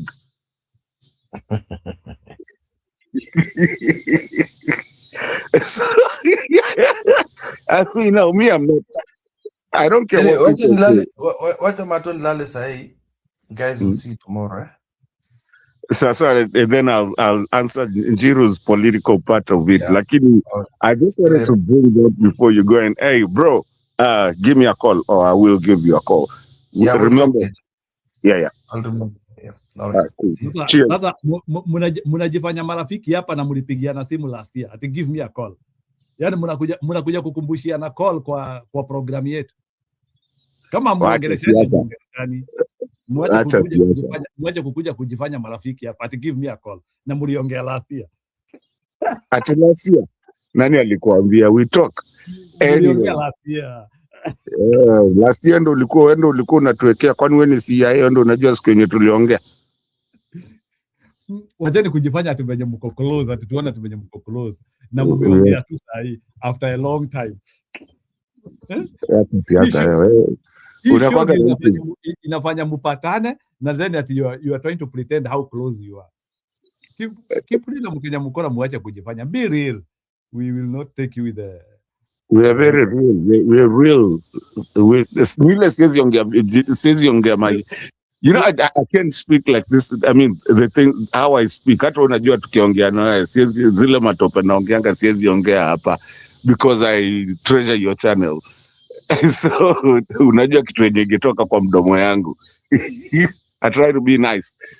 Sasa, no, the thing you kitu ya gazing, me personally, I will never take it.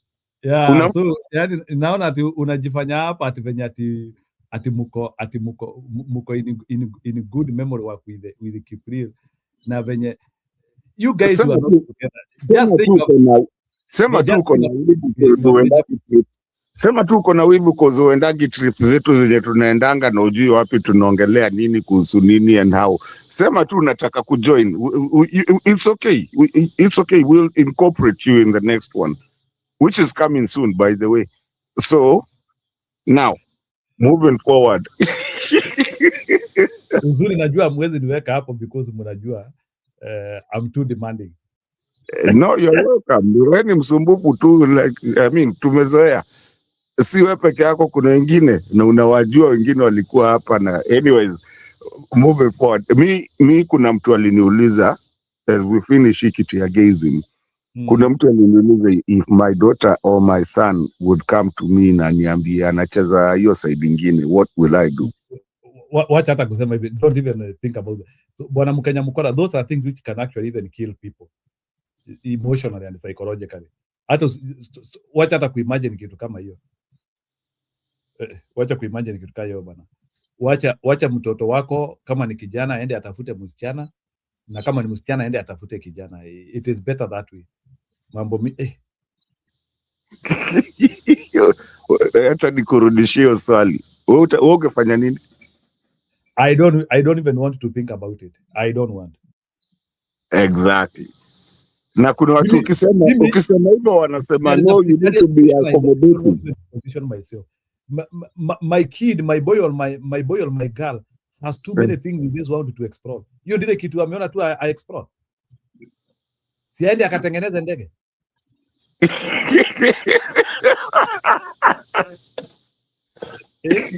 Ama anunue mashamba akiuza. Hiyo tu ndile kitu mgeni tu ameona tu akuja tushtue naye. Imagine.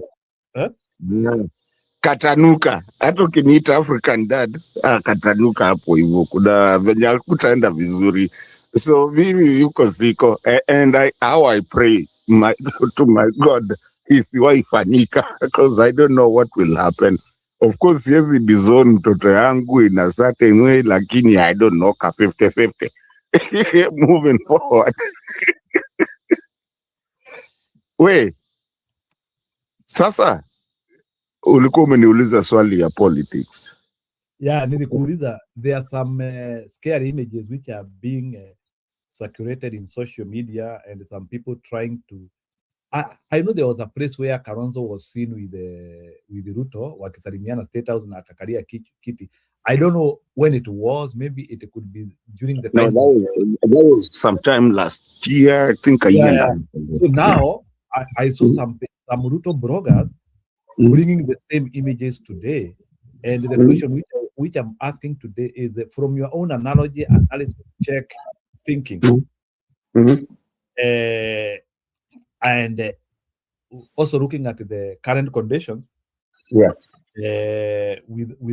withstanding looking at how Sifuna is behaving and how Gachagua is behaving, do you think Kalonzo Musyoka will stand with opposition all the way? There's something, Jiru, I want you to start thinking. And I don't have the answers, okay? But I have something that is called red analogy and red body language. When you look at, let me start from this strategical point to answer this question, which is a very good question, which is nimekuwa kwa akili yangu pia. When was the last time you saw Kalonzo out in public trying to I don't know. I mean, mobilizing or not even mobilizing. I mean, just being out there. I think you get the question that I'm trying to ask. When was he? When did you ever see like? I mean, rally yake? I have only seen is perpetrators, is people who are close to him, especially guys from Mukambani, Yeah. speaking on his behalf, saying that Kalonzo is the most preferred candidate for presidency. Nimeona, I have seen a guy by the name Danson Manzo. Then I saw the guy from Makueni akingililia Mutuse sana. Yeah. So like his confidence are saying that he is at the proximity of power, but his operations, personal operations, do not prove so. His personal operations saw a relaxed man, a man who is not interested in bravado war, a man who is not interested in push. We have seen people like Akina Gachagua, like today Gachagua was having 5 meetings in Wamunyoro. He had Badirisha. There's a guy called Kiari Badirisha, hoping that Badilishwa. He had the people from the north, that is northeastern people, the Somali peoples who are there. Then and he also met with the individual groups, and we can see the DCP online platforms being very busy and active and being updated frequently. In the late past, I've gone to Wiper page. I've gone to Kalonzo Musyoka page. Frankly speaking, no activity, no much updates. I think the most na nitaonesha hiyo wall yake hapa so that PK can respond to us. Go to Facebook Kalonzo Musyoka and you see his last update is not. So those are the things which are making us to start getting scared. You understand, Bwana Mkenya Mkora? I get you 100%, and that's why that's what I was looking for. And now you've landed it even better than I could land it. Kalonzo Musyoka has gone. What do you call it? Numb or mellow? Not watermelon. I said mellow. I mean, disappear in a second way. We are not seeing so much activity from him, right? Let me show you something so that you can talk. Let me show you something which captured my attention today. And pictures speak 1,000 words. Leo hili sasa hiyo kitu is service. Leo kuna jama, I believe this guy is a Ruto operative. They posted to the breaking news. Kalonzo Musyoka sent his PA. I don't know why you're saying sent.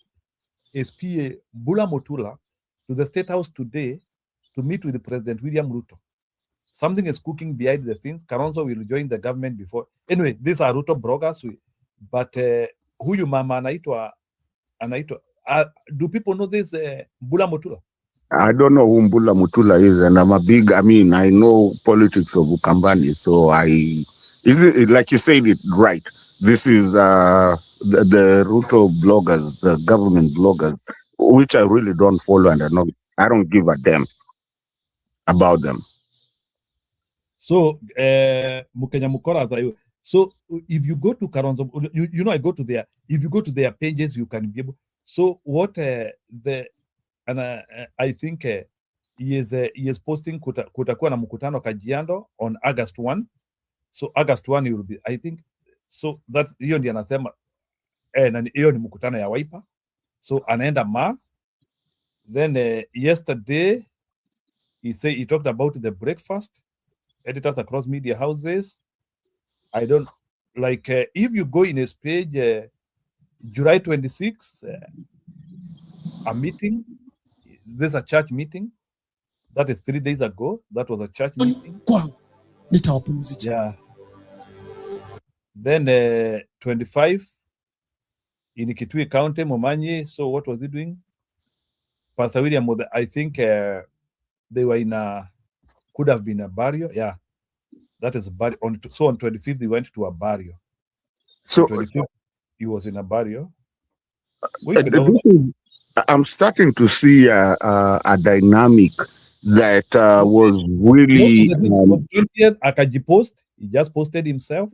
Like if you see, and he is not posting like speeches.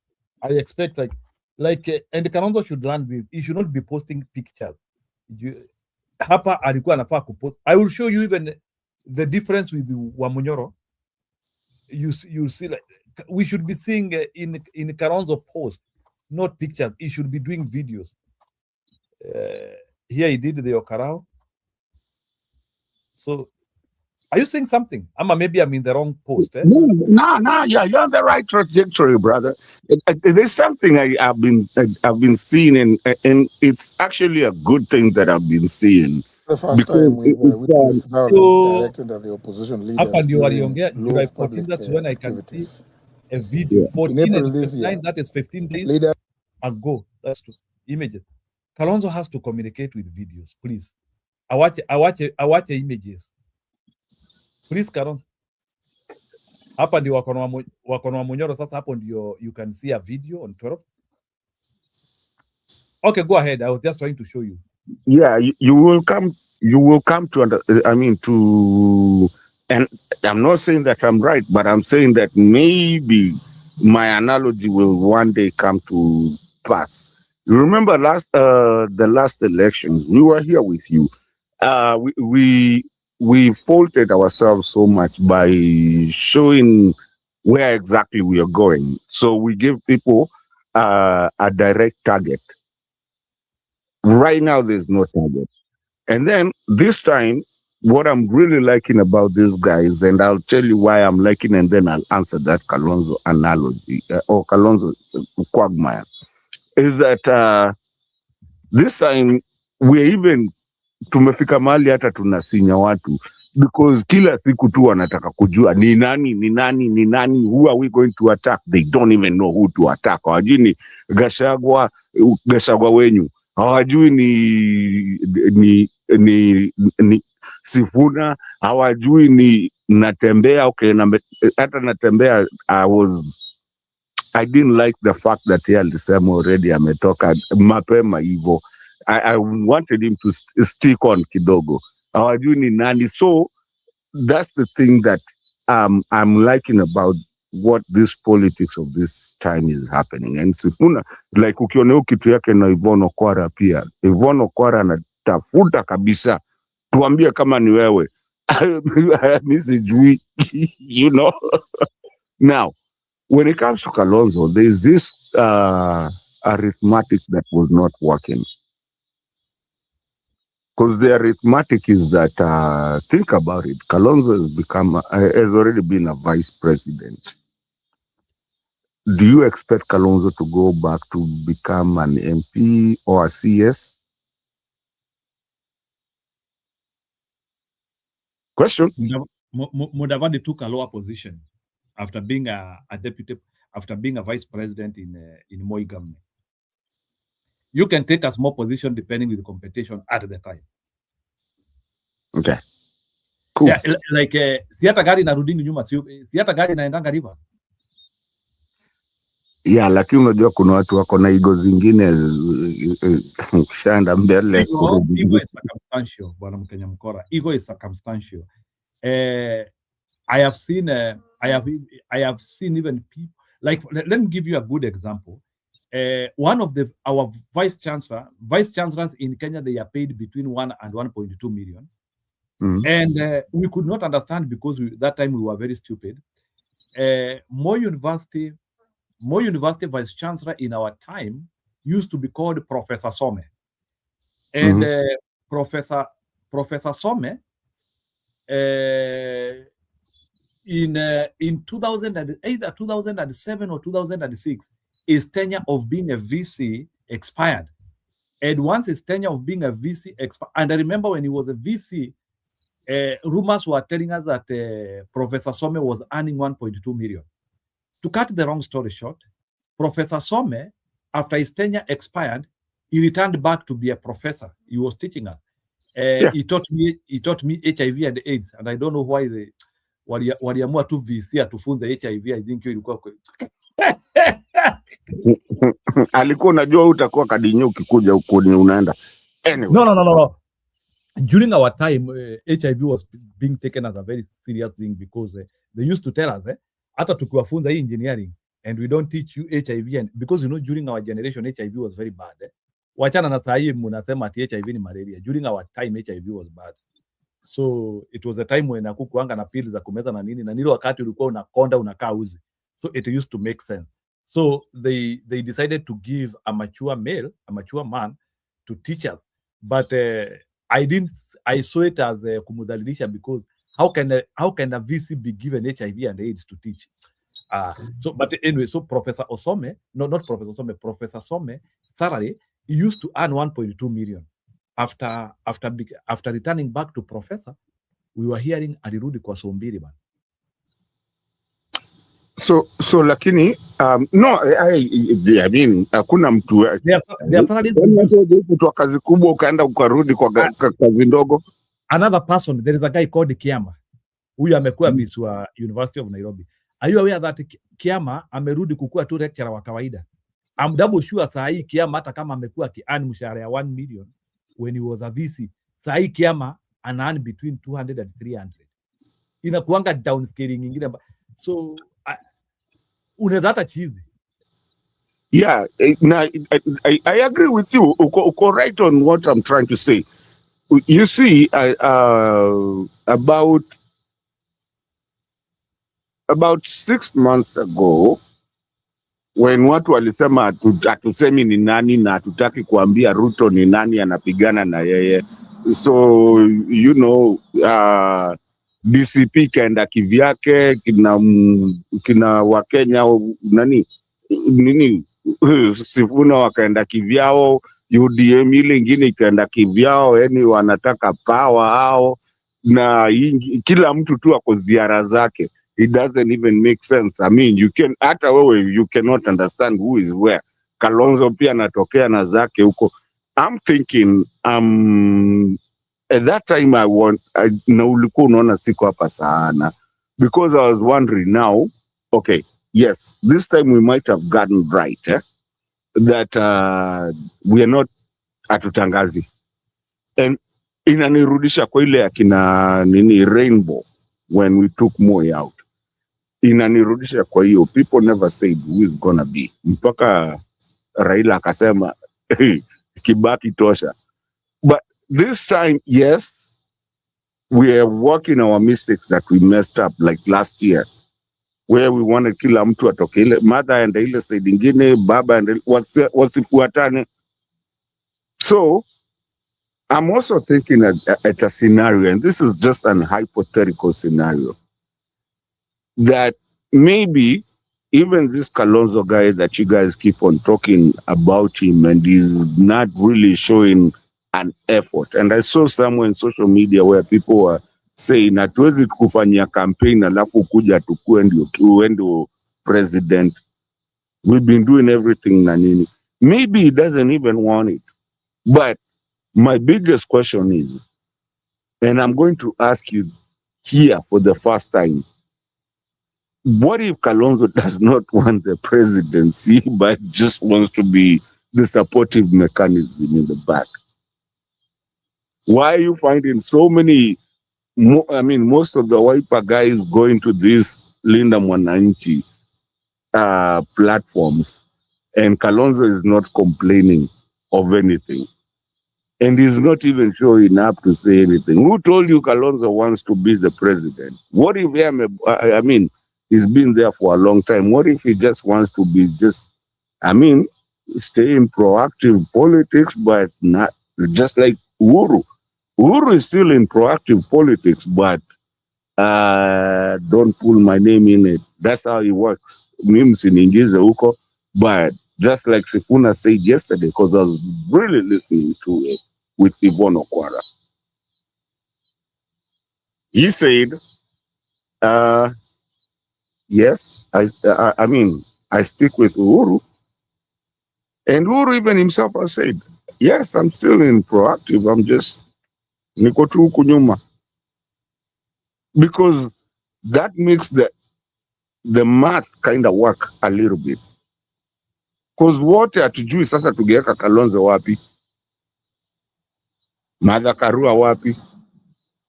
When it finally comes down to now, I mean, I can see Madhakaru in the justice system.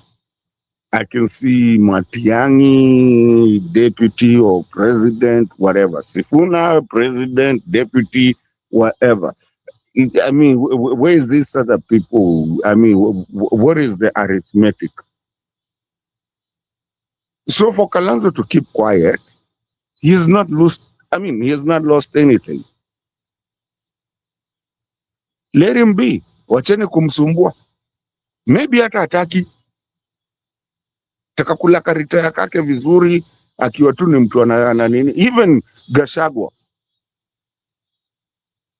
Gachagua, yes, I mean, we know chapter 6 of the Constitution says that he cannot run for anything.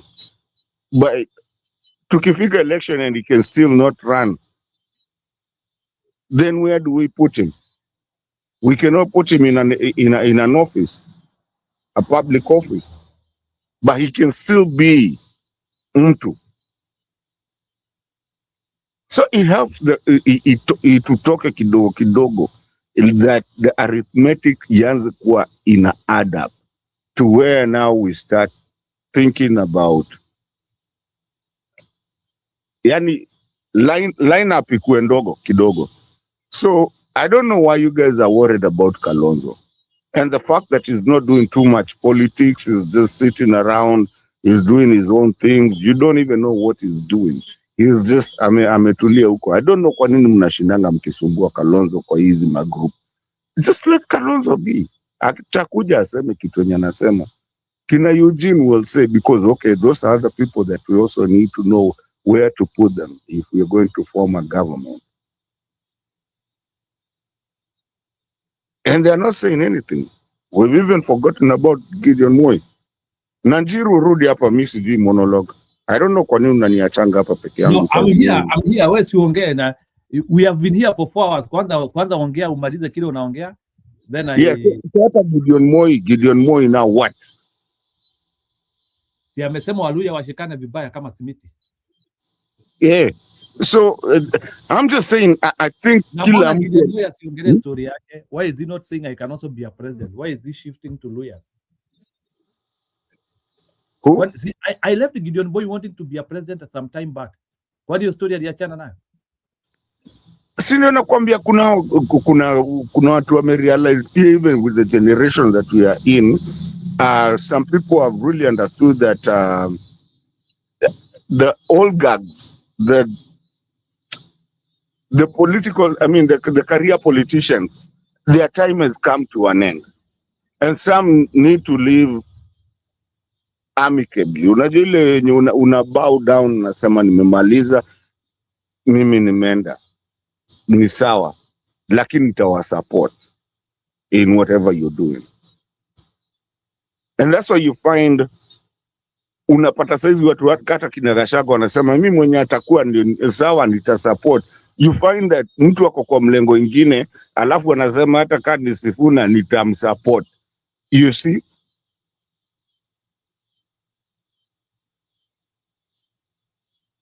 It doesn't give you some bell rings on your ear.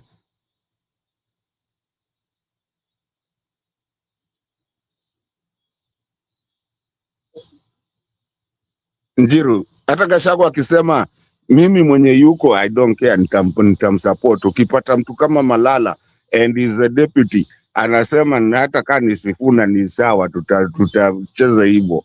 I mean, can't you see some people are really saying, you know what? Kidogo, relax, eh? Yes, sir. There is something I want you to. Nataka uone huyu Gachagua huyu ni mnoma bana. Gachagua has vowed to support a Somali guy to become an MP in Thika. It is here. Vile ningeomba sana nimpigie debe. Vile ningeomba sana nimpigie debe.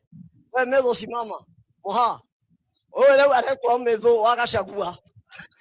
Pole Amerika. Leo wakado yake Mohamed. Wodi Medho. Wapi Medho? Utaambiwa Medho wakashagua yuko.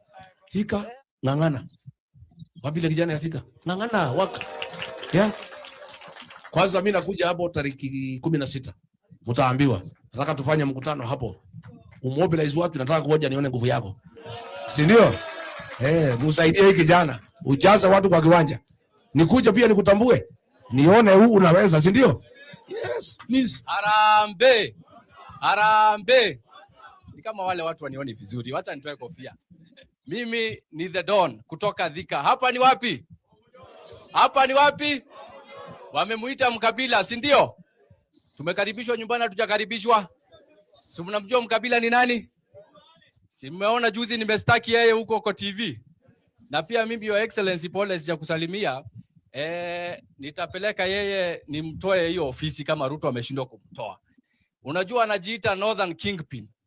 Mahali anatoka Balambala, there is no tarmac road hata moja. Huo ni Kingpin. Mahali anatoka Balambala, huko hospitali hakuna hata level 4. Huyo ni Kingpin. Watu wa Garissa mko hapa. Mnakubaliana ama mkubaliani? Yeye anasema kazi yake mandege zitakuja zigongane na mali ametuibia. Harambee. Nikisema Ruto aende, mnasema one time. Ruto must go. Mzee Yasha. Mzee Yasha. Your Excellency, huko Thika hatuna maneno. Huko Thika mimi ni 7-star general nikiwa jeshi wako wa kulinda usalama ya anga, ya maji na pia kwa ardhi. Na kukaribisha huko Thika, na watu wa Thika tunasema DCP ndio chama inakula, na pia wale wengine unajua na maanisha nini, tutaongea hiyo huko nyuma. Asante sana, Mwenyezi Mungu awabariki. Nilikuwa nafikiri atakoroga kidogo, lakini kuna mzee mmoja hapo ambaye ameniambia ataongea hiyo lugha kabisa. So, Njiru, you see, this is what I'm trying to say, yeah? Where we are heading in, this coming 2027 is not going to be a normal election. This is going to be something that is so conflicted in a certain way that even some of the big wigs that you really have been talking about, or we have been talking about, might even surprise people and take a back seat. And it's something, that's why I've kind of stayed away from kind of politicking too much, because sometimes when I speak to people, I feel this thing that some of them are really, really not really interested. They just want to back up, just let it happen. And this happened, this was instigated by the Gen Z thing that happened, that they started realizing that, something is happening here, that people have really moved to a whole different kind of thing. Hence, everywhere you go. By the way, did you see Njiru actually kuchekesha? Did you see the ODM meeting, was it yesterday or the day before yesterday, where watu wa ODM walienda wakapewa pesa na wakaanza kutoka, and the MC was like, wewe, mnaenda wapi, mkutano haijaisha? And some people are saying that yule governor wa Kilifi. Wewe kijana kona trouser ya red. Wewe kijana kona trouser ya red hapo wewe. Unapeleka watu wapi? Mabango ya red wewe. Unapeleka watu wapi? Watu wengine wakaanza kusema tunapeleka kuweka pay bill. Wewe nataiyo secretary general anaongea. Yeah, the dynamics have changed, Baba. I'm telling you, like this, kuna watu wenye washa realize that they've had a good political career, and the time has come to throw in the towel. But they're not ready to do it right now, so that they don't give a target somewhere. I'm going to tell you, most of these big political names that you know, coming next election, you will see them, but they will not like looking for for a political seat, but they will be supporting someone. I'm not saying who, but they will be supporting something. And when it comes to advisors, those are the people who are going to be advisors. They're going to retire to advice of the new crop that is coming. I can almost tell you that wale watu tunajua kuna majina zingine zitasaulika here coming soon. So people like Ina Kalonzo might not even vie for anything, but they'll be behind there. The Urus may not even show their might, but they'll be behind there.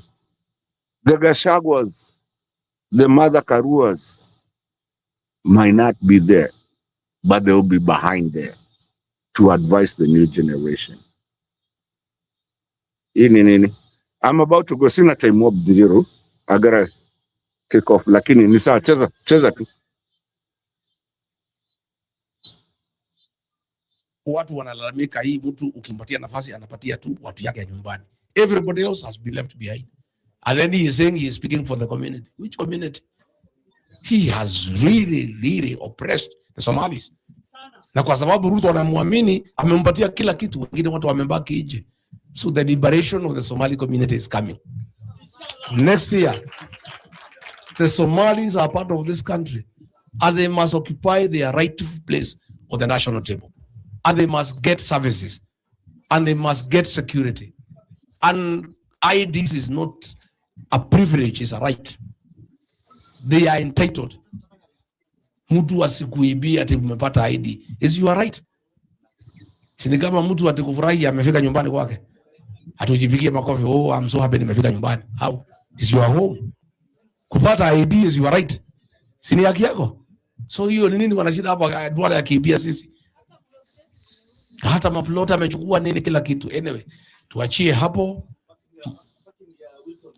Ya kila kitu anachukua Wilson nini, hata hii mambo ya Mera ameingilia, ile charges yote iko pale, yeye ndiye anachukua. Kwanza Wameru anatafuta yeye. Anatafutwa na Wameru. Najua Wameru najua si kama wewe, Wameru ni kali sana. Wanamtafuta. Ako wanted anatafutwa na Wameru. Vile amefinya hao kwa biashara ya Mera.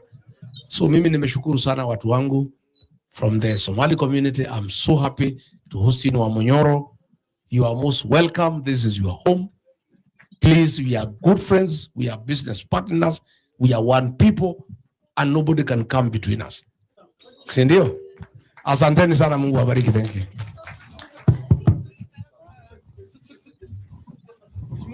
As a token of appreciation, because it's a matter of tradition. Yes. Tuko na nguo zetu za tradition.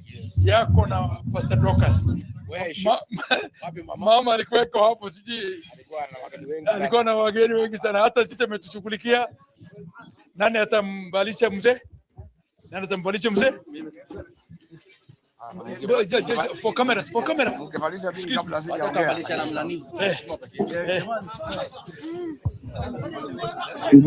Camera do ogolada.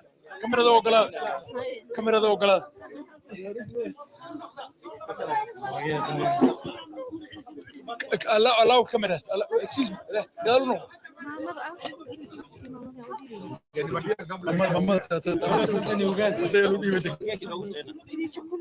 Wanda unamshinda Duale sasa hapo kabisa. Yaani ugas. So just come back. Come back for the cameras. For cameras, yes. Camera. Gedal tutur. Naona wapanta ndio pande juu. Dao ku dansa tawe. Ku dansa dawe. Kujeni. Subsubar ku dansa dai nadane. وهر وكادي تي اسمعنا وهر دوي It's a serious business. Unaona venye watu wako kazi wakivalisha kingpin. Mkenya mkora, are you seeing how those guys are serious? Yeah, I can see it, and that's the thing that I've been telling you. If you're a Christian thinking about starting a business, don't. Starting a business is a terrible idea. 95%. That's what I'm trying to tell you, Ziru, is that there's going to be... Your Excellency, I'm telling you, there's And Jiru, if you don't trust me, or if you don't believe me, let me tell you something. I wish you could see, if you can see the thing that happened in Western. And I know you know it very well. You know that the politicians are not the ones that give money; it's people who give money. You can see a change of the way politics are done in Kenya.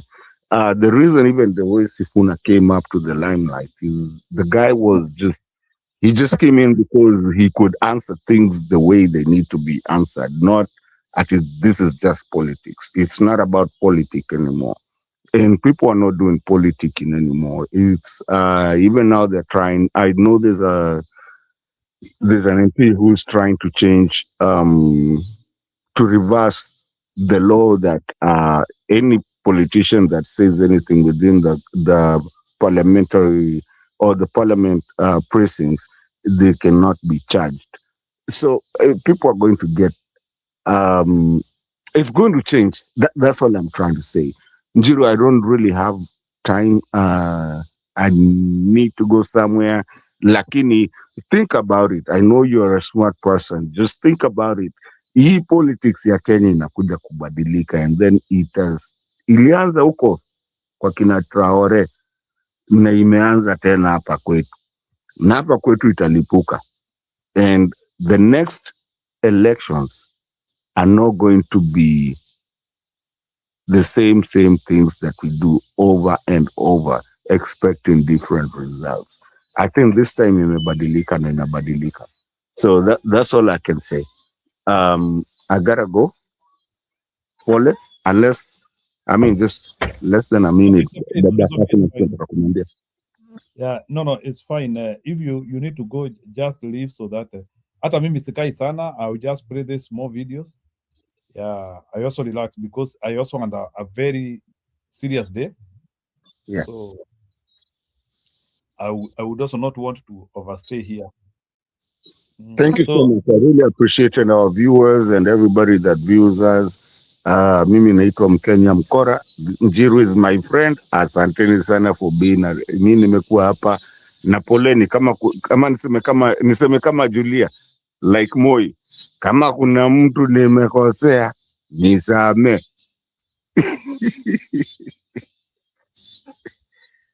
Njiru, thank you for always hosting us. Mimi acha nikanyage kubwa kidogo.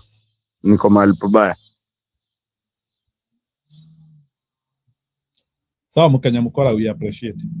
All right. Yeah, naona kuna mtu tena. No, Sarah tena sema ati nimekaria bibi coat. No, Sarah, I've just decided to stay here as I do the show to rest because I'm a bit tired, lakini I just decided, so usinione kwa vibaya, I just decided to nilihama nikatoka kwa meza nikakuja hapa because I was feeling some pain in the back, so nikasema acha tu nikuje tu nijiset hapa kidogo. So I felt a bit overstretched kwa kiti because unajua saa zingine you have been seated like for 9 hours, then you're in the house again, you sit for another like 3-4 hours, so unasikia hiyo kitu ni kama inakucompress. So that is the reason sasa nimekuja nikaketi hapa, so not for na once I finish I will just close because I also need to go and rest. So that is what is happening. So najaribu tu kujikonjorora kidogo. Yeah, Acacia nitawaambia leo hata sifungi screen. I will be here. Mumeona vibaya venye napotea chwa. Oh, Acacia nasikia vibaya. Njiro anapotea tu. Sawa, nimesikia. Yeah. Nimesikia, so I will end the show conventionally. Yeah, so I will not just go. So I would end the show conventionally. So okay.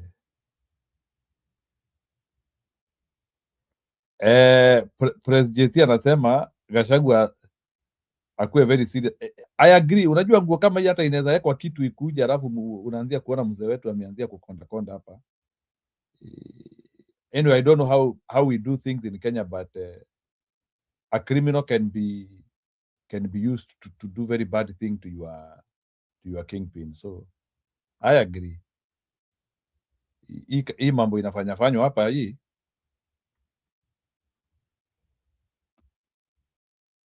I don't know. Unajua ni ile tu like Kenya tumezoea vitu tu kienyeji sana, but at this time where the country is not good now, hao watu wanatafutana. Gachagua has to be careful. Mimi hata kuna kitu ingine mimi hata naona inanisumbua. Hii hata historia ya kuongelea juu ya magari hii. I don't know why, but kuna kitu inaniambia watu wakuwe careful pia wakiongelea kwa magari. Me I see, let me not overspeak. Musiseme kitu ikitendeka ni mimi nilisema, but I see we are in a very, very bad situation where these politicians cannot be carelessly wako tu juu ya roof tu. I feel we need to be safe. In America, we have seen people doing harm to others when they are doing public speaking. So public speaking is very dangerous. But tunashukuru Mungu bado hatujafika hiyo level ya watu kuattack wengine in a podium, but it happened let me show you what happened. Let me show you what happened to Benazir Bhutto. Hiyo kesi hiyo una habari. Benazir Bhutto in 2007. Let me show you. Nataka tu kuonesha so how Benazir Bhutto was killed. How many of you know Benazir Bhutto? Assassinated. She was killed akiwa kwa campaign rally. Let me show you.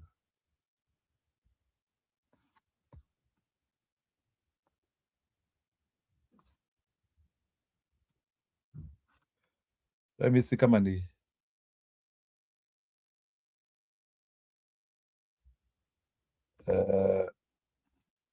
let me see kama watatuonesha footage.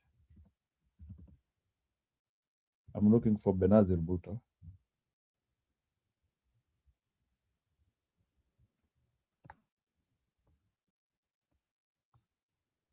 Na alikuwa juu ya gari, that's why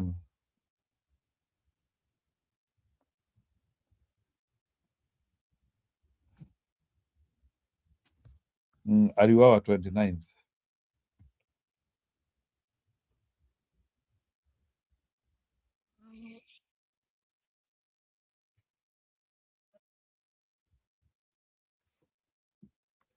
Let me show you the footage of Benazir Bhutto akuwa juu ya gari. Nitarudisha hii. I'm trying to say something.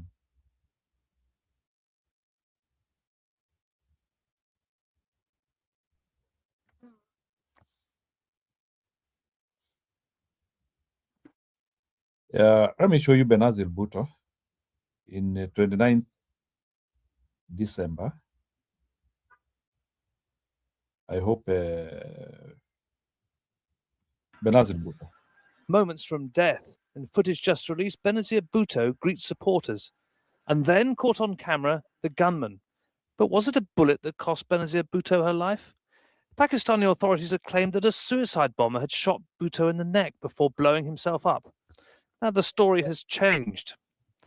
According to Interior Ministry spokesman Brigadier Javed Chima, no bullet entered Mrs. Bhutto's body. Instead, the force of the blast flung her head against the lever of the vehicle's sunroof, killing her. With that pressure of the shock wave, Mohtarma Benazir. With Hardee's original bag, bigger is better. Get full-size faves like our double cheeseburger. These are the latest pictures to have come out of Pakistan showing the moments just before Benazir Bhutto was killed in that attack. If we look very carefully, you'll see there's a moment which we are assuming is when the shots were fired. The camera starts to move away from Benazir Bhutto being the center of the frame. And then a few moments after that, you'll actually see the blast which takes over the rest of the screen. I think that moment is coming up just now, where you see the camera move away. There you go, and there's the blast there.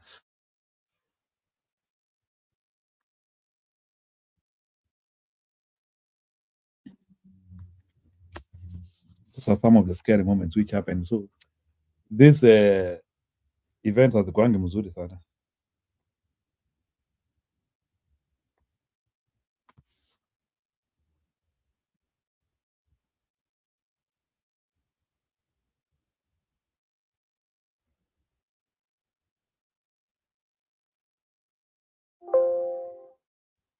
Milionea anasema yeye hawezi kuwa ambushed tu. Sasa ya Pakistan. Okay. Mary anataka ring. Unfortunately power imeisha kwa kompyuta yangu, lazima nirudi kwa kiti tena. Wacha nirudi kwa kiti because Sarah is not happy to see me in that baby coat. Wacha niketi hapa chini ili Sarah afurahi. Sarah is not happy. Sarah amerudi kwa kiti sasa, now you are happy. I know you want me this way. Sawa.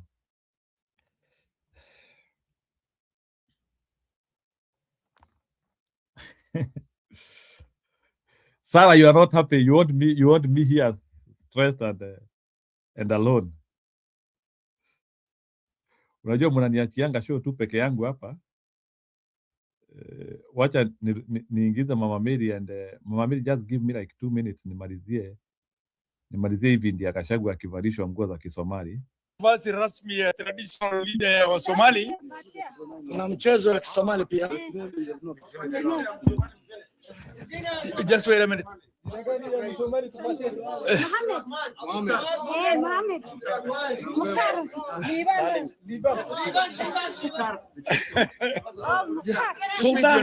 Sultan Gachagua.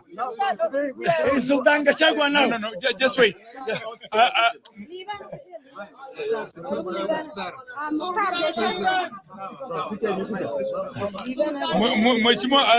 As you wear this, tutakuwa na traditional dancers who will officially initiate. Angalia bila bash. Ujali tutampata tu mama anachukulikia wengine. Let's go. Kindly tuache mheshimiwa hapa peke yake na watu wawili tafadhali. Kwa heshima.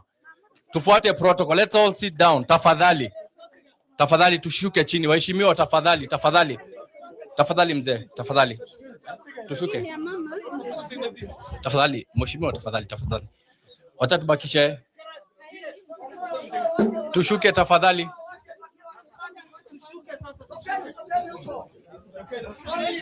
Avril.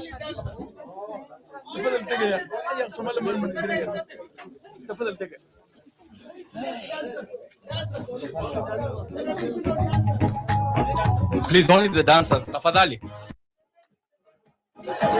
Sit down. Kachini, tafadhali.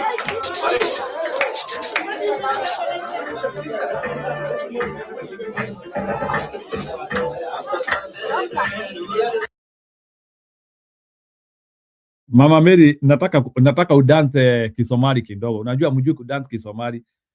Waluya wana dancing na mabega hivi. So, Wasomali wana dancing wakirudi chini. So, wala wajui. You know me, I was a Somali in my other life. Umesikia Mama Mary? Unajua unaweza kuwa mjui. So nataka muone vile Wasomali dance. So, Wasomali wana dancing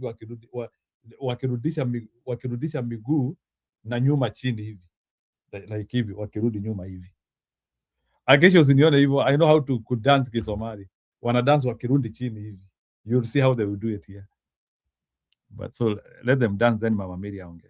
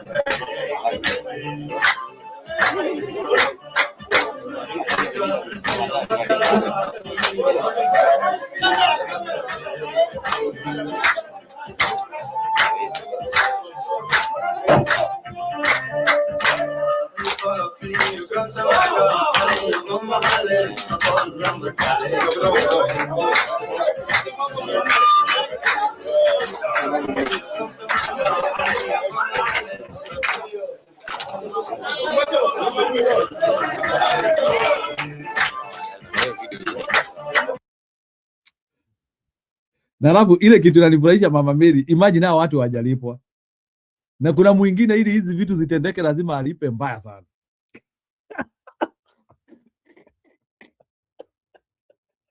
Mama Mary, sijui kama uko na habari. Kuna mwingine ili kitu kama hii ifanywe, lazima alipe. Kweli. Kumbe binadamu anaweza teswa bwana. Mama Mary, imagine hii vitu ijalipiwa. Na kuna mwingine akitaka wamama wafanya hivi, wanafanya mikono hivi. Itabidi magwade zianguke mbaya sana. Kanini yako? Rosa amekula? Amesema bado. Ya, wacha amalizie. Hii vitu.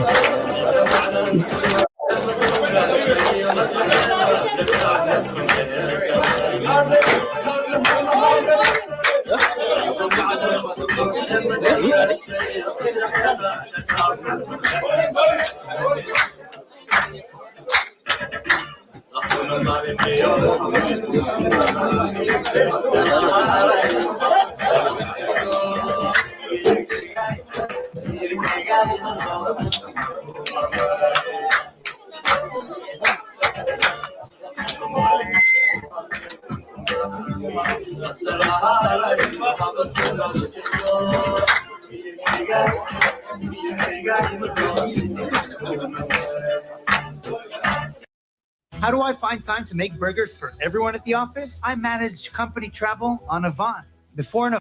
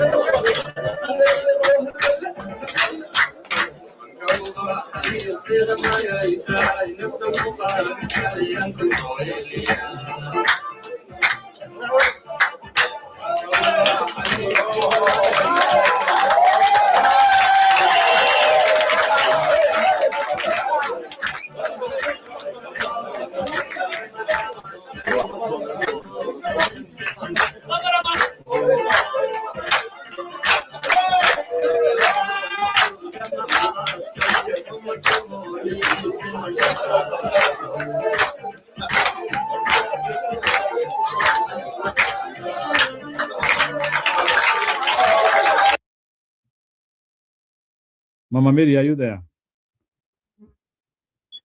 I'm here, Njiro. I can tell you Gachagua is a dangerous mobilizer. I think we underestimated Gachagua, but the amount of yani ile sijui kama Mama Mary umesikia ile kitu inasikika wanasemanga ile njiwe ilikataliwa na wajenzi ndio ilitumika kutengeneza ile kikingia maana sana. Like wakati Duale anaona Wasomali wenzake, although I don't know if he is a true Somali anyway, wakati Duale anaona Wasomali wakifanya hivi na Gachagua, what do you think is happening to him? Anasikia aje? Immediately after ameitana mafisi, niliona harusi jana, there was a harusi ya Msomali na there was a Msomali called Mbogua, and no, there is a Mukikuyu called Mbogua, a guy, and a lady called Halima, a Somali, walioana jana somewhere in Isri. Then a random meeting ya Gachagua na Wasomali, and like now when you are seeing like as Somalis are interacting with Gachagua, there's no like hata kuonekana kukuwa na tension, unaona tu ni Wakenya tu wana interact, and unaanza kujiuliza, is Duale understanding how Kenya is? Go ahead, Mama Mary. You know, Njiro, first of all, how are you? Fine, thank you, Mama Mary. Yes, na watu wetu pahali popote mko, Wakenya wetu, na wapenda, na wasalimia sana. Okay, this is what I want to say. You see, you have your own house, Njiro, and I have my own house. Usifikiri vile unatembeza hiyo mambo ya campaign ati utafanyia watu ama utafanya watu kama watoto wako. We are not your children. We have our own homes, we have our own family, we have our own fashion, and we have our own beliefs. Usifikiri ati kwa sababu wewe ni Mkikuyu ama kwa sababu wewe ni Msomali utakuja kutuletea mambo ya ujinga na tukimbizane nayo ati kwa sababu things have changed. In fact, what I know now, Kenyans have really shifted from being controlled by any politician kwa sababu ya vile yeye anasikia ati anaweza fanya ama anaweza ongea. It is impossible now. Kwa hivyo Ndwale pahali yako anapoita watu mafisi, kuna Msomali mwingine ako na heshima. Ako na heshima ya utu na ako na heshima ya binadamu. Na hiyo mambo yote inaambatana na vile wewe umejiweka. So what am I saying? Ndwale asifikiri ati watu wataanza kusema ati mtu wetu. In fact, imagine this thing has changed. Hata ukiona watu wana shift wanaenda kwa mtu wao, hawaendi kwake ati kwa sababu ni mtu wao. Mtu yeyote ambaye atakuwa pandi atagani, aongee sense, afanye mambo muhimu, aonyeshe watu njia ndio hii, asikilize maslahi ya watu, we will follow that. We are not about Sifuna, we are not about Gachagua, we are not about Ruto. We are looking for the sense. Sasa si ile maandamano ile ati tunafuata tu kama kondoo. We are not. We have changed our direction due to what we have seen all these many years, what politicians have been doing to us. Na mtoto saidi anakuwa, ile mambo yote anaona unafanya, usifikiri ati kwa sababu huyo ni mtoto, haelewi. One day you'll be asked a question, utashindwa na kujibu, kwa sababu hiyo itakuwa swali ngumu sana. Because you thought you are more smarter than that child. But that child, remember, he or she is growing. Na anakuwa kwa mwenendo ya ile mambo anaona ukifanya. Na kwa hivyo siku ile atakuuliza, baba, uliiba mbuzi ya mtu mwingine na ukaleta hapa nyumbani, ukachinja tukakula. You'll be shocked. Because that is something ulikuwa unafikiria ati mtoto hajaelewa, hata hawezi akajua. But labda aliona na hiyo ikasink kwa akili zake. Na usibahatishe, watoto ni tofauti vile wanakuwa. Watoto ni tofauti kwa akili.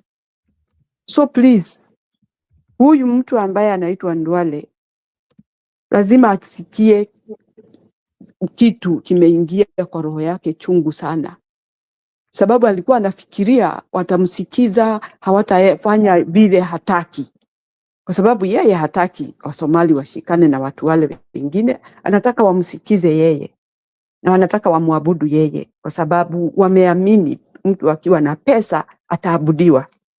But that is not the case, kwa sababu mimi ninalala njaa ukiwa na hizo pesa. Mtoto wangu anakosa kwenda shule ukiwa na hizo pesa. Mama yangu anakosa kutibiwa ukiwa na hizo pesa. What does it help me? Wewe ndio unajua hali yako, wewe ndio unajua vile utafanya maisha yako, na kwa hivyo mtu asije kucontrol ati kukuambia this is what we are going to do, which is not right. Sababu ni mambo gani Ndwale amefanya mazuri? Ni nini nzuri tunaweza ona ati Ndwale tunaweza mfuata kwa sababu amefanya hii na hii na ile ya kusaidia mwananchi? Hakuna. Ruto the same. All these mabwenyenye ambao wanakuja kupiga kelele, and I don't know why they are running. If they have been doing good, kwa nini wanakimbia? Kwa nini wanakuja kututafuta? If you have been doing good, stay home. Unajua, kama ulikuwa unatenda mambo mazuri kwa watu, huwezi kuwa unatusi watu hata wa aina gani. Huwezi kuwa unaenda kuambia watu unajua nimefanya hivi. Sisi ni watu, tunaelewa. Tunajua nani amefanya hii na nani hajafanya hii. Kwa hivyo hakuna kitu mtu atakuja kutuambia ati sasa mimi nimewafanyia hii. Hukufanya hivyo ati ndio utununue, ulikuwa unafanya hivyo kwa sababu ni kanuni ile inatakikana ifanyike. But you just come and start telling us nilifanya hii. What did you do? We are not interested. If we really honor you and we know you, that is something that really will matter to us. Na hatutakutupa, tutaongea na wewe na tutakusikiza. Lakini saa ile unakuja kutuambia hii na ile, ati kama kutuonyesha we don't understand. Sisi ni wajinga. Wewe ndio unakuja kutuambia. We know what you have done. Na utosheke na ile umefanya, uongoje majibu. You cannot force us to kujibu right now. Ati tukwambie wewe ni mzuri, hatutakutupa, tutakufuata. We can't. We know what evil things you have been doing. Na hizo hatutafuata na hatutakupa wakati, utupotezee wakati wa kuwa na mtu mzuri ambaye anaweza kutusikiza. So those are things that I would say. Na ninaambia Wakenya wetu, hakuna mtu ambaye atakuja kuturidhisha ati kutuambia alitufanyia hii. Kama amefanya. Kama hajafanya, amechelewa. Hold on, Njiru.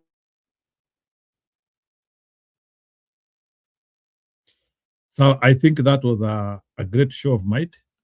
Yeah, and I'm double sure when Ruto sees the mobilization gymnastics by Gachagua, I know he is worried.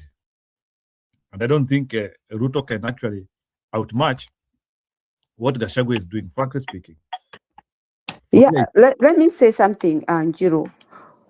Unajua, tulikuwa tumeona Gachagua amefanya makosa ya aina fulani ambayo tulikuwa naona yeye ametupeleka pahali, because right now people are realizing that Gachagua took us somewhere that we were not interested, pahali tunaumia, mambo ni mabaya, sijui nini. Gachagua ameredeem himself by coming back to wananchi na kuambia, mnajua nini, mimi nilifanya makosa na munisamehe. There's nothing bad kufanya mambo ambayo ni ya kujiredeem, kuonyesha watu kwamba umeelewa na unawasihi wa kusamehe kwa sababu wewe umefanya kile ambacho hakiwa kuaridhisha na kimeweka watu kwa shida. Lakini kuna siku moja Ruto ashawahi kufanya hiyo. Kuna wakati hata moja Ruto ashasema ati poleni sana, ninajua nimefanya makosa. He has not. Yeye ni kichwa ngumu, yeye ni mtu anasikia ati yale anafanya, nitafanya na nitaendelea kufanya. So there are two different people. There are people who realize that I have done wrong and I want to redeem myself. There are somebody who stand firm, I don't care. Very ignorant and ruthless. And that is what we have right now in Kenya. We have got two different groups. Ya watu ambao hawana haja na sisi, na kuna watu wanajali masilahi ya watu na kutubu zile dhambi wametenda. Otherwise, those are the few remarks I wanted to make, Njiru, and thank you for the opportunity. Nilikuwa nawasikiza, niko na kazi kidogo hapa, wacha niendelee.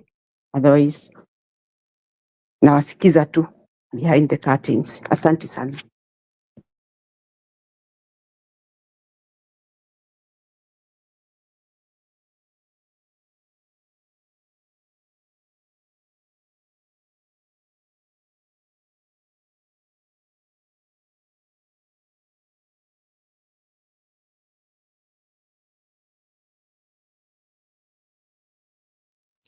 Okay, sawa Mama Mary. So let me put something. Tuendelee. Lakini Gachagua amefanya mobilization mingi, so there is something I want to put. Pia he welcomed the governor today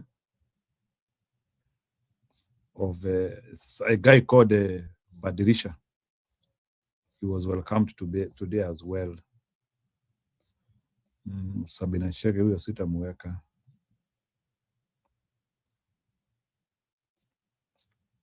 Okay. I think I and Simba Arati.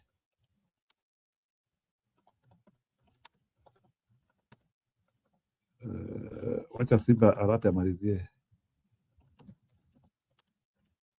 akiambia Kindiki join ODM because that one was very telling. I was having the video here. Wacha imalizie because unajua Kiprira alikuwa ameniambia niwachana nayo, so we can have it now. Let me see what people are saying. RG is very unpredictable and he plans against the grain of WSR all the time, and God makes his plan successful.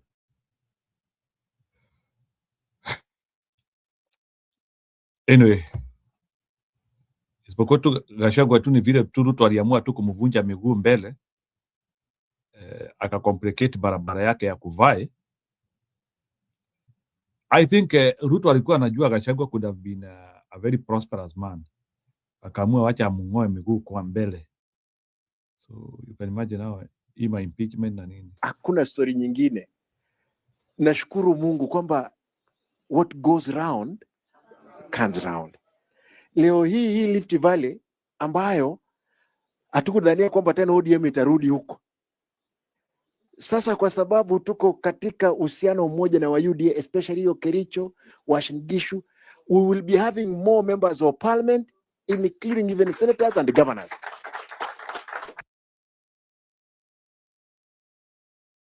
Kama mmesikia hiyo delusion, ati jamaa anasema ati, na unajua ndio nilikuwa nikitaka Kiprira asikie video but he couldn't allow me. You can hear ati Simbarati ati anasema ati huko Kericho huko kote na kina Uasin Gishu ati ODM itapata MPs. Wow. Every human being has his own bubble anyway. Kwa hivyo msiwe na wasiwasi. Imagine being able to build an app with your name on it, just by thinking about it. Meet Base 44.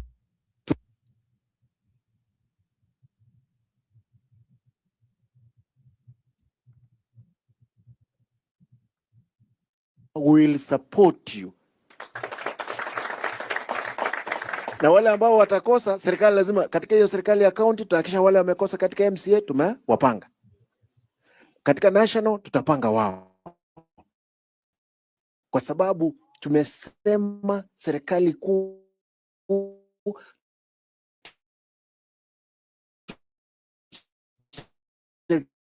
kwa nusu bila nini? Nusu. Tukue 60, UDA kwe 40.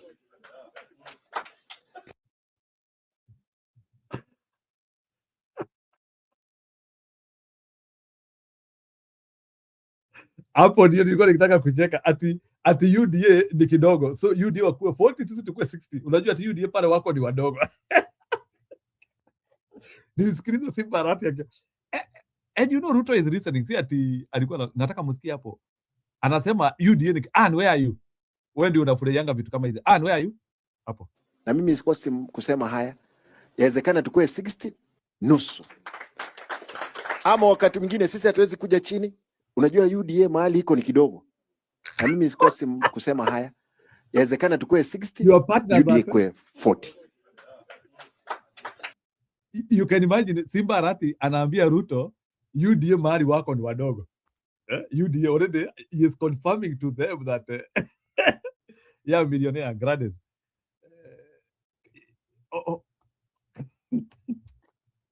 Let me not say anything. Hiyo statement iko na uzito. Unasikia wenye ODM wanajidai UDA ni kidogo. Sasa sisi ndio wenyewe. Sisi ndio wenyewe. Lakini kwa fair tumeambia ni 50-50. Na sisi president tunaanzia rais na udeputy. Kama ni Ruto anaenda urais, udeputy ni yetu. Kama na tusikizane. Sasa unasikia sasa hapo? Vile majamaa anajidai na Kindiki yako kwa ile kona nyingine. Kama rais udeputy ni yetu. Anyway, something do not wacha tu aongee. I will not say anything. Acacia, I cannot say anything. Vitu zingine tu, it's good to allow the man to talk. Joe yuko hapa, nimesikia Uparanya yuko, Wanga yuko, hata party leader ataweza simama kama deputy party leader. Kwa hivyo tutajipanga sisi, lazima unless Mheshimiwa Ruto aamue asiwe candidate wa UDA akwe wa ODM, ndio tutaweza waachia udeputy. Ama Kindiki aamue awachane na mambo ya UDA. Umesikia story ati Ruto akiyama, ati Ruto aame akuja ODM ndio anaweza achana na deputy.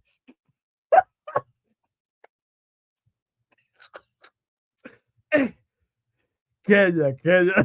Unajua saa zingine naonanga wanaume wakiongea, nauliza hapa siwezi wekelea bangi is a bit holy to make somebody speak. Huyu jamaa is at the influence of what? This is not bangi, something else. Pia ingie ODM ndio tutaweza achia yeye udeputy. Like lazima unless Mheshimiwa Ruto aamue asiwe candidate wa UDA akwe wa ODM, ndio tutaweza waachia udeputy. Ama Kindiki aamue awachane na mambo ya UDA ingie ODM, ndio tutaweza achia yeye udeputy. Lakini as long as wote ni UDA, mmoja lazima atabaki, mwingine tunaenda naye. Najua naongea kama nani? Kama deputy party leader wa chama cha ODM. Iko hivyo. Waziri wa ndani. Hii mambo ya mafuta ya Turkana. Wewe where is Budi bana? Budi, you need to come and defend your brother, man. Nilifikiria na Wakisi wanatoa all the shape and sizes. Wakisi wenzangu. Wakisi my brothers. Wakisi wachenzi na hii maisha. Wakisi bana. Wakisi Kongole bana. Wakisi munatoa. Wakisi man. Nyomba. Wakisi. Hii story lazima tu ni Mukisi angeongea.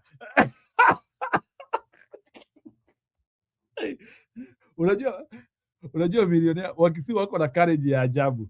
Hii story lazima tu ni Mukisi angeongea hii story.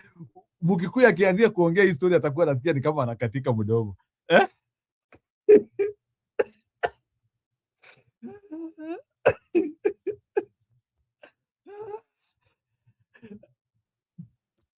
Jamaa yako tu akiweka sura ya kazi hapo. Najua sasa huyu Arati ameenda kaambia ngojeni mimi hiyo ndio nitasema.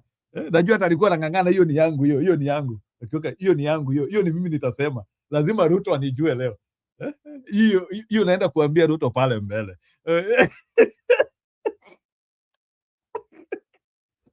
Hii sio sisi tunaambiwa. Ni Ruto anaambiwa hii story. Endelea. Unajua kulikuwa na shida na hao watu wa Taro, sijui ni Taro. Hakuna vile gari ya kubeba mafuta kutoka Turkana ilikuwa iwekwe a heating system itoe mafuta Turkana ipeleke mpaka Mombasa. When we have a pipeline. Hi American parents, I am offering a free class of my best-selling math program. Here your child will master. Ambayo inawekwa hiyo chumvi ama ni chumvi inateremsha hiyo mafuta. Naomba tafadhali waziri, hiyo ukora ya matransporters, let us save these poor people in Turkana and the country. Hiyo mjadala tulikuwa nayo bunge last time. I hope hao mikora tena wajapita. Unajua wao wako tayari kutoa hongo na kila kitu.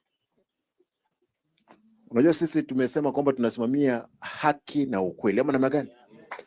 For you candidates, I want to assure you, we will have free, fair, transparent nominations. Kwa sababu Ariko anakaa katika NEC, msiwe na wasiwasi atachukua certificate. Unajua Nabuini anadhania huyu jamaa kwa sababu yuko kwa NEC atazatoroka na certificate. Hapana.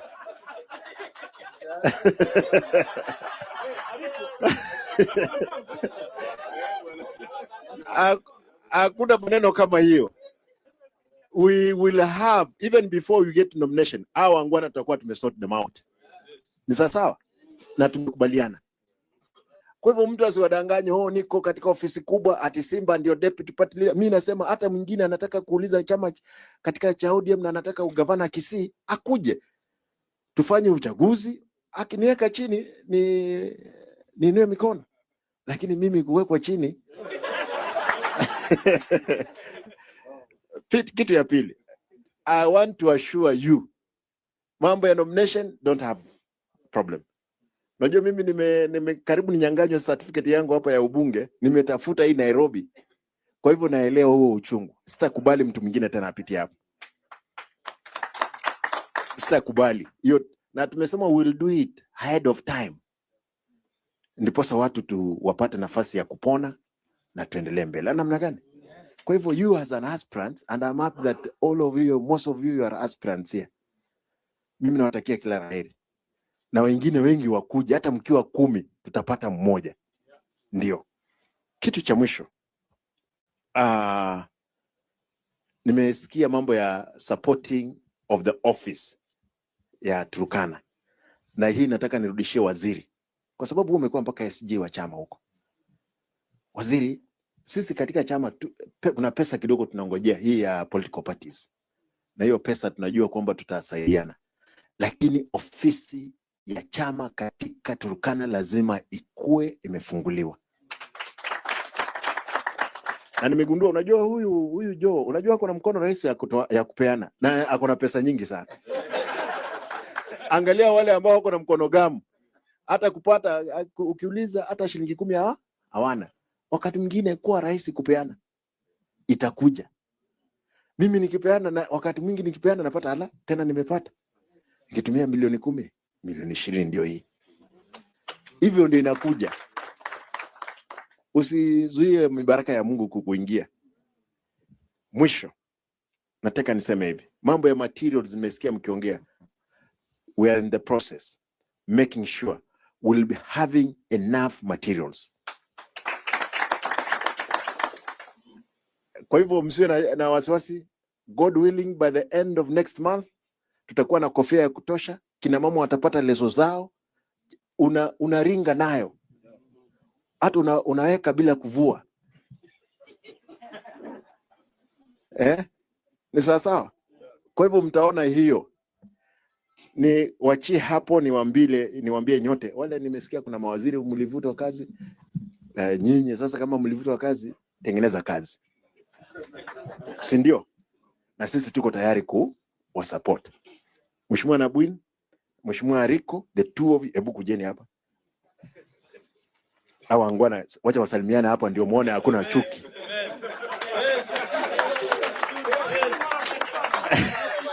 Hawa angwana kwanza wako na urafiki wa karibu sana. We will have our government for Turkana from here. Sawa ndugu. Asante. Karibu. Kwa hayo mengi nikubalie kwamba nimuite party leader atusalimie dakika moja.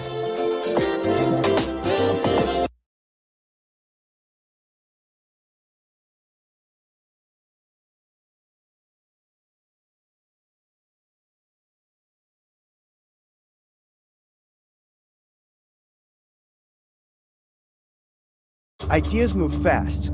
Then reality hits. That's why I use Canva.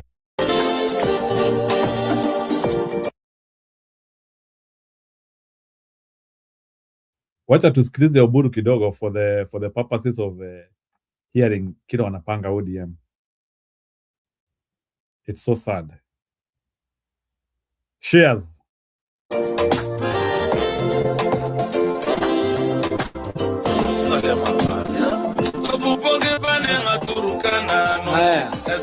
Haya. Yeah,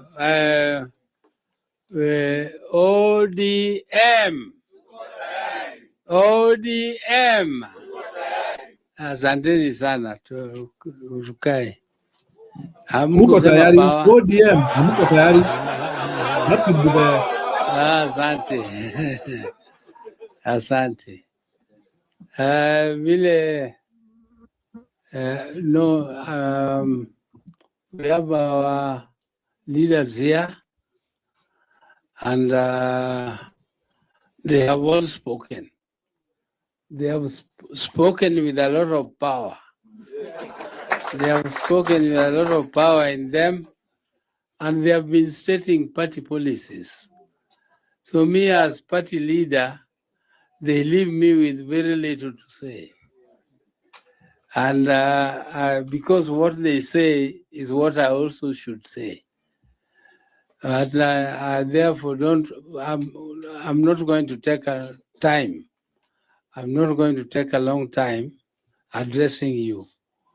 But when I came to Turkana, I believed that surely Turkana is ODM. Because I arrived in Turkana in the morning, tulikuwa tunaenda kwa public participation ya mafuta. Na tulienda hapo karibu within Lodwar. Lakini tuliporudi kwa hoteli usiku, ilikuwa usiku, wale supporters wa ODM waliposikia mimi nimekuja Turkana, waliningojea kwa hoteli yangu mpaka usiku. Wale watu wote tulikuja na hawa huko wauda walishtuka. They were actually shaken. They were surprised.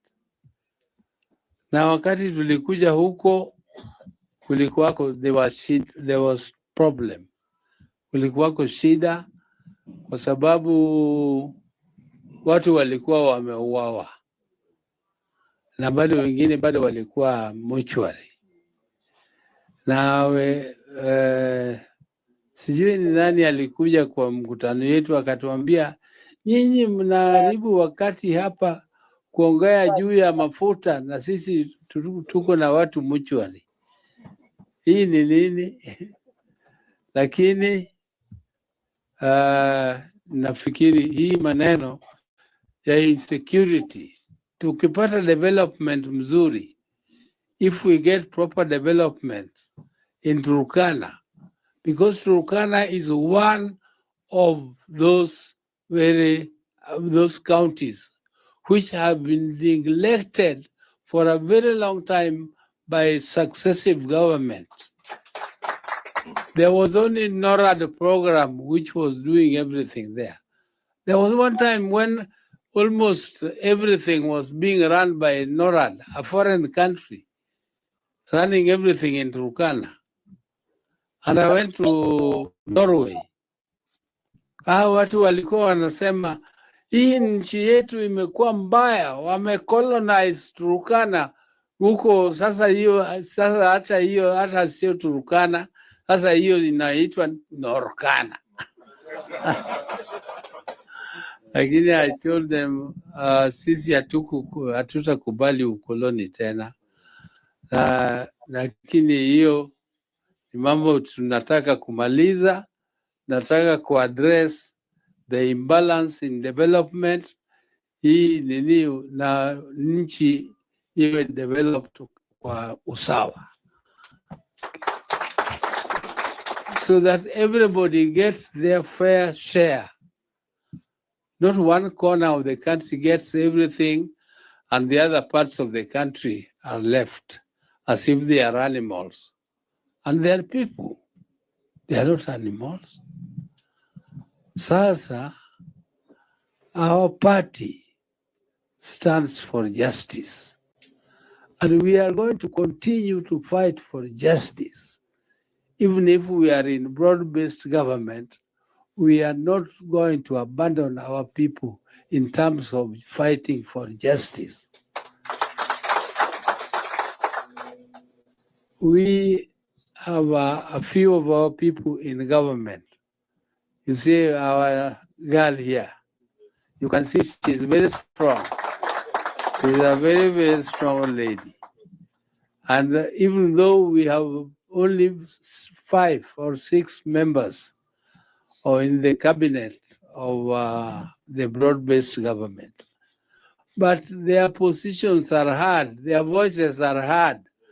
We gave them people whom we call experts, people who are giving them, making it different from what they have. You can see by Nini, Madam here, is working so hard. Opio Wandai is working so hard. Wandai has sneaked.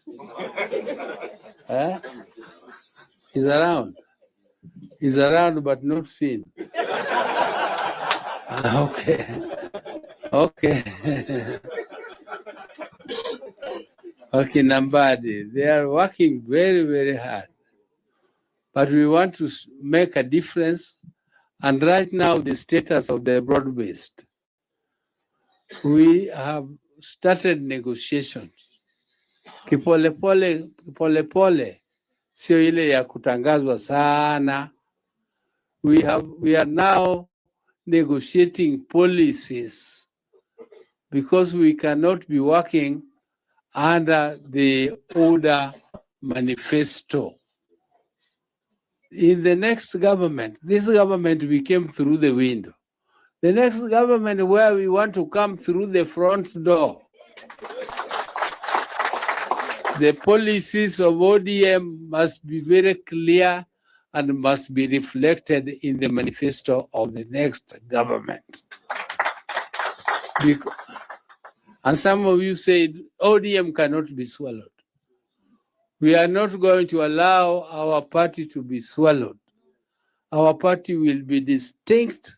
We shall continue to be one as ODM, and we shall come out of this affair much stronger than what we were. When Moi thought he had swallowed us and we killed our party, and we killed our party, NDP, we came out much stronger in LDP. And therefore, we cannot be swallowed. If anybody is thinking of that, that person is daydreaming. And I want you people in Turkana to know that when we are going to negotiate now on a political platform, we are going to negotiate something called zoning. But that zoning, we are going to insist that Turkana is an ODM zone. That is an agenda we are going to put on the table for very strongly. Na sasa nyinyi mmekuja kutuona, we are very grateful because when I came there, I did not come for party affairs. The other time we came to Turkana, we came for Senate Mashinani, and we did not meet aspirants. I am so inspired that these are just a few of the aspirants wanting to contest in Turkana.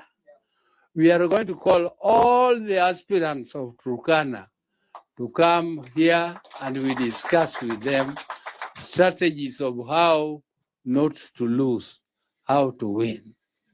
It is not just resources, it is also strategy. Resources, you can throw money at people and you throw it at people and you don't win. Wao wananchi watakula, watasema nini chakula kwa huyu lakini kura kwa huyu. Yes, if you don't have proper strategy. So mimi nilisema sitasema mengi. Mine was to welcome you here. Asanteni sana kwa kukuja. Tutaendelea kufanya kazi pamoja. Asante.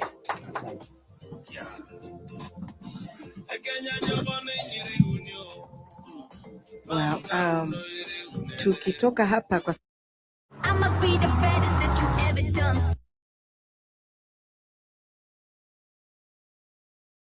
mwende mumsaidie, na si kumsaidia na mdomo ati kusema ni nyinyi ni wake kwa roho. You must go mshindani mumsaidie, si ndio? Finally tukunia ya huko Faith Getau wapi? Faith Getau, Kwenya, Mushira, George Gashagwa, hiyo tumekubaliana.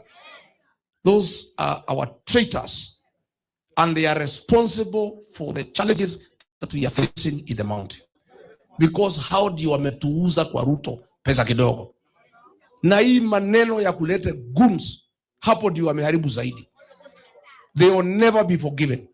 Hiyo damu walimwaga Olokalau itawafuata na watoto wao. How foolish are you?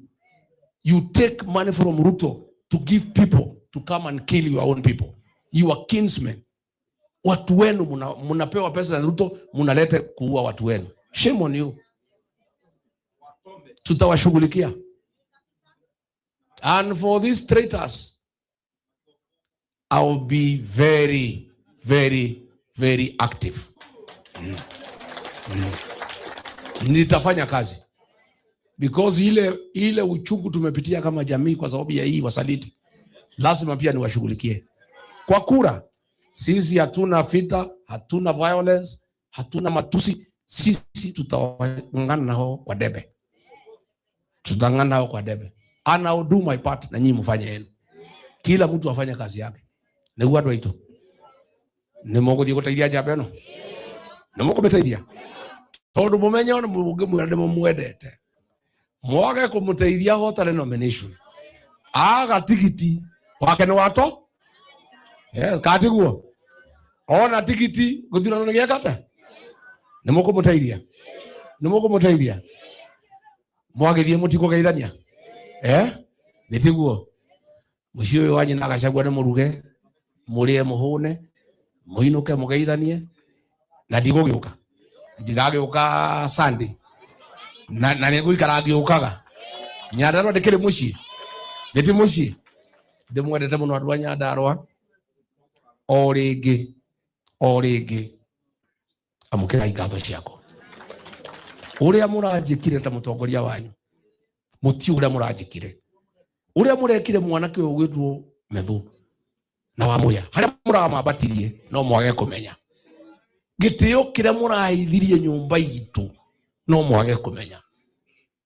History ya Mugikuyu kiandikwo for the next 50 years. Karaunire gweta wona Nyandarua.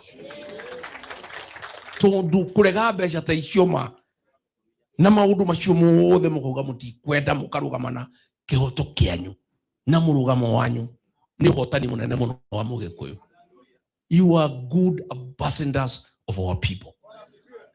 Leo ndiraigua nginya andu marauga ati ungienda gwaku kuge gitungati ugure muire tukarau kuge gathakame ga gitungati na ire tu akara ule ndiraigua marendio goro neguo ati nginya broti na migunda na ire kata ni iragia bei ni murekire wega muno na nitukenete.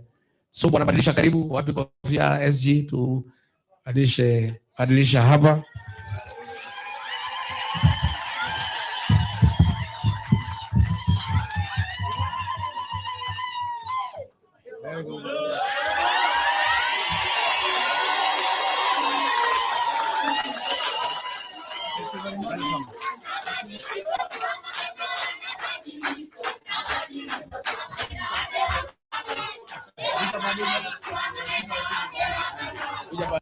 Tugati na ire tu akara ule ndiraigua marendio goro neguo ati nginya broti na migunda na ire kata ni iragia bei ni murekire wega muno na nitukenete. So bwana badilisha, karibu wapi kofia SG tu badilisha hapa.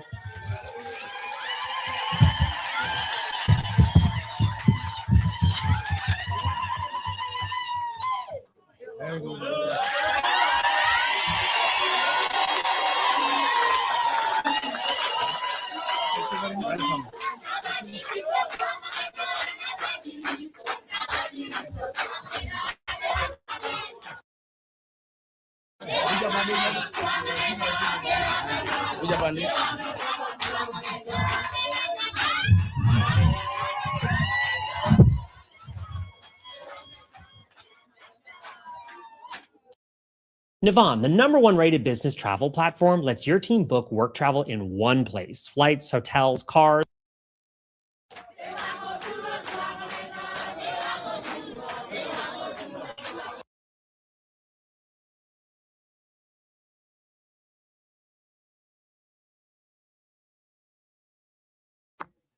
Why Badilisha event was so historic is because he is the first openly declared governor to support Wamonyoro.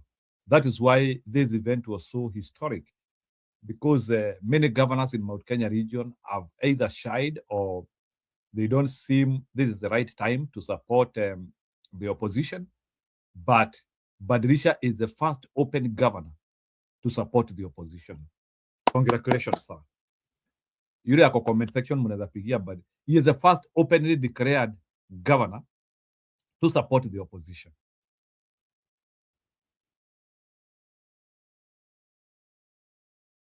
In Mount Kenya region, watu kama akina Orengo, they are supporting Linda Mwananchi, but pande yetu huyu ndiye the first elected to support the opposition.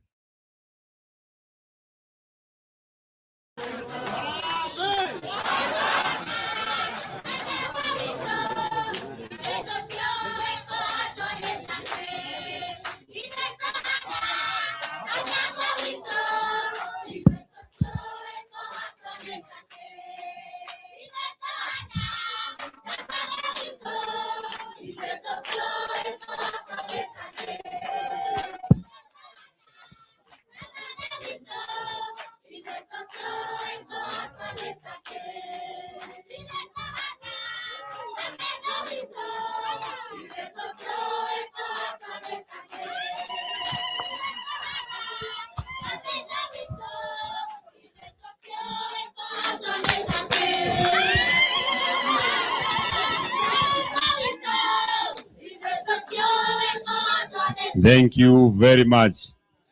Your Excellency Governor Badilisha, karibu sana DCP. Governor Harambe, very good. Yeah.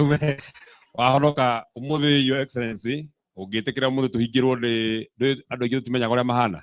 Tuhigirwo ni muthuri mwamure wa kanitha. Muthuri mwamure wa kanitha. Muthuri mwamure wa kanitha wa IC, Governor Kari Badilisha uko tuhigira na mahoya. Muthuri mwamure wa kanitha wa IC.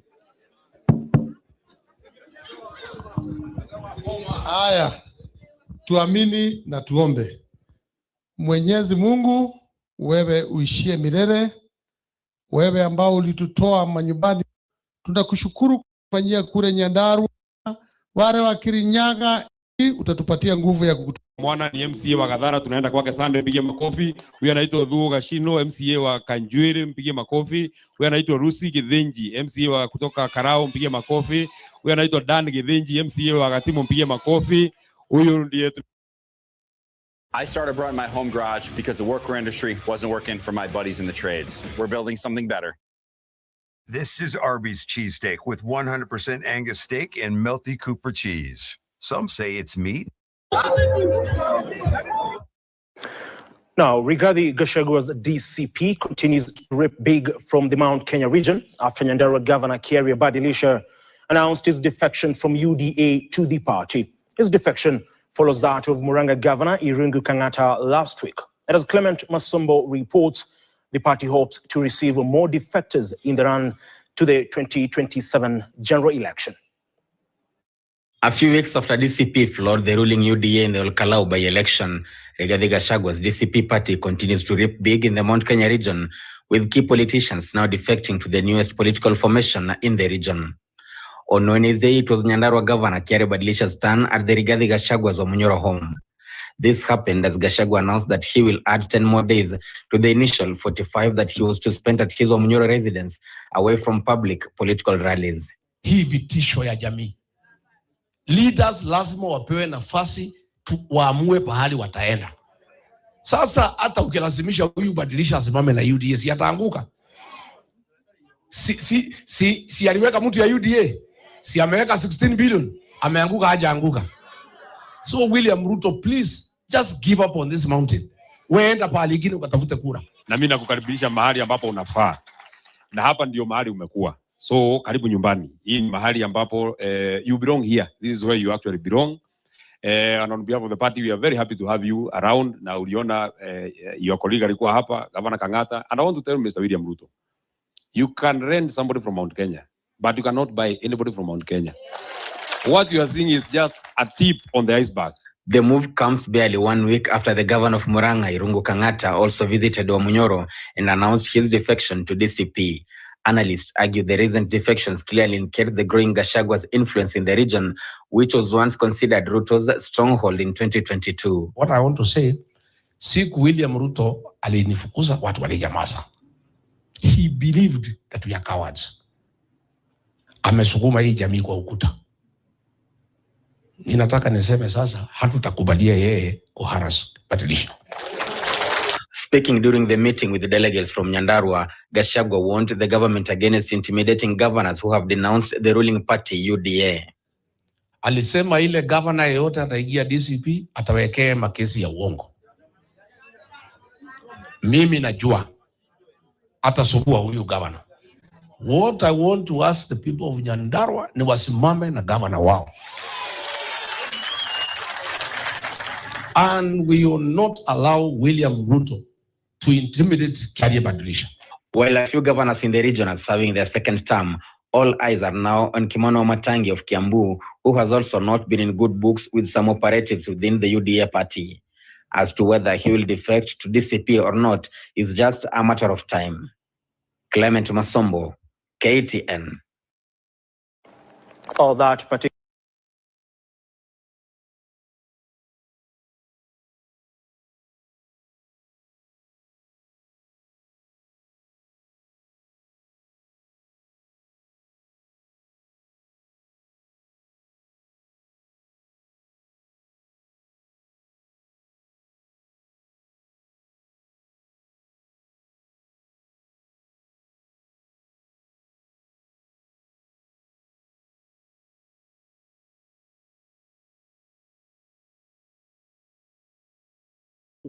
mnapenda uongo, mnapenda kuuza propaganda, lakini fununu zipo kwamba anakatwa mamlaka kila uchao.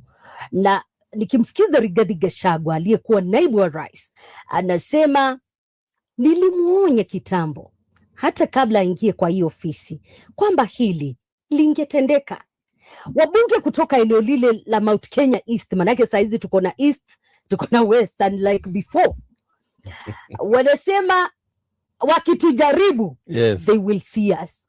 West inasema bring it on. Tumeona akina Waiguru propping up their bids kwamba wao wanaweza kuchukua, yes, hiyo nafasi. Tumeona wengine wakimwambia Kindiki, hata hakuna kitu umefanya. Nilimuona mbunge wa Ndia George Karibu akijaribu kumwambia hakuna kitu umefanya.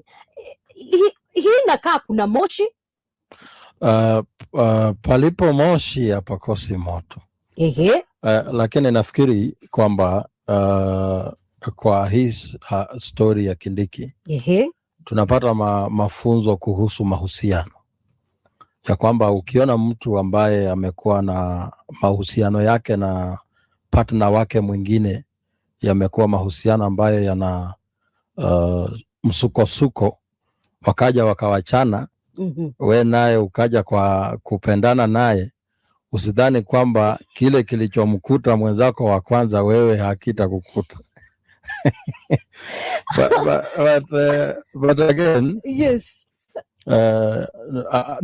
ndugu yangu Kindiki ni mtu ambaye ako na akili zake, na wakati wanasema kwamba mlima upasuke katikati, kwamba kukuwe na west na east, Kindiki anafahamu kwamba the mountain is more important to him ikiwa united than when it split into two, kwa sababu kuna wakati atahitaji huo mlima ukuwa umeshikana ili afanikishe maazimio yake, na anaelewa kwamba unapopasua huo mlima it's more disadvantageous to him than an advantage to him.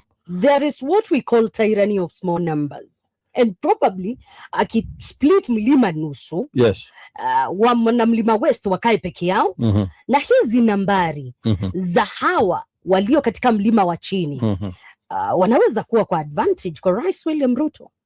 Advantage kivipi? Kwa sababu manake watapiga kura mahali ambapo kuna mtoto wao. You see, numbers are not important kama hazikusaidii kupata chenye unatafuta. Kwamba even if you get 1 million votes leo na haziwezi kuwa nyingi kuliko mpinzani wako, your numbers are useless. Yes. So kwa hii calculation yote ya numbers, unafaa uhakikishe kwamba zile numbers ambazo unazo zinakuwezesha kupita kura. So the small numbers, whether it's tyranny or what, if they are not enough to make you win, then you are wasting time. And Kindiki understands that the mountain is more important as one than when it is split into two. All right. Unajua uzuri tumeketi na mtaalamu wa namba. Wakati unasema the small numbers huenda zisiwe za maana, anakuangalia kismile. Umeona hayo yote kwa pamoja. FCPA kuhusiana na hilo swala la Kindiki limekuwa likizungumziwa kuanzia juzi hadi siku hii leo, bado linaendelea. Nimemwona akikanusha, nimeyaona kwenye magazeti, na nilikuwa nikifikiria Rais William Ruto huenda akaamua vinginevyo hapa mbeleni. Sikubaliani na Joakim ya kwamba Kindiki kimwa chake kimotoni. Kidogo naweza sema ya kwamba Kindiki vile tumekuwa na uchaguzi mdogo wa Olkalau, yale ambayo yametokea baadaye ni yale yalitarajiwa. Manake kama umekuwa na uchaguzi na kama chama cha UDA walikuwa wakijipiga kifua ya kwamba wangeshinda hiyo uchaguzi, ingawa wenye wangejipiga kifua ni watu wa chama ya Jubilee, lakini Kindiki mwenyewe aliongea na akasema yule naibu wa rais wa zamani atakiona. Sasa baada ya uchaguzi kufanyika vile ilikuwa, ni lazima pressure ifike kwake, na nadhani Rigiji amefanya kazi mzuri kama kinara wa DCP kuhakikisha ya kwamba ameongeza joto sana katika mlima. Lakini pia tukumbuke ya kwamba yule ambaye anakuwa naibu wa rais sio tu kuleta numbers. Numbers ni muhimu, lakini pia mnaweza fanya kazi kivipi? Shida kubwa ambayo ilikuwa kati ya Rigiji na Rais William Ruto ilikuwa ile utovu wa nidhamu kati yao. Mara rais anaenda kule anaongea, naibu anaongea kwingine. Kuna yale matamshi alikuwa akiongea kila mara ambaye haikuwa msaidia ama kusaidia serikali kuwa na mshikamano. Ambapo sasa hiyo ilikuwa ni madhara kubwa zaidi.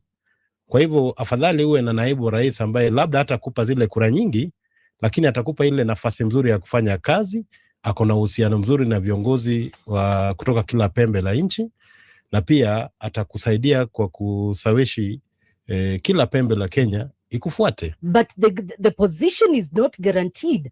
Maana tayari umeona Linda Ground inaongozwa na Oburu Oginga. On Monday they had a meeting yenye waliketi chairmans kutoka kule ODM, na wakasema it is DP for us, it's our bare minimum, whether utakubali ama amkubali, hapo ndio tuko. Na nikamsikia Simba Arati akisema kama Kindiki anataka kukua DP, vuka huko kwetu ODM, we will make you the deputy president. Nadhani Simbarati sio msemaji wa chama cha ila ni naibu kinara. Ni naibu kinara, lakini pia ODM yenyewe iko na shida zake.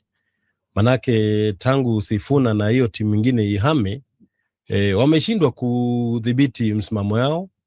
Kama chama safari tatu wamesema hawataki kiti cha naibu wa rais, baadaye wakabadilisha wanataka nusu serikali. Sasa pia wamerudi tena wanataka hicho kiti. Kwa hivyo ODM yenyewe iko na shida zake ambazo inafaa itatue. Tukikumbuka pale nyuma, ODM ilikuwa inalia ya kwamba UDA inaingia ngome yake sehemu kama Nyanza. UDA ikapunguza kasi. Baadaye wakawa sasa wameshindwa kudhibiti. Sasa inakuaje wewe mwanamke moleka na bwana ukaenda ukakaa kwake, hata umezaa watoto, baadaye ndio unaanza kuweka masharti ya kwamba wewe lazima ulete ng'ombe kiasi fulani huko kwetu, la sivyo nitahama. Hayo masharti ungeleta mapema.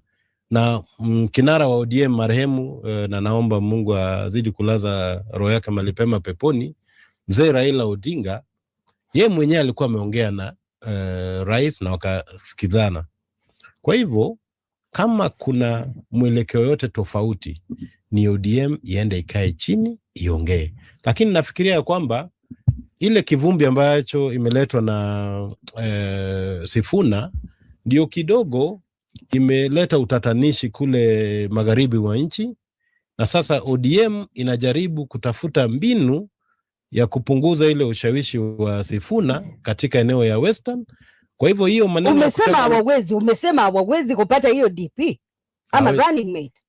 Chama cha UDA na serikali ya President William Ruto iko na naibu wa rais. Naona simu zenu zikiita, lakini sitazipokea kwa wakati huu.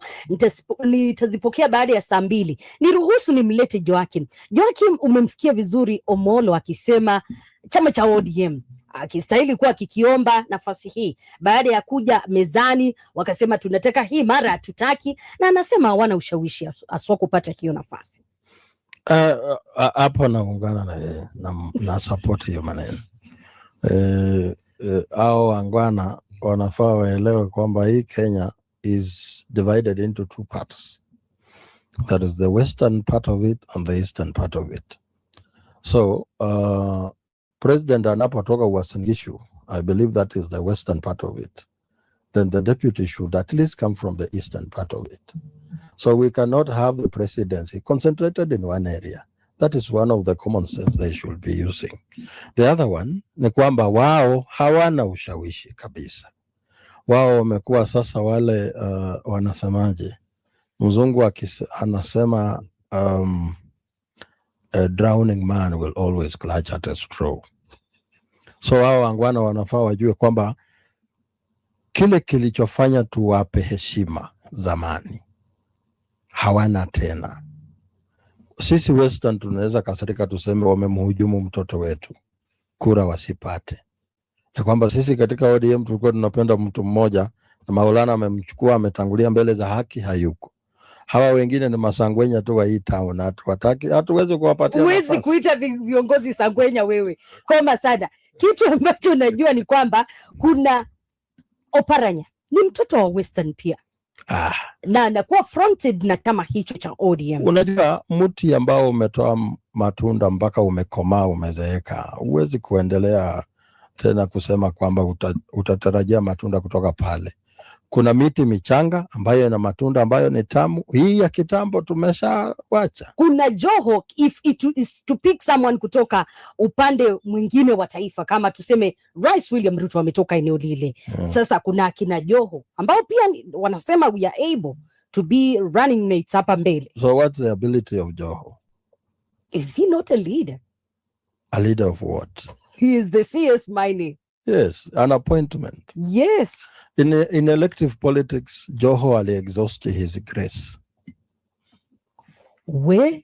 Ni kama hawa watu kidogo wameamua hiki chama cha ODM, especially ODM ya Linda Mwananchi is dead according to them. Hiyo pia si ukweli. Naweza sema ya kwamba ndio ODM ni kama imedidimia, nguvu yake imedidimia sana tuseme kwa eneo la magharibi. Lakini kuna eneo mingi kama Pwani, ODM bado iko na ushawishi mkubwa. Kuna eneo kama kwa Masai, kuna eneo kama Turkana, kuna eneo mingi kama Western, tuseme Busia, bado wana ushawishi kidogo. Sio mingi sana, lakini bado wana ushawishi. Kwa hivyo uwezi sema ya kwamba ODM imedidimia sana. Nguvu ya Raila yenye ilikuwa inafanya kila mara awe na ushawishi na asukumane na wale viongozi ambao walikuwa natoka huku mlima, ilikuwa ni kwamba alikuwa na ushawishi katika kila pembe la Kenya. Kwa hivyo ODM bado iko na kuna ushawishi sehemu zingine lakini sio Nyanza na Western. Nyanza iko na ushawishi bado Western, that's it. Western labda, unajua Western pia ina siasa zake. Kuna ile siasa za Wabukusu, wale wanatoka Bungoma kama kina Sifuna na kina marehemu Wamalwa, na kuna wale wanatoka eneo zingine za magharibi kama Maragoli. Kuna hiyo siasa yao ya kitambo yenye haijaisha bado. Kuna kitu nakwambia Joakim, hakuna kama. Kwa nini unasema hakuna? Ni kwa nini nasema hivyo? Wacha nieleze kwanza ndio Joakim achangie. Kuna wakati Musalia Mudavadi alikuwa anataka awe rais na alikuwa anataka kusimama, na aliungwa mkono na viongozi wengi kutoka eneo la Vihiga na Kakamega. Hakupata ushawishi yote kutoka eneo la Bungoma. Manake yule mzungu alikuja Western wakati wa kwanza kukuja, wale wakoloni waliingia Maragoli na wakabeba Maragoli kuenda kuwakalia kitako wale watu wa eneo la Bukusu ama wa Bungoma. Hiyo fikra haijatoka kwa akili ya wale wazee wa kitambo, na najua hata kuna vijana wadogo bado wanasema wale ni collaborators. Mbona tuungane tu wakati kuna kiongozi anatoka anakukataza mwenyewe, manake anasema mimi najua hata kubaliana na hiyo maneno. Hiyo ni propaganda ya hao angwana wameunda. Vile wanataka kupasua mlima, sasa wanataka kupasua mpaka West. Western wanasema they have never been united. We give Raila 80% of our vote. That's unity. So our unity this time round is going to be different. Musalia Mudavadi kutopata kura Western inatokana na yeye mwenyewe. Watu hawajawahi kumuona na kumwamini kwamba anaweza kuwa kiongozi. Even ukiangalia kihistoria, this is a person who was appointed into elective politics. Yeye wakati alikarangwa na akaranga 2002, it took Raila Odinga's hand to bring him back. Yeye alikuwa anataka urais akingojea apikwe jeki na Uhuru Kenyatta na wengine ambao walibadilisha fikra baadaye, wakaona badala tumsupport sisi wenyewe tujisupport. He did not have anything to rally himself around, kwa sababu wewe ili ukuwe candidate wa maana, you need to have an agenda that unites the people. You need to have abrasiveness that we can believe in you, because a leader is a protector. The two are also being proposed, confronted in some quarters, kwamba wanaweza kukua running wa Rais William Ruto. Wacha nikupe taarifa. Huyu Musalia Mudavadi 1990 alikuwa waziri. That is 7 years before he was born. Sasa tena saa hii anapewa tena yeye ati anafrontiwa tena. If he did not change the country at the age of 40, what can he do at the age of 70? I'm not saying age is bad, but you didn't show us that you can do anything. Rais wa Marekani ambaye ameondoka mamlakani amekuwa old and he made some good changes. Yes, that is nani. So what makes you think kwamba pia hawa wana mtu ambaye anaonyesha dalili za kutengeneza good changes anaanza pole. Unapolea mtoto unajua huyu mtoto anaweza kuwa footballer, huyu mtoto anaweza kuwa mtu wa hisabati. Hawa wengine hapana. Shikilia hapo niingie katika awamu ya habari. Nikirejea tutaingia masuala ya Sifuna, hiyo movement ambayo wengine wanasema ni ya makaratasi, lakini Wakenya wanasema hapo ndipo tuko sisi, ndio Sifuna. Lakini najua mtu kama Omolo atanipa hesabu hapa mpaka tukubaliane. Kuna kitu ambacho tulikuwa tumekiangazia kuhusiana na siasa zenyewe, mwelekeo wenyewe. Kuna wave ambayo imeibuka na kila mtu ameiona. Ninajua wengi wana maswali mbalimbali Sifuna, na kuna wale wanasema inawezekana, lakini kuna wale wanasema tembea polepole kama jinsi ambavyo unasikia. Lakini pia kuna swala la pesa. Najua pesa ni kitu muhimu katika siasa za taifa hili, na umemwona na pay bill ambayo pia it's generating some good money. Lakini tukuje kwa wave yenyewe, inadumu, inakaa kudumu, inakaa kuelekea, ama bado ni mapema? Nadhani hiyo wave ya Sifuna naona inazidi kudumu, lakini ni kwa muda. Na ni kwa nini nasema hivi? Wakati umejiingiza kiwanjani na sasa kila machi na kuelekea, inafika nyakati sasa unaanza kuulizwa maswali ngumu. Na unaona jana Sifuna alikuwa kwenye runinga akiulizwa maswali kuhusu uchumi, na ulikuwa unaona ni kama kidogo hajakomaa kwa mambo ya uchumi. Nadhani alifanya vizuri ama kwa mambo ya uchumi hakufanya vizuri. Na si kusema kwamba lazima awe mtaalamu ama kwa mambo ya uchumi. kuna yale ambao unaweza kueleza kwa kifupi tu ni mambo gani haya utafanya. Manake yeye sio kiongozi tu amejitokeza leo tu kutoka popote. Amekuwa seneta wa Nairobi, amekuwa katika ile kamati ya bunge ambayo inahusiana na mambo ya utumizi wa fedha. Kwa hivyo ni vitu amezishughulikia.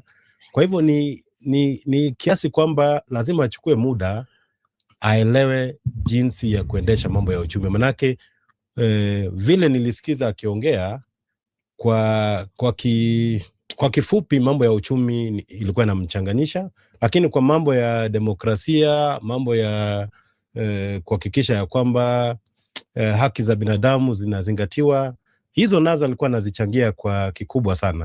Na hizo si mbaya kuyaelewa, lakini shida kubwa katika hili nchi sio tu mambo ya kutotii sheria ama kutohakikisha kwamba mambo kama watu kutekwa nyara zinazingatiwa. Ni hali ya uchumi, na hali ya uchumi pia inachangia kuhusu mambo ya lakini yesterday he was not selling his manifesto. Sio mambo ya manifesto. Wakati unaongelesha wa Kenya, lazima pia watu wajue fikra zako kuhusu mambo ya uchumi ni hapi.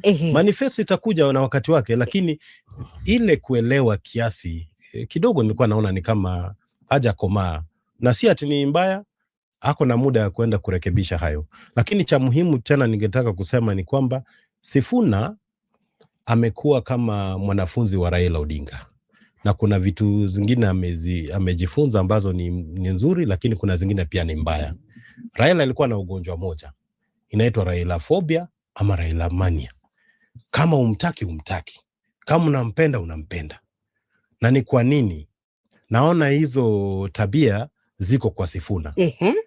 Manake wakati mwingine ukiona analumbana na wanasiasa wengine, anatoa zile hisia zake kwa njia nyingine kali, ambayo hata kama atakushawishi atakuacha ni kama hujafurahi.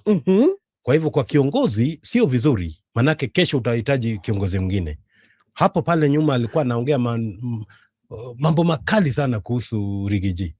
Leo wako pamoja, na unaona hata wakijaribu kukaribiana bado kuna ile. But they said there are no permanent enemies in politics, no friends. Kweli, lakini ulisikia vile amesema hawezi fanya kazi na President William Ruto.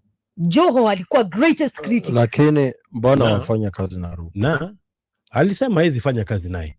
Lakini kama unaweza fanya kazi na Rigiji na yale matamshi yake yote, mbona usifanye kazi na It's a choice and interest. So haizi kuwa maneno ya kusema ya kwamba ni mambo ya kutofautiana labda kipolicy. Hiyo niseme tu labda mimi sikutaki, na si ati kwa sababu kuna kitu umefanya. Nimekuangalia, nimesikiza mambo yako, ile nia ninayo lazima nikukane. Lakini nikimalizia labda niseme hivi tena kuhusu kijana Sifuna. Naona nyota yake itang'aa na inazidi kung'aa, lakini kwa sasa 2027 sioni kama itakuwa ikichipuka. Bado. Alright, anasema Sifuna ana mengi ya kusoma, in short, katika yale ambayo anaelezea, na anasema pia asipochunga atabebana na mzigo wa baadhi ambayo ni maovu ama mabaya kutoka kwa mwalimu wake wa kisiasa Raila Odinga. Ila kuna wale pia wanasema hii wave inachochewa from some quarters na si organic. Ni kawaida, unajua hasidi hana sababu. Ukionyeshwa hii glasi ya maji, nikuulize, is it half empty or half full? How do you answer it? It depends with the circumstance. Kwamba kama nina drain the contents of this bottle, then it's half empty. But if I'm filling it, then it's half full. Optimism. So I think waves are not important in itself entirely. Cha muhimu sana is how you use the wave that you have. How do you emerge out of it?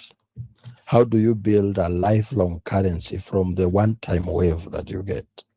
So for my brother Sifuna, it's his choice to make. Right now, what he does defines his future in his entire life. This is his break or make moment. Do you think he has what it takes to be the president of this country? Then that has a lot of meanings to accrue to it. What do you mean what it takes? Like wakati tunaenda kupiga hii kura, what are we voting for? Wakati tunasema Ruto must go, what does that represent? The question of the election. Hii election ina swali gani? Na mwenye anajibu ni yupi? So from where I sit, there are things we need to consult more. And Sifuna is my brother. We'll give him a call and talk to him about a few things. Kwa sababu ugonjwa ambao tunao na ni lazima utibiwe 2027 ni kwamba Wakenya lazima wapate uwezo wa kiuchumi ambao unawawezesha kuishi maisha ambayo si ya kuhangaika. Ya kwamba ndugu mmoja wakati anahesabu mamilioni, let the poorest Kenyan be counting his few thousands. Wakati huo ananunua Range Rover, wacha Mkenya mwingine awe anaweza afford kutumia bodaboda bila kusumbukana. So ndugu yangu Sifuna, I wish him well in his endeavors. Kuna wengi wanasema, ama baadhi ya wale ambao ni wakosoaji wakuu wa mtindo na mfumo huu wake Sifuna, wanasema Raila Odinga had the numbers hapa kwa kiwanja. Lakini ikifika kwa kupiga kura, inakuwa hizo numbers translate kutokana na kile ambacho tuliona kwa numbers za rallies. Na wanasema hii especially kwa vijana ni kitu ambacho huwezi kuamini kwamba it's a new voting block which has not been tested. Na wanasema pia huenda isikuwe ni kura. Naelewa na ni muhimu. Wakati mwingine vile vile wazungu wanasema when you walk in the footsteps of a great man, you are more likely to become greater, because utakuwa unajifunza from the mistakes of the great man, and great men make great mistakes which serves as great lessons in our lives. Sasa ndugu yangu Sifuna has a privilege, having walked in the footsteps of a great man. He should derive very great lessons. What stopped Raila from achieving what he wanted should be the lesson to my brother. But anyway, a year is a very long time, and I can tell you so much is still in the offing. Bado mambo bado. Lakini vile vile yeyote atakayokuwa rais wa nchi hii, iwapo swali la uchumi hata lishughulikia, 1 year will not pass kama Wakenya wajaanza kusema you must go. So mimi huwa nasisitiza kwamba victory ya Wakenya isiishie kwa ballot. That even as we celebrate having won in 2027, what does that mean? Swala la huo uchumi ambalo umekuwa ukilizungumzia, najua pia party leader wako amekuwa akilizungumzia, is it something which can be resolved within 1 year after you've been elected? Manake it's a big baggage. It depends with who is the president. Ukipata the right president, it will be resolved the first day he's sworn into office. How? Inahitaji kitu inaitwa executive power and the goodwill of the executive. Their willingness to solve this problem. Si kwamba ni kitu ambacho hakiwezi kufanyika. The reason mbona hakijafanyika ni kwamba wale ambao tunatarajia wasuluhishe hiyo shida walichangia kuleta shida yenyewe. So ukiwaambia wasuluhishe hiyo shida, utakuwa nawaambia kwamba waji investigate, waji incriminate na wajifunge. Haiwezekani. So you need somebody with not tied hands.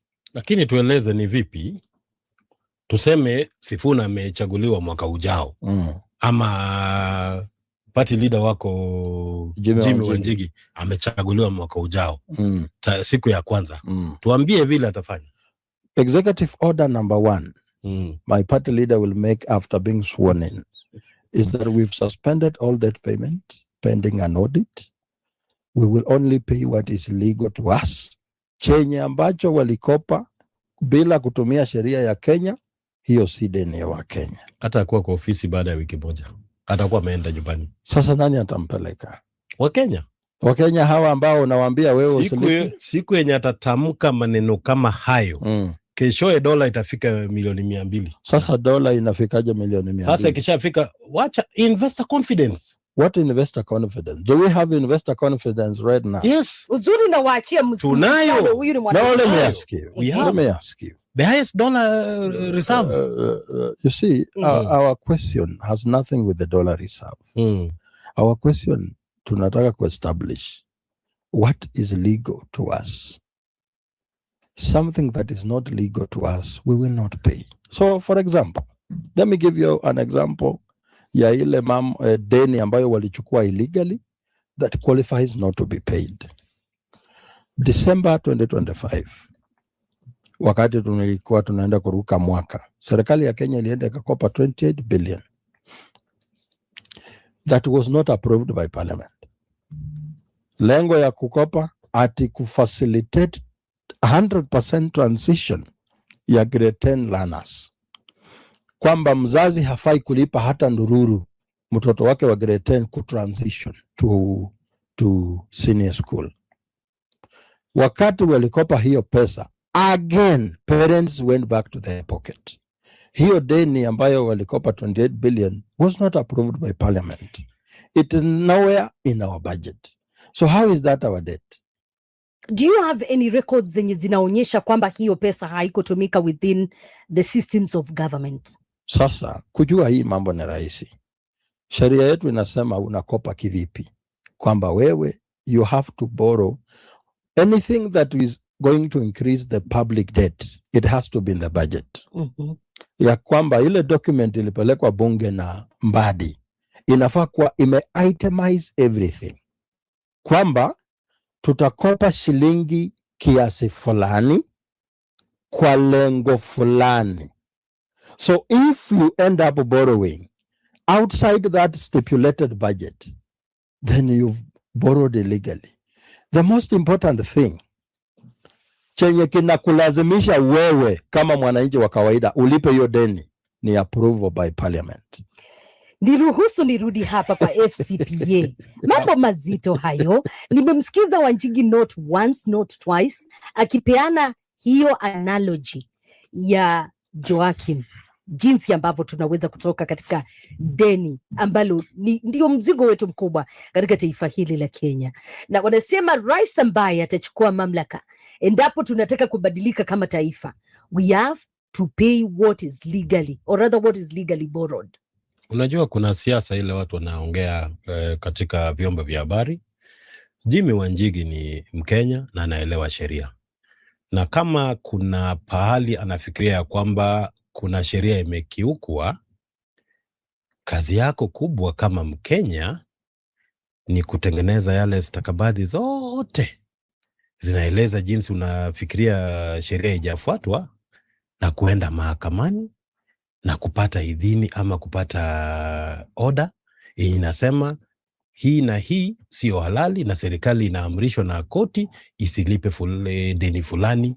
Hiyo ni sawa. Serikali gani ya amrishwa hii ya William Ruto? No, wacha nikwambie, hakuna serikali yote imechaguliwa hapa Kenya, iwe ya Kibaki, iwe ya Uhuru, iwe ya Ruto, ambayo unaweza sema kuna hii sheria ilipitishwa na wamekosa kufuata, na ukikosa kufuata baadaye lazima kuwe na consequence. Lakini kwanza kabisa enda udhalilishe hiyo maneno kwa koti, isiwe tu maneno ya kutembea nao kwa vyombo vya habari kama FCPA. Yes. Anavyosema Joaquin, inawezekana tukafanya audit ya deni letu bila kulilipa. Mwanzo tunasimamisha kulipa, ndio tu audit whatever we borrowed, ndio tuendelee kulipa. Hiyo ndio moja wapo yale mambo ambayo tulisikiza 2024 wakati wa hiyo maneno ya finance bill ya 2024. Na kuna kitu ilisemeka wakati huo ya kwamba tufanye audit ya public debt. The 10 point agenda. Na wakati ilisemekana hivyo, William Ruto aliongea na Wakenya na akasema, basi mimi kama rais niamrishe na niweke committee ya wataalamu waende waangalie kweli hii deni iko namna gani. Akaweka komiti akagazeti. LSK na viongozi wengine walienda kotini wakasema hiyo ni kazi ya Auditor General. Yes. Walisema hiyo ni kazi ya Auditor General, ifanye kazi yake. Wako kwenye bunge hawa viongozi. Hakuna mtu yote kwenye bunge ameita Auditor General tuambie fanya hii kazi tupatie ripoti baada ya muda fulani. Isitoshe, Auditor General amefanya kazi yake na kila mara anapeana ripoti ya zile madeni tunazo. Ndiyo, kuna madeni mengine tumekuwa nao kama wa Kenya ambayo inafaa tudalilishe, tujue ni ya kweli ama ni ya uongo. Manake tulipewa kama example ingine, kuna wakati nilisikia rafiki yangu Cyprian Nyamwamu akisema ya kwamba 1975 tulikopa deni ya kujenga kampuni ya mbolea. Hiyo deni haikufika, hiyo kampuni haikujengwa, lakini bado tulikuwa tunalipa deni yenye inahusika na hiyo kampuni. Madeni kama hayo sio vizuri wa Kenya walipe. Lakini cha muhimu ni kwamba wewe kama kiongozi ambaye anastahili ama una dhamira ya kuwa kiongozi siku za usoni, ni vizuri uchukue hatua. Sasa wacha nimuulize swali. Kulingana na katiba yetu, serikali inafaa ikope kwa nini? Kukopa deni kwa sababu ya maendeleo ya nchi. Kwanza kabisa, kabla ukope deni, kuna ile budget unapitisha. Hiyo budget inasoma kwa parliament. Budget itasema ile nia yetu ya kutumia fedha tuseme ni hivi na hivi. Jinsi ya kuigaramia, tunatarajia tutasanya ushuru kiasi fulani, alafu tukopeshe kiasi fulani. Ndio tu garamia hiyo budget. Mara nyingi unapata ya kwamba ile fedha ulitarajia kusanya hujasanya. Na ile budget bado pia unazidi kugaramia. Sheria pia imekukubalia kufanya variation ya budget ukitumia article 223 kwa yale ambayo ungetarajia. But lazima iwe within a limit. I think it's 25, there's a percentage yenye unaweza kopa. Lakini within 3 months lazima upeleke hoja bunge ili kudhalilisha ili kuratify. Lazima bunge iratify. Kwa hivyo kama sasa swali nyingine, kama umeenda ukakopa bila kupeleka hiyo hoja bungeni ili pitishwe, hiyo ina maana gani? Unajua jinsi serikali inakopa pesa ni kama auction tunafanya kila wiki. Bora tu kwa mwaka, mwisho wa msimu wa mwaka moja, ile fedha imekopeshwa yote ikilinganishwa na ile ambayo ilipitishwa kwa budget, lazima iwe within that range. Hiyo ndio sheria. Sheria inasema hiyo. Wewe kama unataka kupinga ile mkopo wa serikali, enda utuletee. Enda ufanye figa zako. Utuonyeshe. Hii ndio budget ilipitishwa, hiyo ndio fedha ilisanywa, hiyo ndio pesa ilikopeshwa kwa mwaka. The reason why imepita na kiasi fulani. We are speaking about numbers. Na numbers ziko very stubborn. That they have to make sense. And I'm using the latest example. In our budget, hii tumepitisha mwezi wa 6. But if you borrow money No. Just listen. Hii budget ambayo tunapitisha mwezi wa 6, our projected borrowing is 1.1 trillion. Sindio? Our development budget is how much? 760 billion. Sheria inasemaje kuhusu pesa za kukopwa? It should be strictly for development. So development budget is 760, but we are borrowing 1.1. Why do we need the extra 340 billion? Which means we are going to use the 340 billion on a recurrent expenditure that utatumia kulipa mishahara, kuweka gari za waheshimiwa mafuta, kufanya operations and maintenance kikatiba. That's not right. No, I'm not speaking pursuant to what you spoke. Najaribu tu kuestablish watu wajue kama katiba inasema unafaa ukope tu kwa sababu ya maendeleo. Unakopa hiyo. Wewe uko na budget ya 700 billion. Lakini umesema utakopa 1 trillion. Why do you need 1 trillion when your development? Hii pesa ya juu ndio kitu ambacho anaulizia wakati ambapo tunakopa. Nitakujibu hivi. wakati unasikia tunapanga kukopesha tuseme bilioni 1.1 trilioni 1.1 na budget ya maendeleo ama development ni bilioni 700. Kwa hivyo ni kama ukiangalia kijuju utaona ni kwamba tumekopesha bilioni 400 zaidi. Lakini pia katika ile bajeti tumepitisha malipo ya deni kiasi cha 1.5 trillion kwa hiyo budget. So hiyo deni, sikiza tu kwanza, kiasi kubwa cha hiyo deni tunalipa ni deni naenda tunalipa wawekezaji wa nje, wengine ni wapa nyumbani. Na hiyo deni kiasi chake kubwa pia kimetumika kwingine kwa mambo ya development. So ni vigumu kusema hiyo pesa yote ingine haikuingia kwa mambo ya development. In short, unasema hatuwezi kukopa pesa ambazo zinatoshea kile ambacho tunahitaji. Ndugu yangu ni rahisi. My brother is misleading the nation and I have to call him out. How? Debt is tax in advance. You don't borrow to pay debt. Kwamba kama tuko na projection ya 1.5 trillion ya kulipa deni, unatumia ushuru. Haufai kukopa ulipe deni. You don't borrow from Peter to pay Paul. That's against the law. You only pay. That's why the first charge on the consolidated fund ni debt payment. Unaelewa?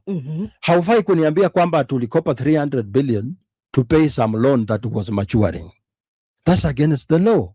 That's why I was asking, why are we borrowing an extra 400 billion? Yet our development is 700. But do you agree kwamba pia tuko na madeni mengine mengi zaidi? Niko na agree kwamba madeni yote ambayo tuko nayo since independence up to today, according to the control of budget, ni 2.82 trillion, 12.82 trillion. 12.82 trillion, which means when we look into our economy, tunafaa tuone maendeleo worth 12.82 trillion. Wacha tena nikushangaze. For the past 14 years, we have used 10.2 trillion to pay debt. So hii deni ukiangalia kama tumetumia 10.2 kulipa deni, tuko na deni ya 12.8. Put them together, it means in the last 14 years, we have had a debt of 22.8 trillion. Actually 22 years, 22.8 trillion. But when you look into our economy, look for projects that come close to our debt portfolio. It's nowhere. No. Uhuru Kenyatta kwa miaka yake 10 alikopa 8 trillion. Out of the 8 trillion, only 2 was approved by parliament, which means 5 was borrowed outside the law. Wacha nimuulize swali. Kila budget ikisomwa. Yes. Wacha niangazie miaka 10 za uhuru. Yes. Kila budget ambayo ilisomwa kwa bunge, yes, kwa hizo miaka 10, yes, ilikuwa na deficit. The average deficit kwa kila budget, yes, ilikuwa bilioni 700. That was the average deficit kwa kila budget. Yes. Pengo ambayo ilikuwa inajazwa na deni. Yeah. Tusikizane hapo kwa. Yes. Manake kama uko na ushuru na una budget. Yes. Na hiyo budget yako inazidi ile ushuru unasanya. Tofauti ni deni. Kwa miaka 10 kila mwaka umekopa 700 bilioni. That is 7 billion. Ongeza na ile 1.8 trillion ambaye ali inherit kwa Kibaki. 8 trillion. So let me ask. Hakuna cha kushangaza. Hata saa hii kwa hii awamu ya Ruto, kila mwaka tuna average 1 trillion deficit. On average. Tuko miaka ya 4. I wish 8 trillion. Sikiza tu kwanza. 8 trillion ukiongeza trilioni 4, you are already in 12 trillion. Kwa hivyo ukisikia mtu anashangaa, hata wao viongozi wamechaguliwa, ya kwamba imefikaje deni yetu imefika 12 trillion, na kila mwaka wanapitisha budget ambayo ina pengo la trilioni 1. So na hii pengo, uliza swali. Uhuru alitumia pesa ngapi kulipa deni for his 10 years?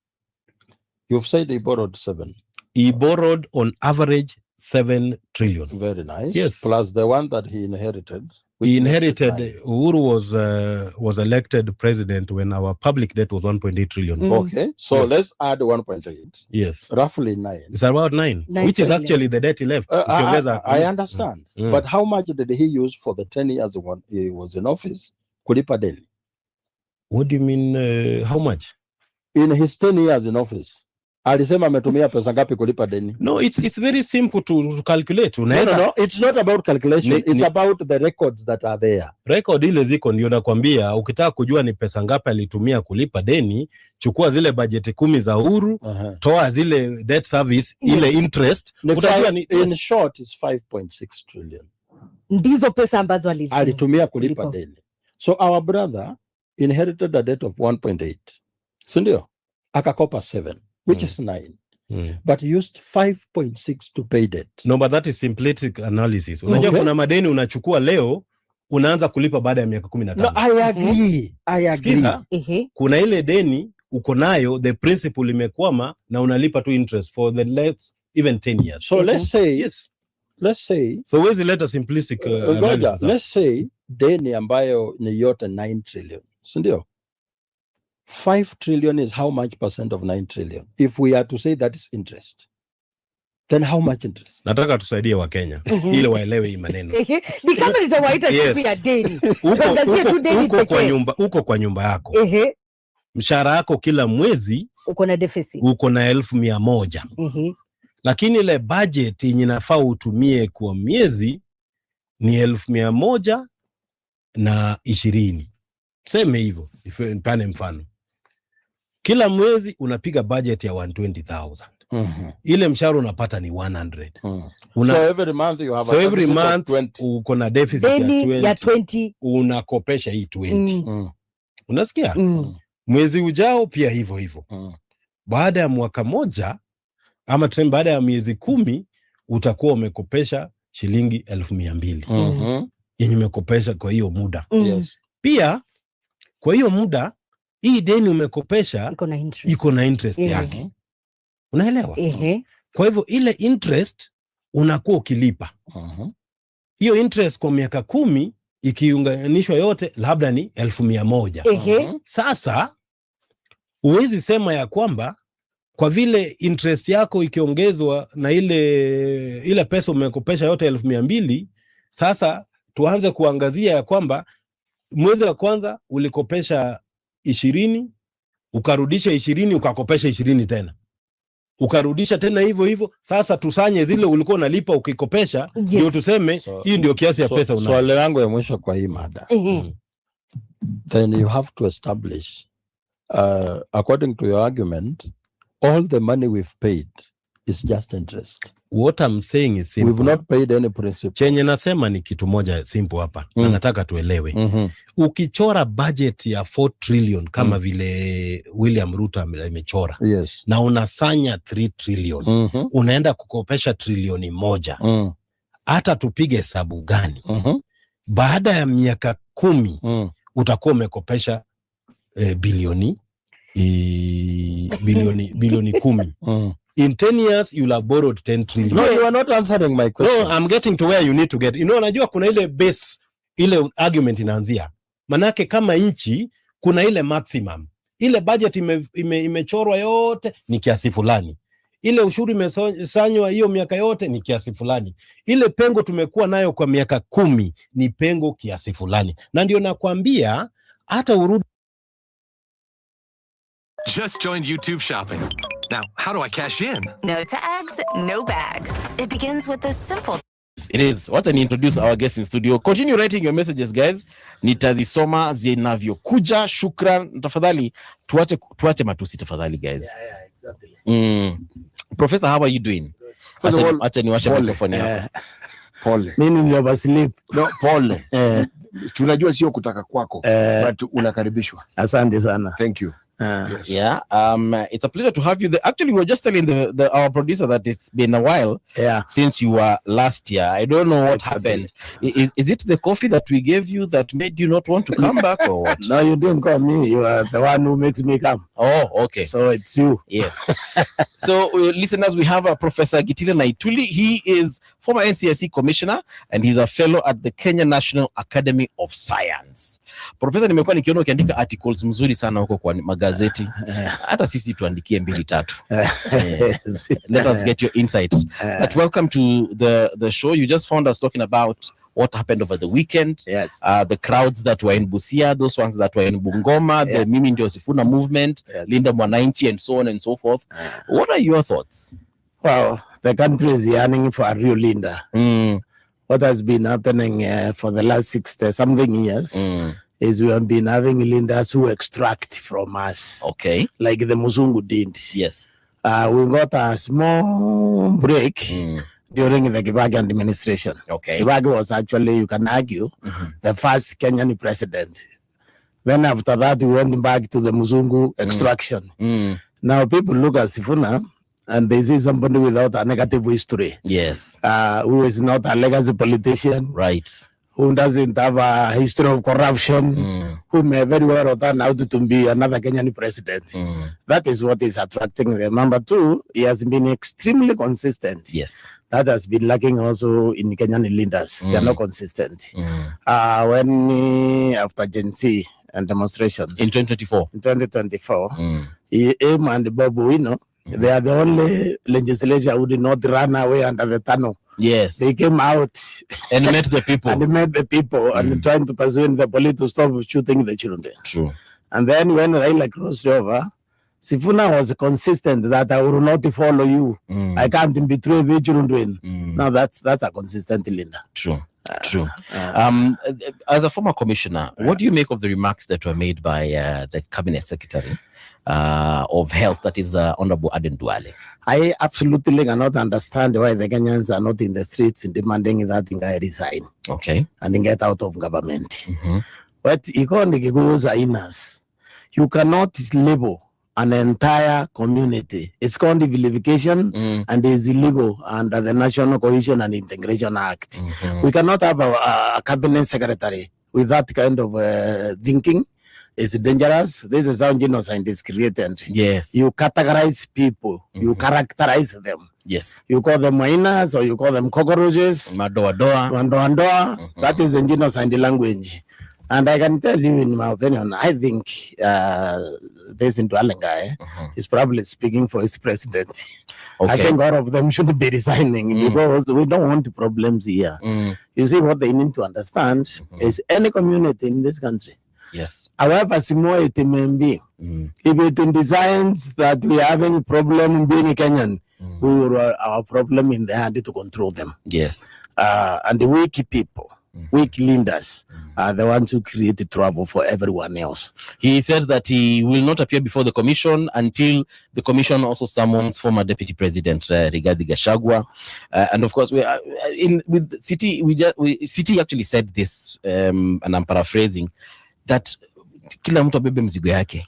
Gachagua atabeba yake na Duale atabeba yake. Tusibebeane mizigo. But what did Gachagua say? Gachagua has never, if Gachagua ever live on the Kenyan community in Duale style, yes, trust me, they will arrest him the same day. You understand that? True. So can you tell us who Gachagua has profiled? Yeah, who has Gachagua profiled? Okay. Yeah, other than opposing the government, which is what democracy demands. Because I think Gachagua is the best thing to happen to Kenya, if you ask me. Okay. The best gift the president gave this country was impeachment of Gachagua. What do you mean by that? Maybe if you can just expand a little bit more. You see what had happened before Gachagua came is and after Raila joining government, the opposition was fairly lackluster. Okay. Of course, Gachagua's region, where he come from, they had left him and the Ruto together a long time before he joined them.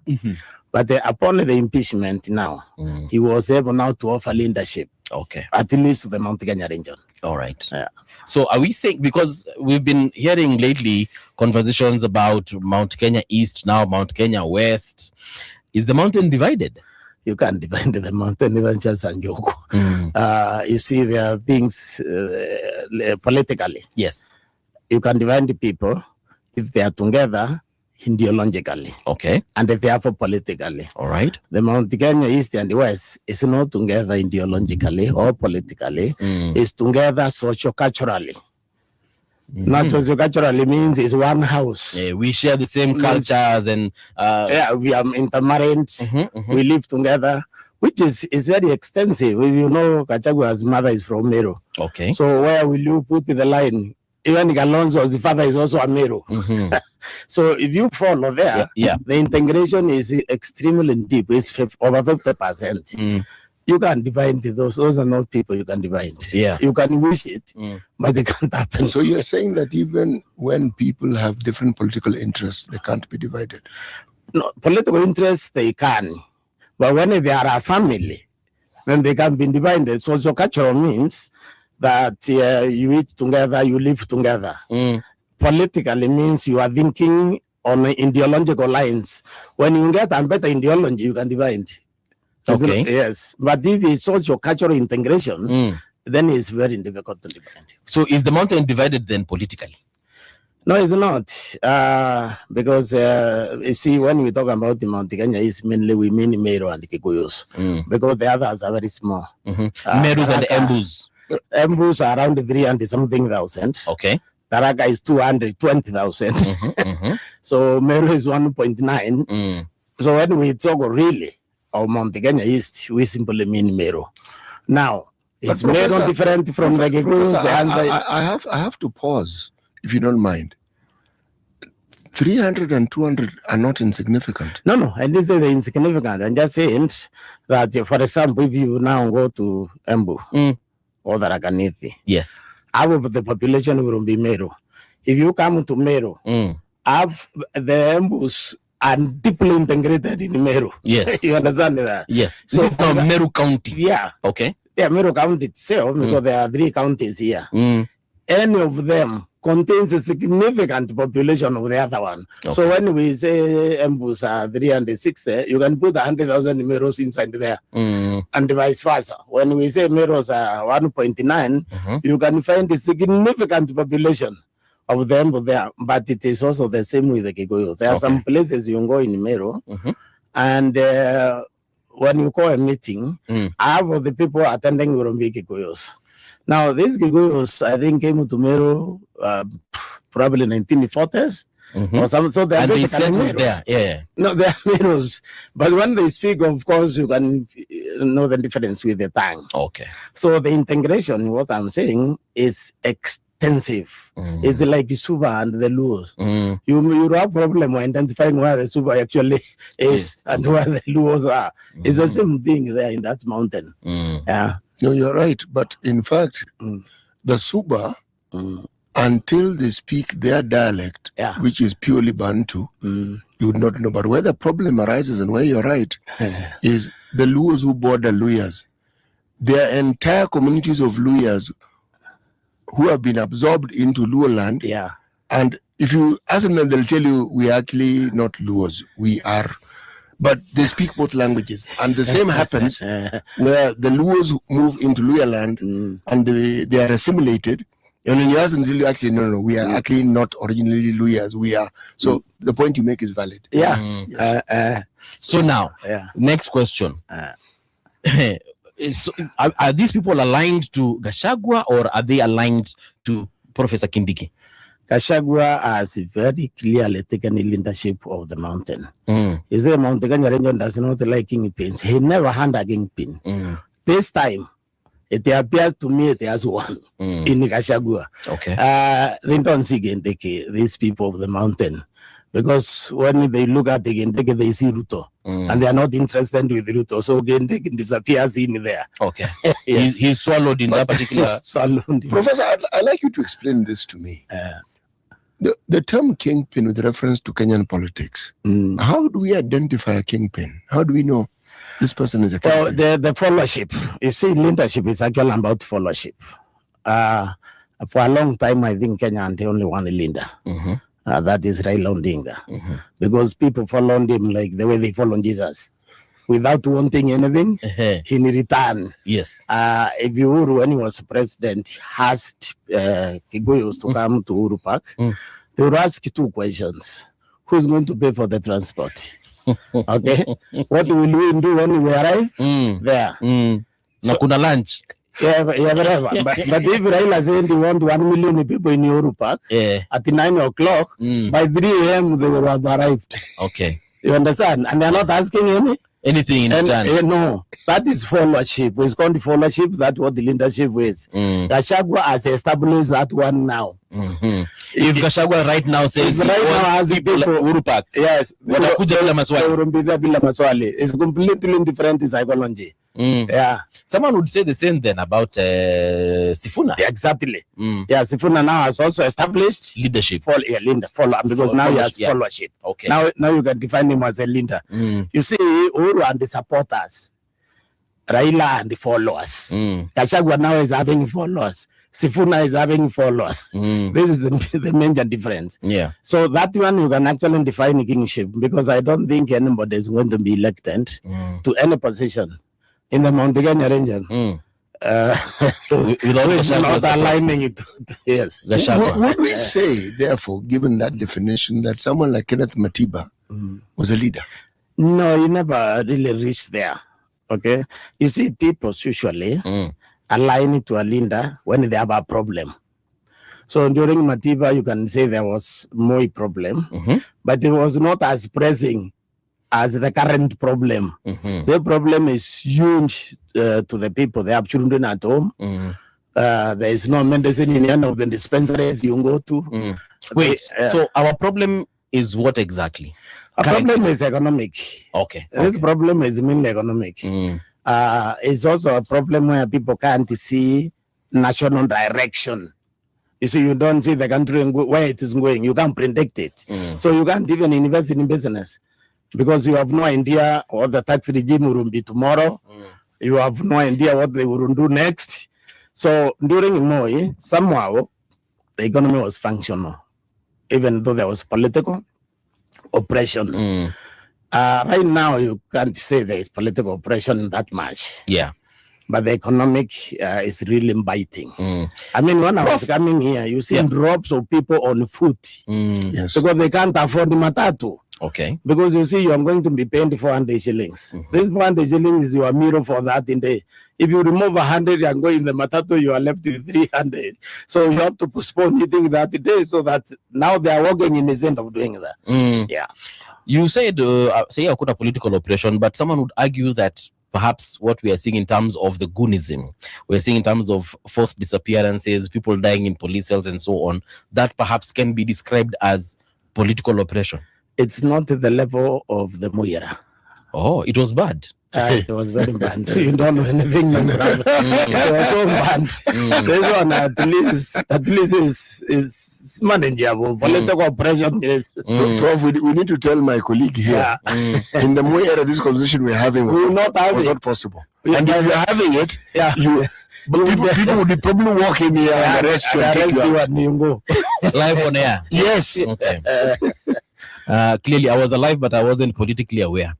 So this is nothing compared to that era you've said. So we can't describe it as.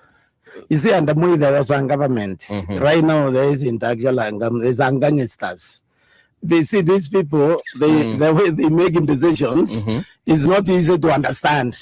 For example, you can make a decision on building houses in rural areas. Yes. Okay. There's that exchange between the president and Sifuna, where Sifuna told him about the chicken climbing to 17th floor.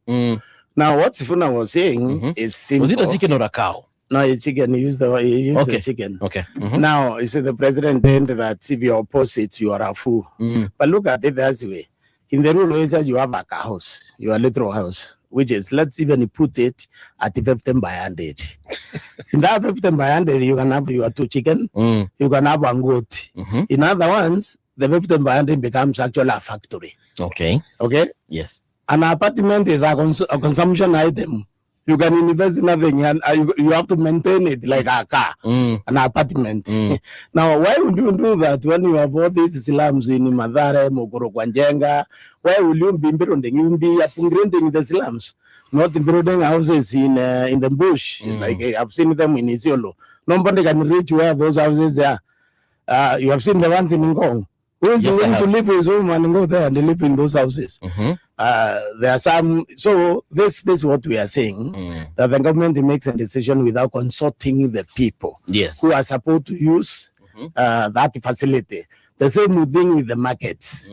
You see, they have confused the market we operate on with the malls. When you go to the mall, you can go to the 20th floor. It's called leisurely shopping. Yes. And you go deliberately. The other one is food shopping. When you go to buy, you may be going there to pick a bunch of sukuma wiki. Yes. Then you see nice carrots, you buy them. Yes. Or you see a tomato. You didn't plan to buy carrot or tomatoes, you want a sukuma wiki. Now, if this carroting guy has been put in the 3rd floor or 5th floor, you won't sell because nobody has the time to go there. If you see the Nairobi traffic in the evening, you will go in and going out to catch the matatu to go home. Now, if those people are asked what kind of market they want a market that answers to that problem. But nobody is asking them. You just go there and build a Grofa market, and I want you to visit the ones which are complete. Tell me whether you will find the people occupying upper floors. They are still struggling to use with the lower floors. Exactly. Okay. Prof, in terms of then what we are seeing, the polls that have been carried out by several people, whether it's the InfoTrack one or the TIFA one, the president still seems to command a majority lead as far as preferred presidential candidates are concerned. First of all, 24 is not the majority anywhere. Okay. No, if you look at the whole poll, Agina Sifuna, Matiang'i, Kalonzo are fighting for number 2, 3, 4. I'm going there. Okay. First 24 is not a majority. That's number one. Remember, we are in a new era where you need the 50% plus 1. Very true. So 24 is nothing. Okay. Number 2, if you add the opposition together, they are 49. That means they only need the 2 percentage point to win the election outright. Okay.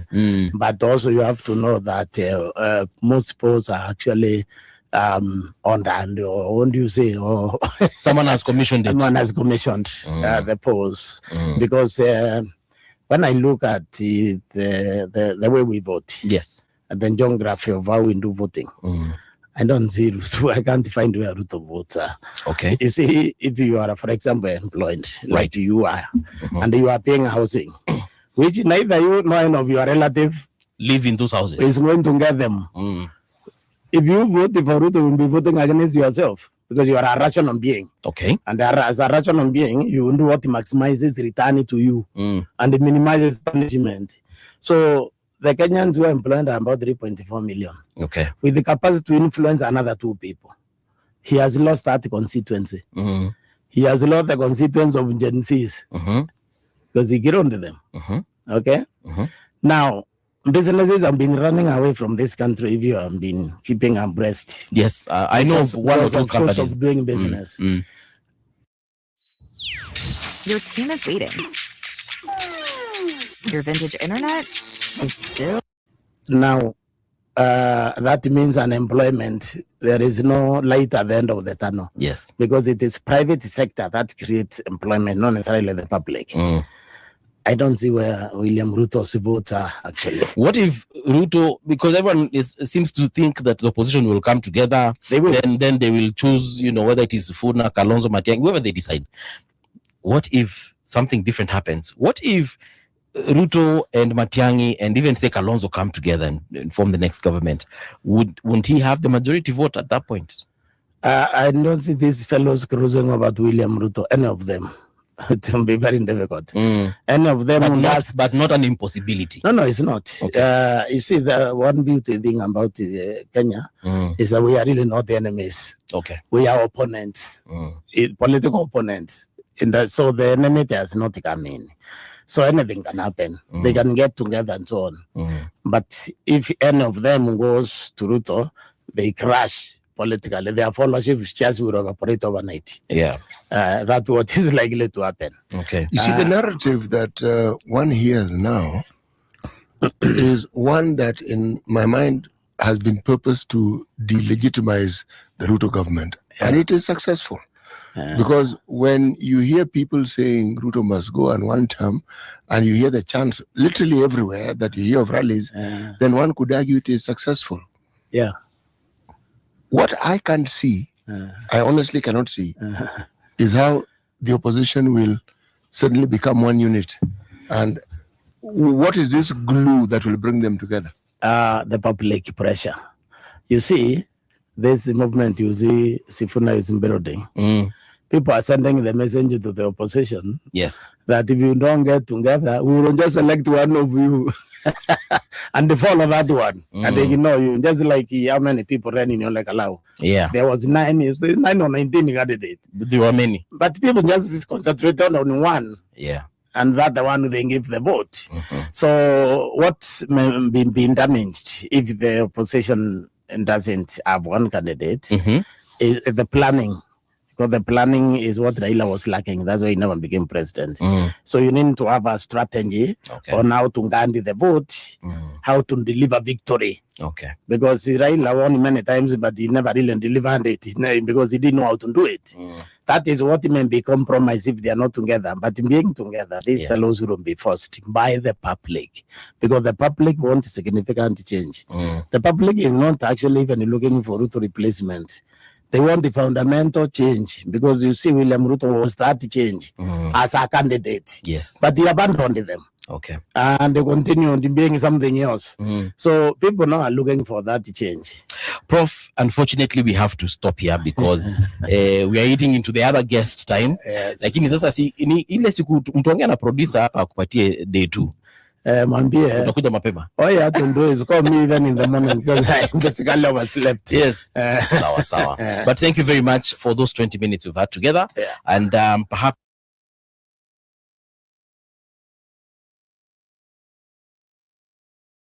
Back to school season isn't exactly magical. Luckily, the Great Clips app kind of is. With just a few taps, we got in on our schedule, and the kids got haircuts they love for less. See? Magical. Great Clips. It's gonna be great.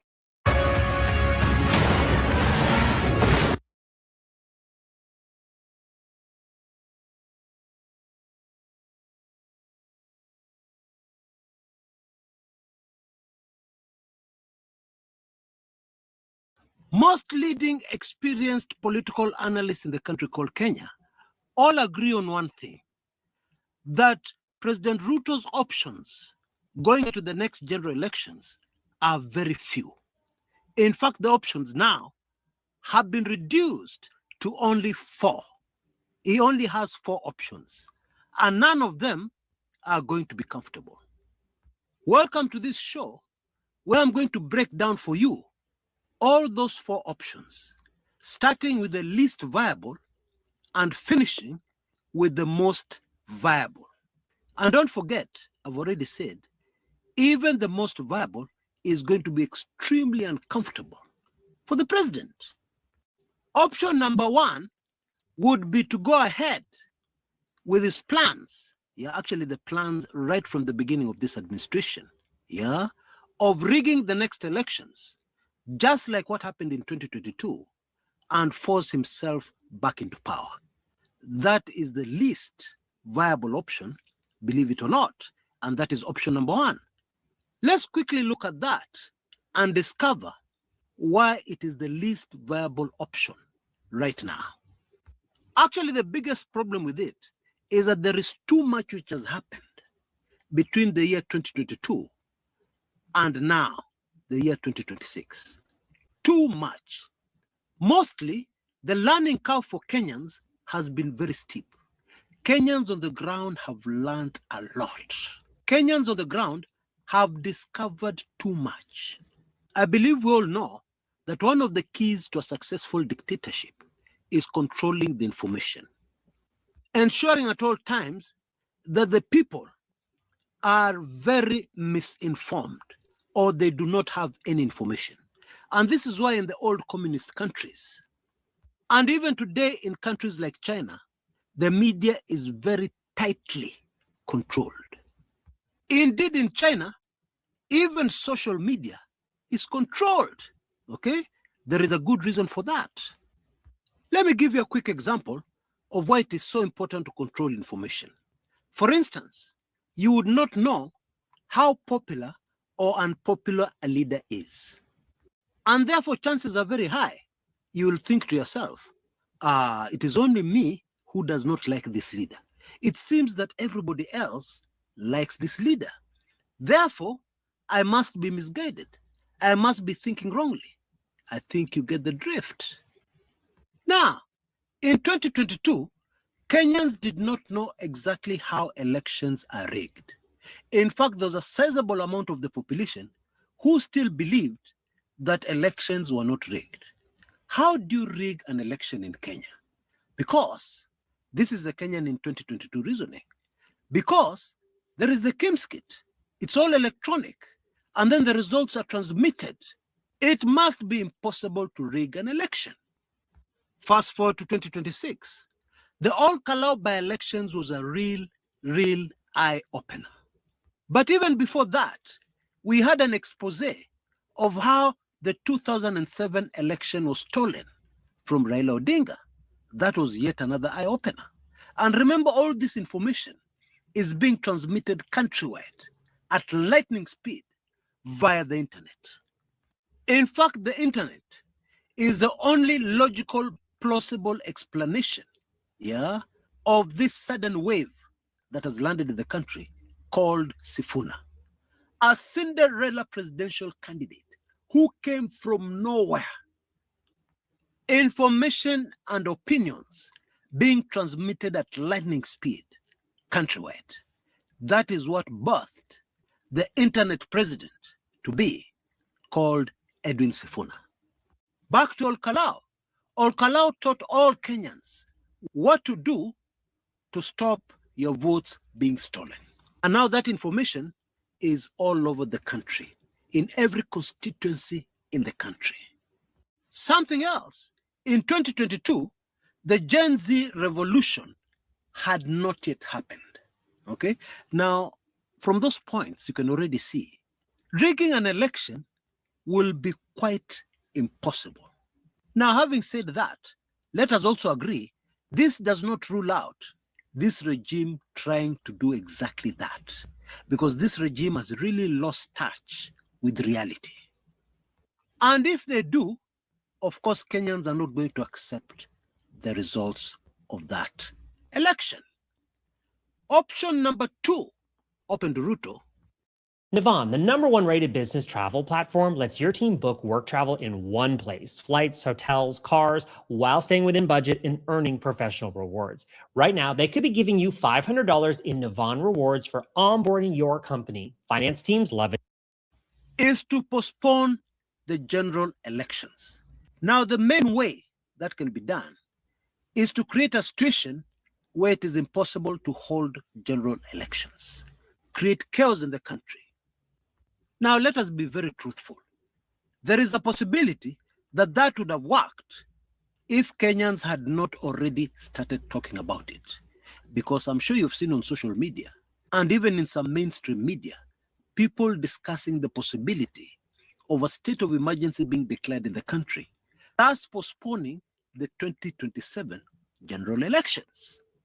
You know, most things work in politics when people cannot see it coming. In fact, the reason why Ruto was successful in 2022 is because nobody saw it coming. It caught all of us by surprise, or at least most of us. But this time round, Kenyans are talking about rigging all the time, okay? In other words, Kenyans can see the possibility of it coming from very far. And that one makes it very, very unviable. And in the same vein, Kenyans have been talking a lot about the postponement of an election, and therefore they can see it coming from very far away, which makes it extremely unviable. But the biggest reason by far is the mood in the country at the moment, which is very close to boiling point. Yeah, people have just had enough of this regime, and therefore I believe Kenyans will not be able to accept, the postponement of the general elections which would mean the current regime remaining in power that much longer. Kenyans will not be able to take that, making it very, very unviable. And nobody wants to try anything that will not work. People like to try things that will work and help them succeed in the objectives. Isn't that true? Option number 3, open to Ruto. And this one is a super fascinating one. Yeah, more so because a previous president has tried it. Yeah, and it almost failed.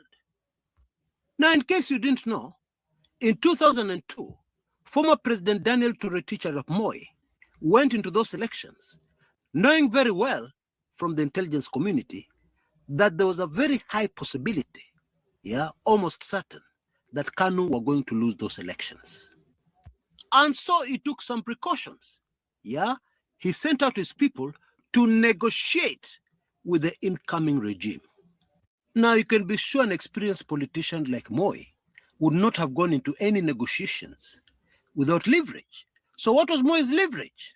Very simple. He was the one who was supposed to hand over power. And of course, it was not very difficult to convince the opposition then that it was possible. Yeah, he had the option of refusing to hand over power. Of course, there'd be consequences. Yeah. But of course, nobody wanted a messy situation in Kenya.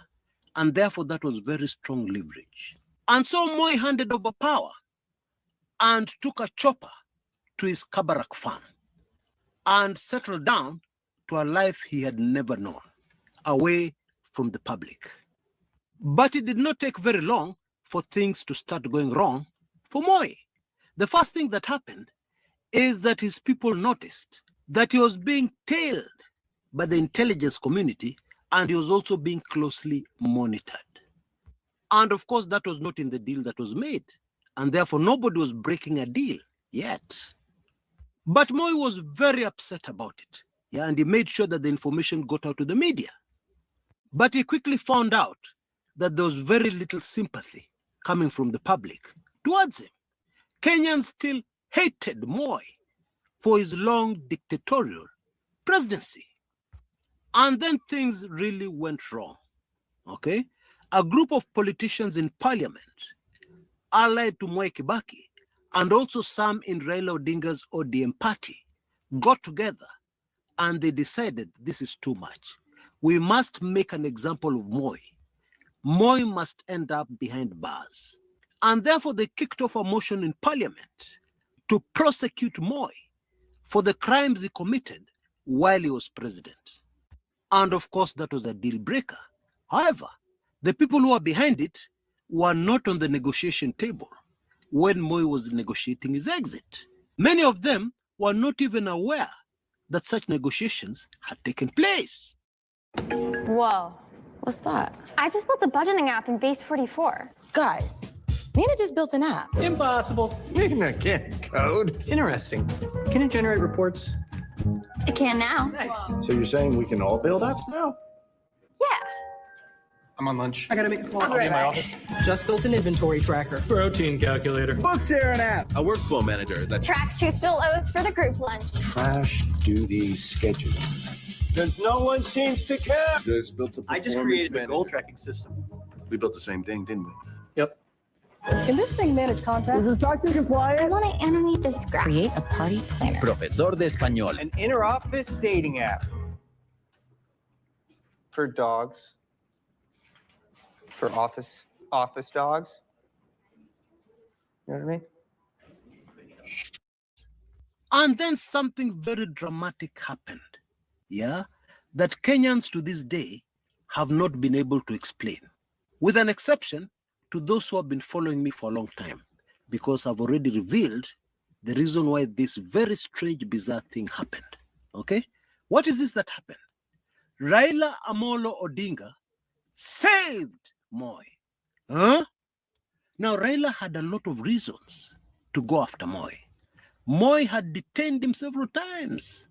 He had permanent scars on his body as a result of Moi's detention. Problems with one of his eyes. He always walked with a limp, etc., etc.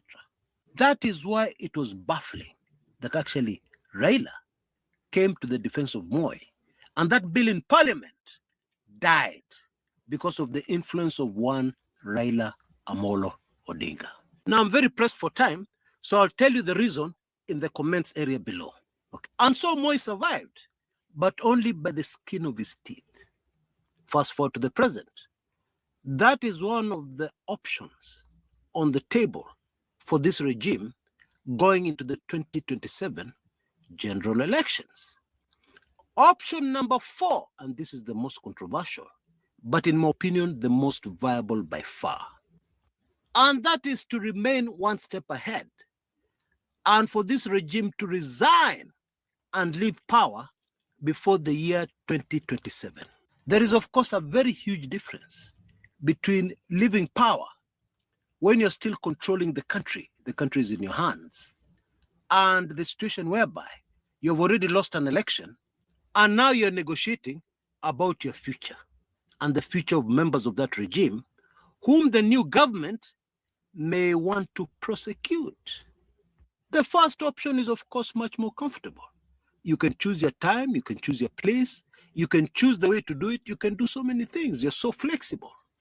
It is just simple logic. However, history tells us that most leaders and most regimes do not see it coming, do not accept to leave power until it is too late. They have already lost an election, or an election is in dispute, the people are up in arms, and they're cornered, and it is too late. History has too many examples of that. Now, I'm sure you have an opinion. Maybe I've left out another option that the Ruto regime has. Please educate me. Please point it out in the comments area below. Now, we're already counting down to the end of this season of support for the Kumekucha brand. The Kumekucha brand is in existence today because of the Kenyans out there who have kept this tradition going for years, a tradition that may seem strange. Yeah, I accept that. May seem very strange to most of us, especially those who are new to this channel. Now you can see the details on your screens right now. Once again, thanks so much. Those who have already come forward, and those who are still on the way, asanteni sana. And please remember, it is the thought that counts much more than the amount. You know, I'll be forever thankful that we have some members of this channel who totally understand. But guess what? Even if you don't understand, you're still my friend. Until next time, this is Chris Karaoke Kumekucha.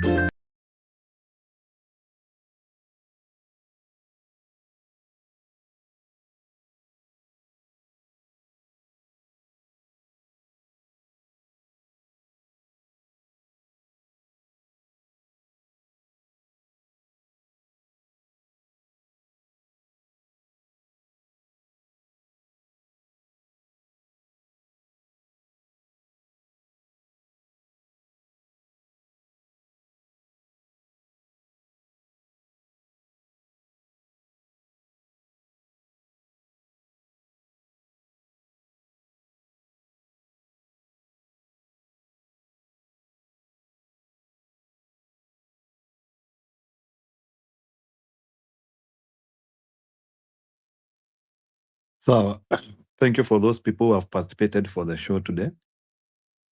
Tutapatana kesho. I will have to close because it's quite late. It has been 7 hours. Yeah, very hard done. Thank you, and thank you for those who have participated. Tutaonana kesho. Thank you, and we keep on doing politics in Kenya. Thank you. Bye.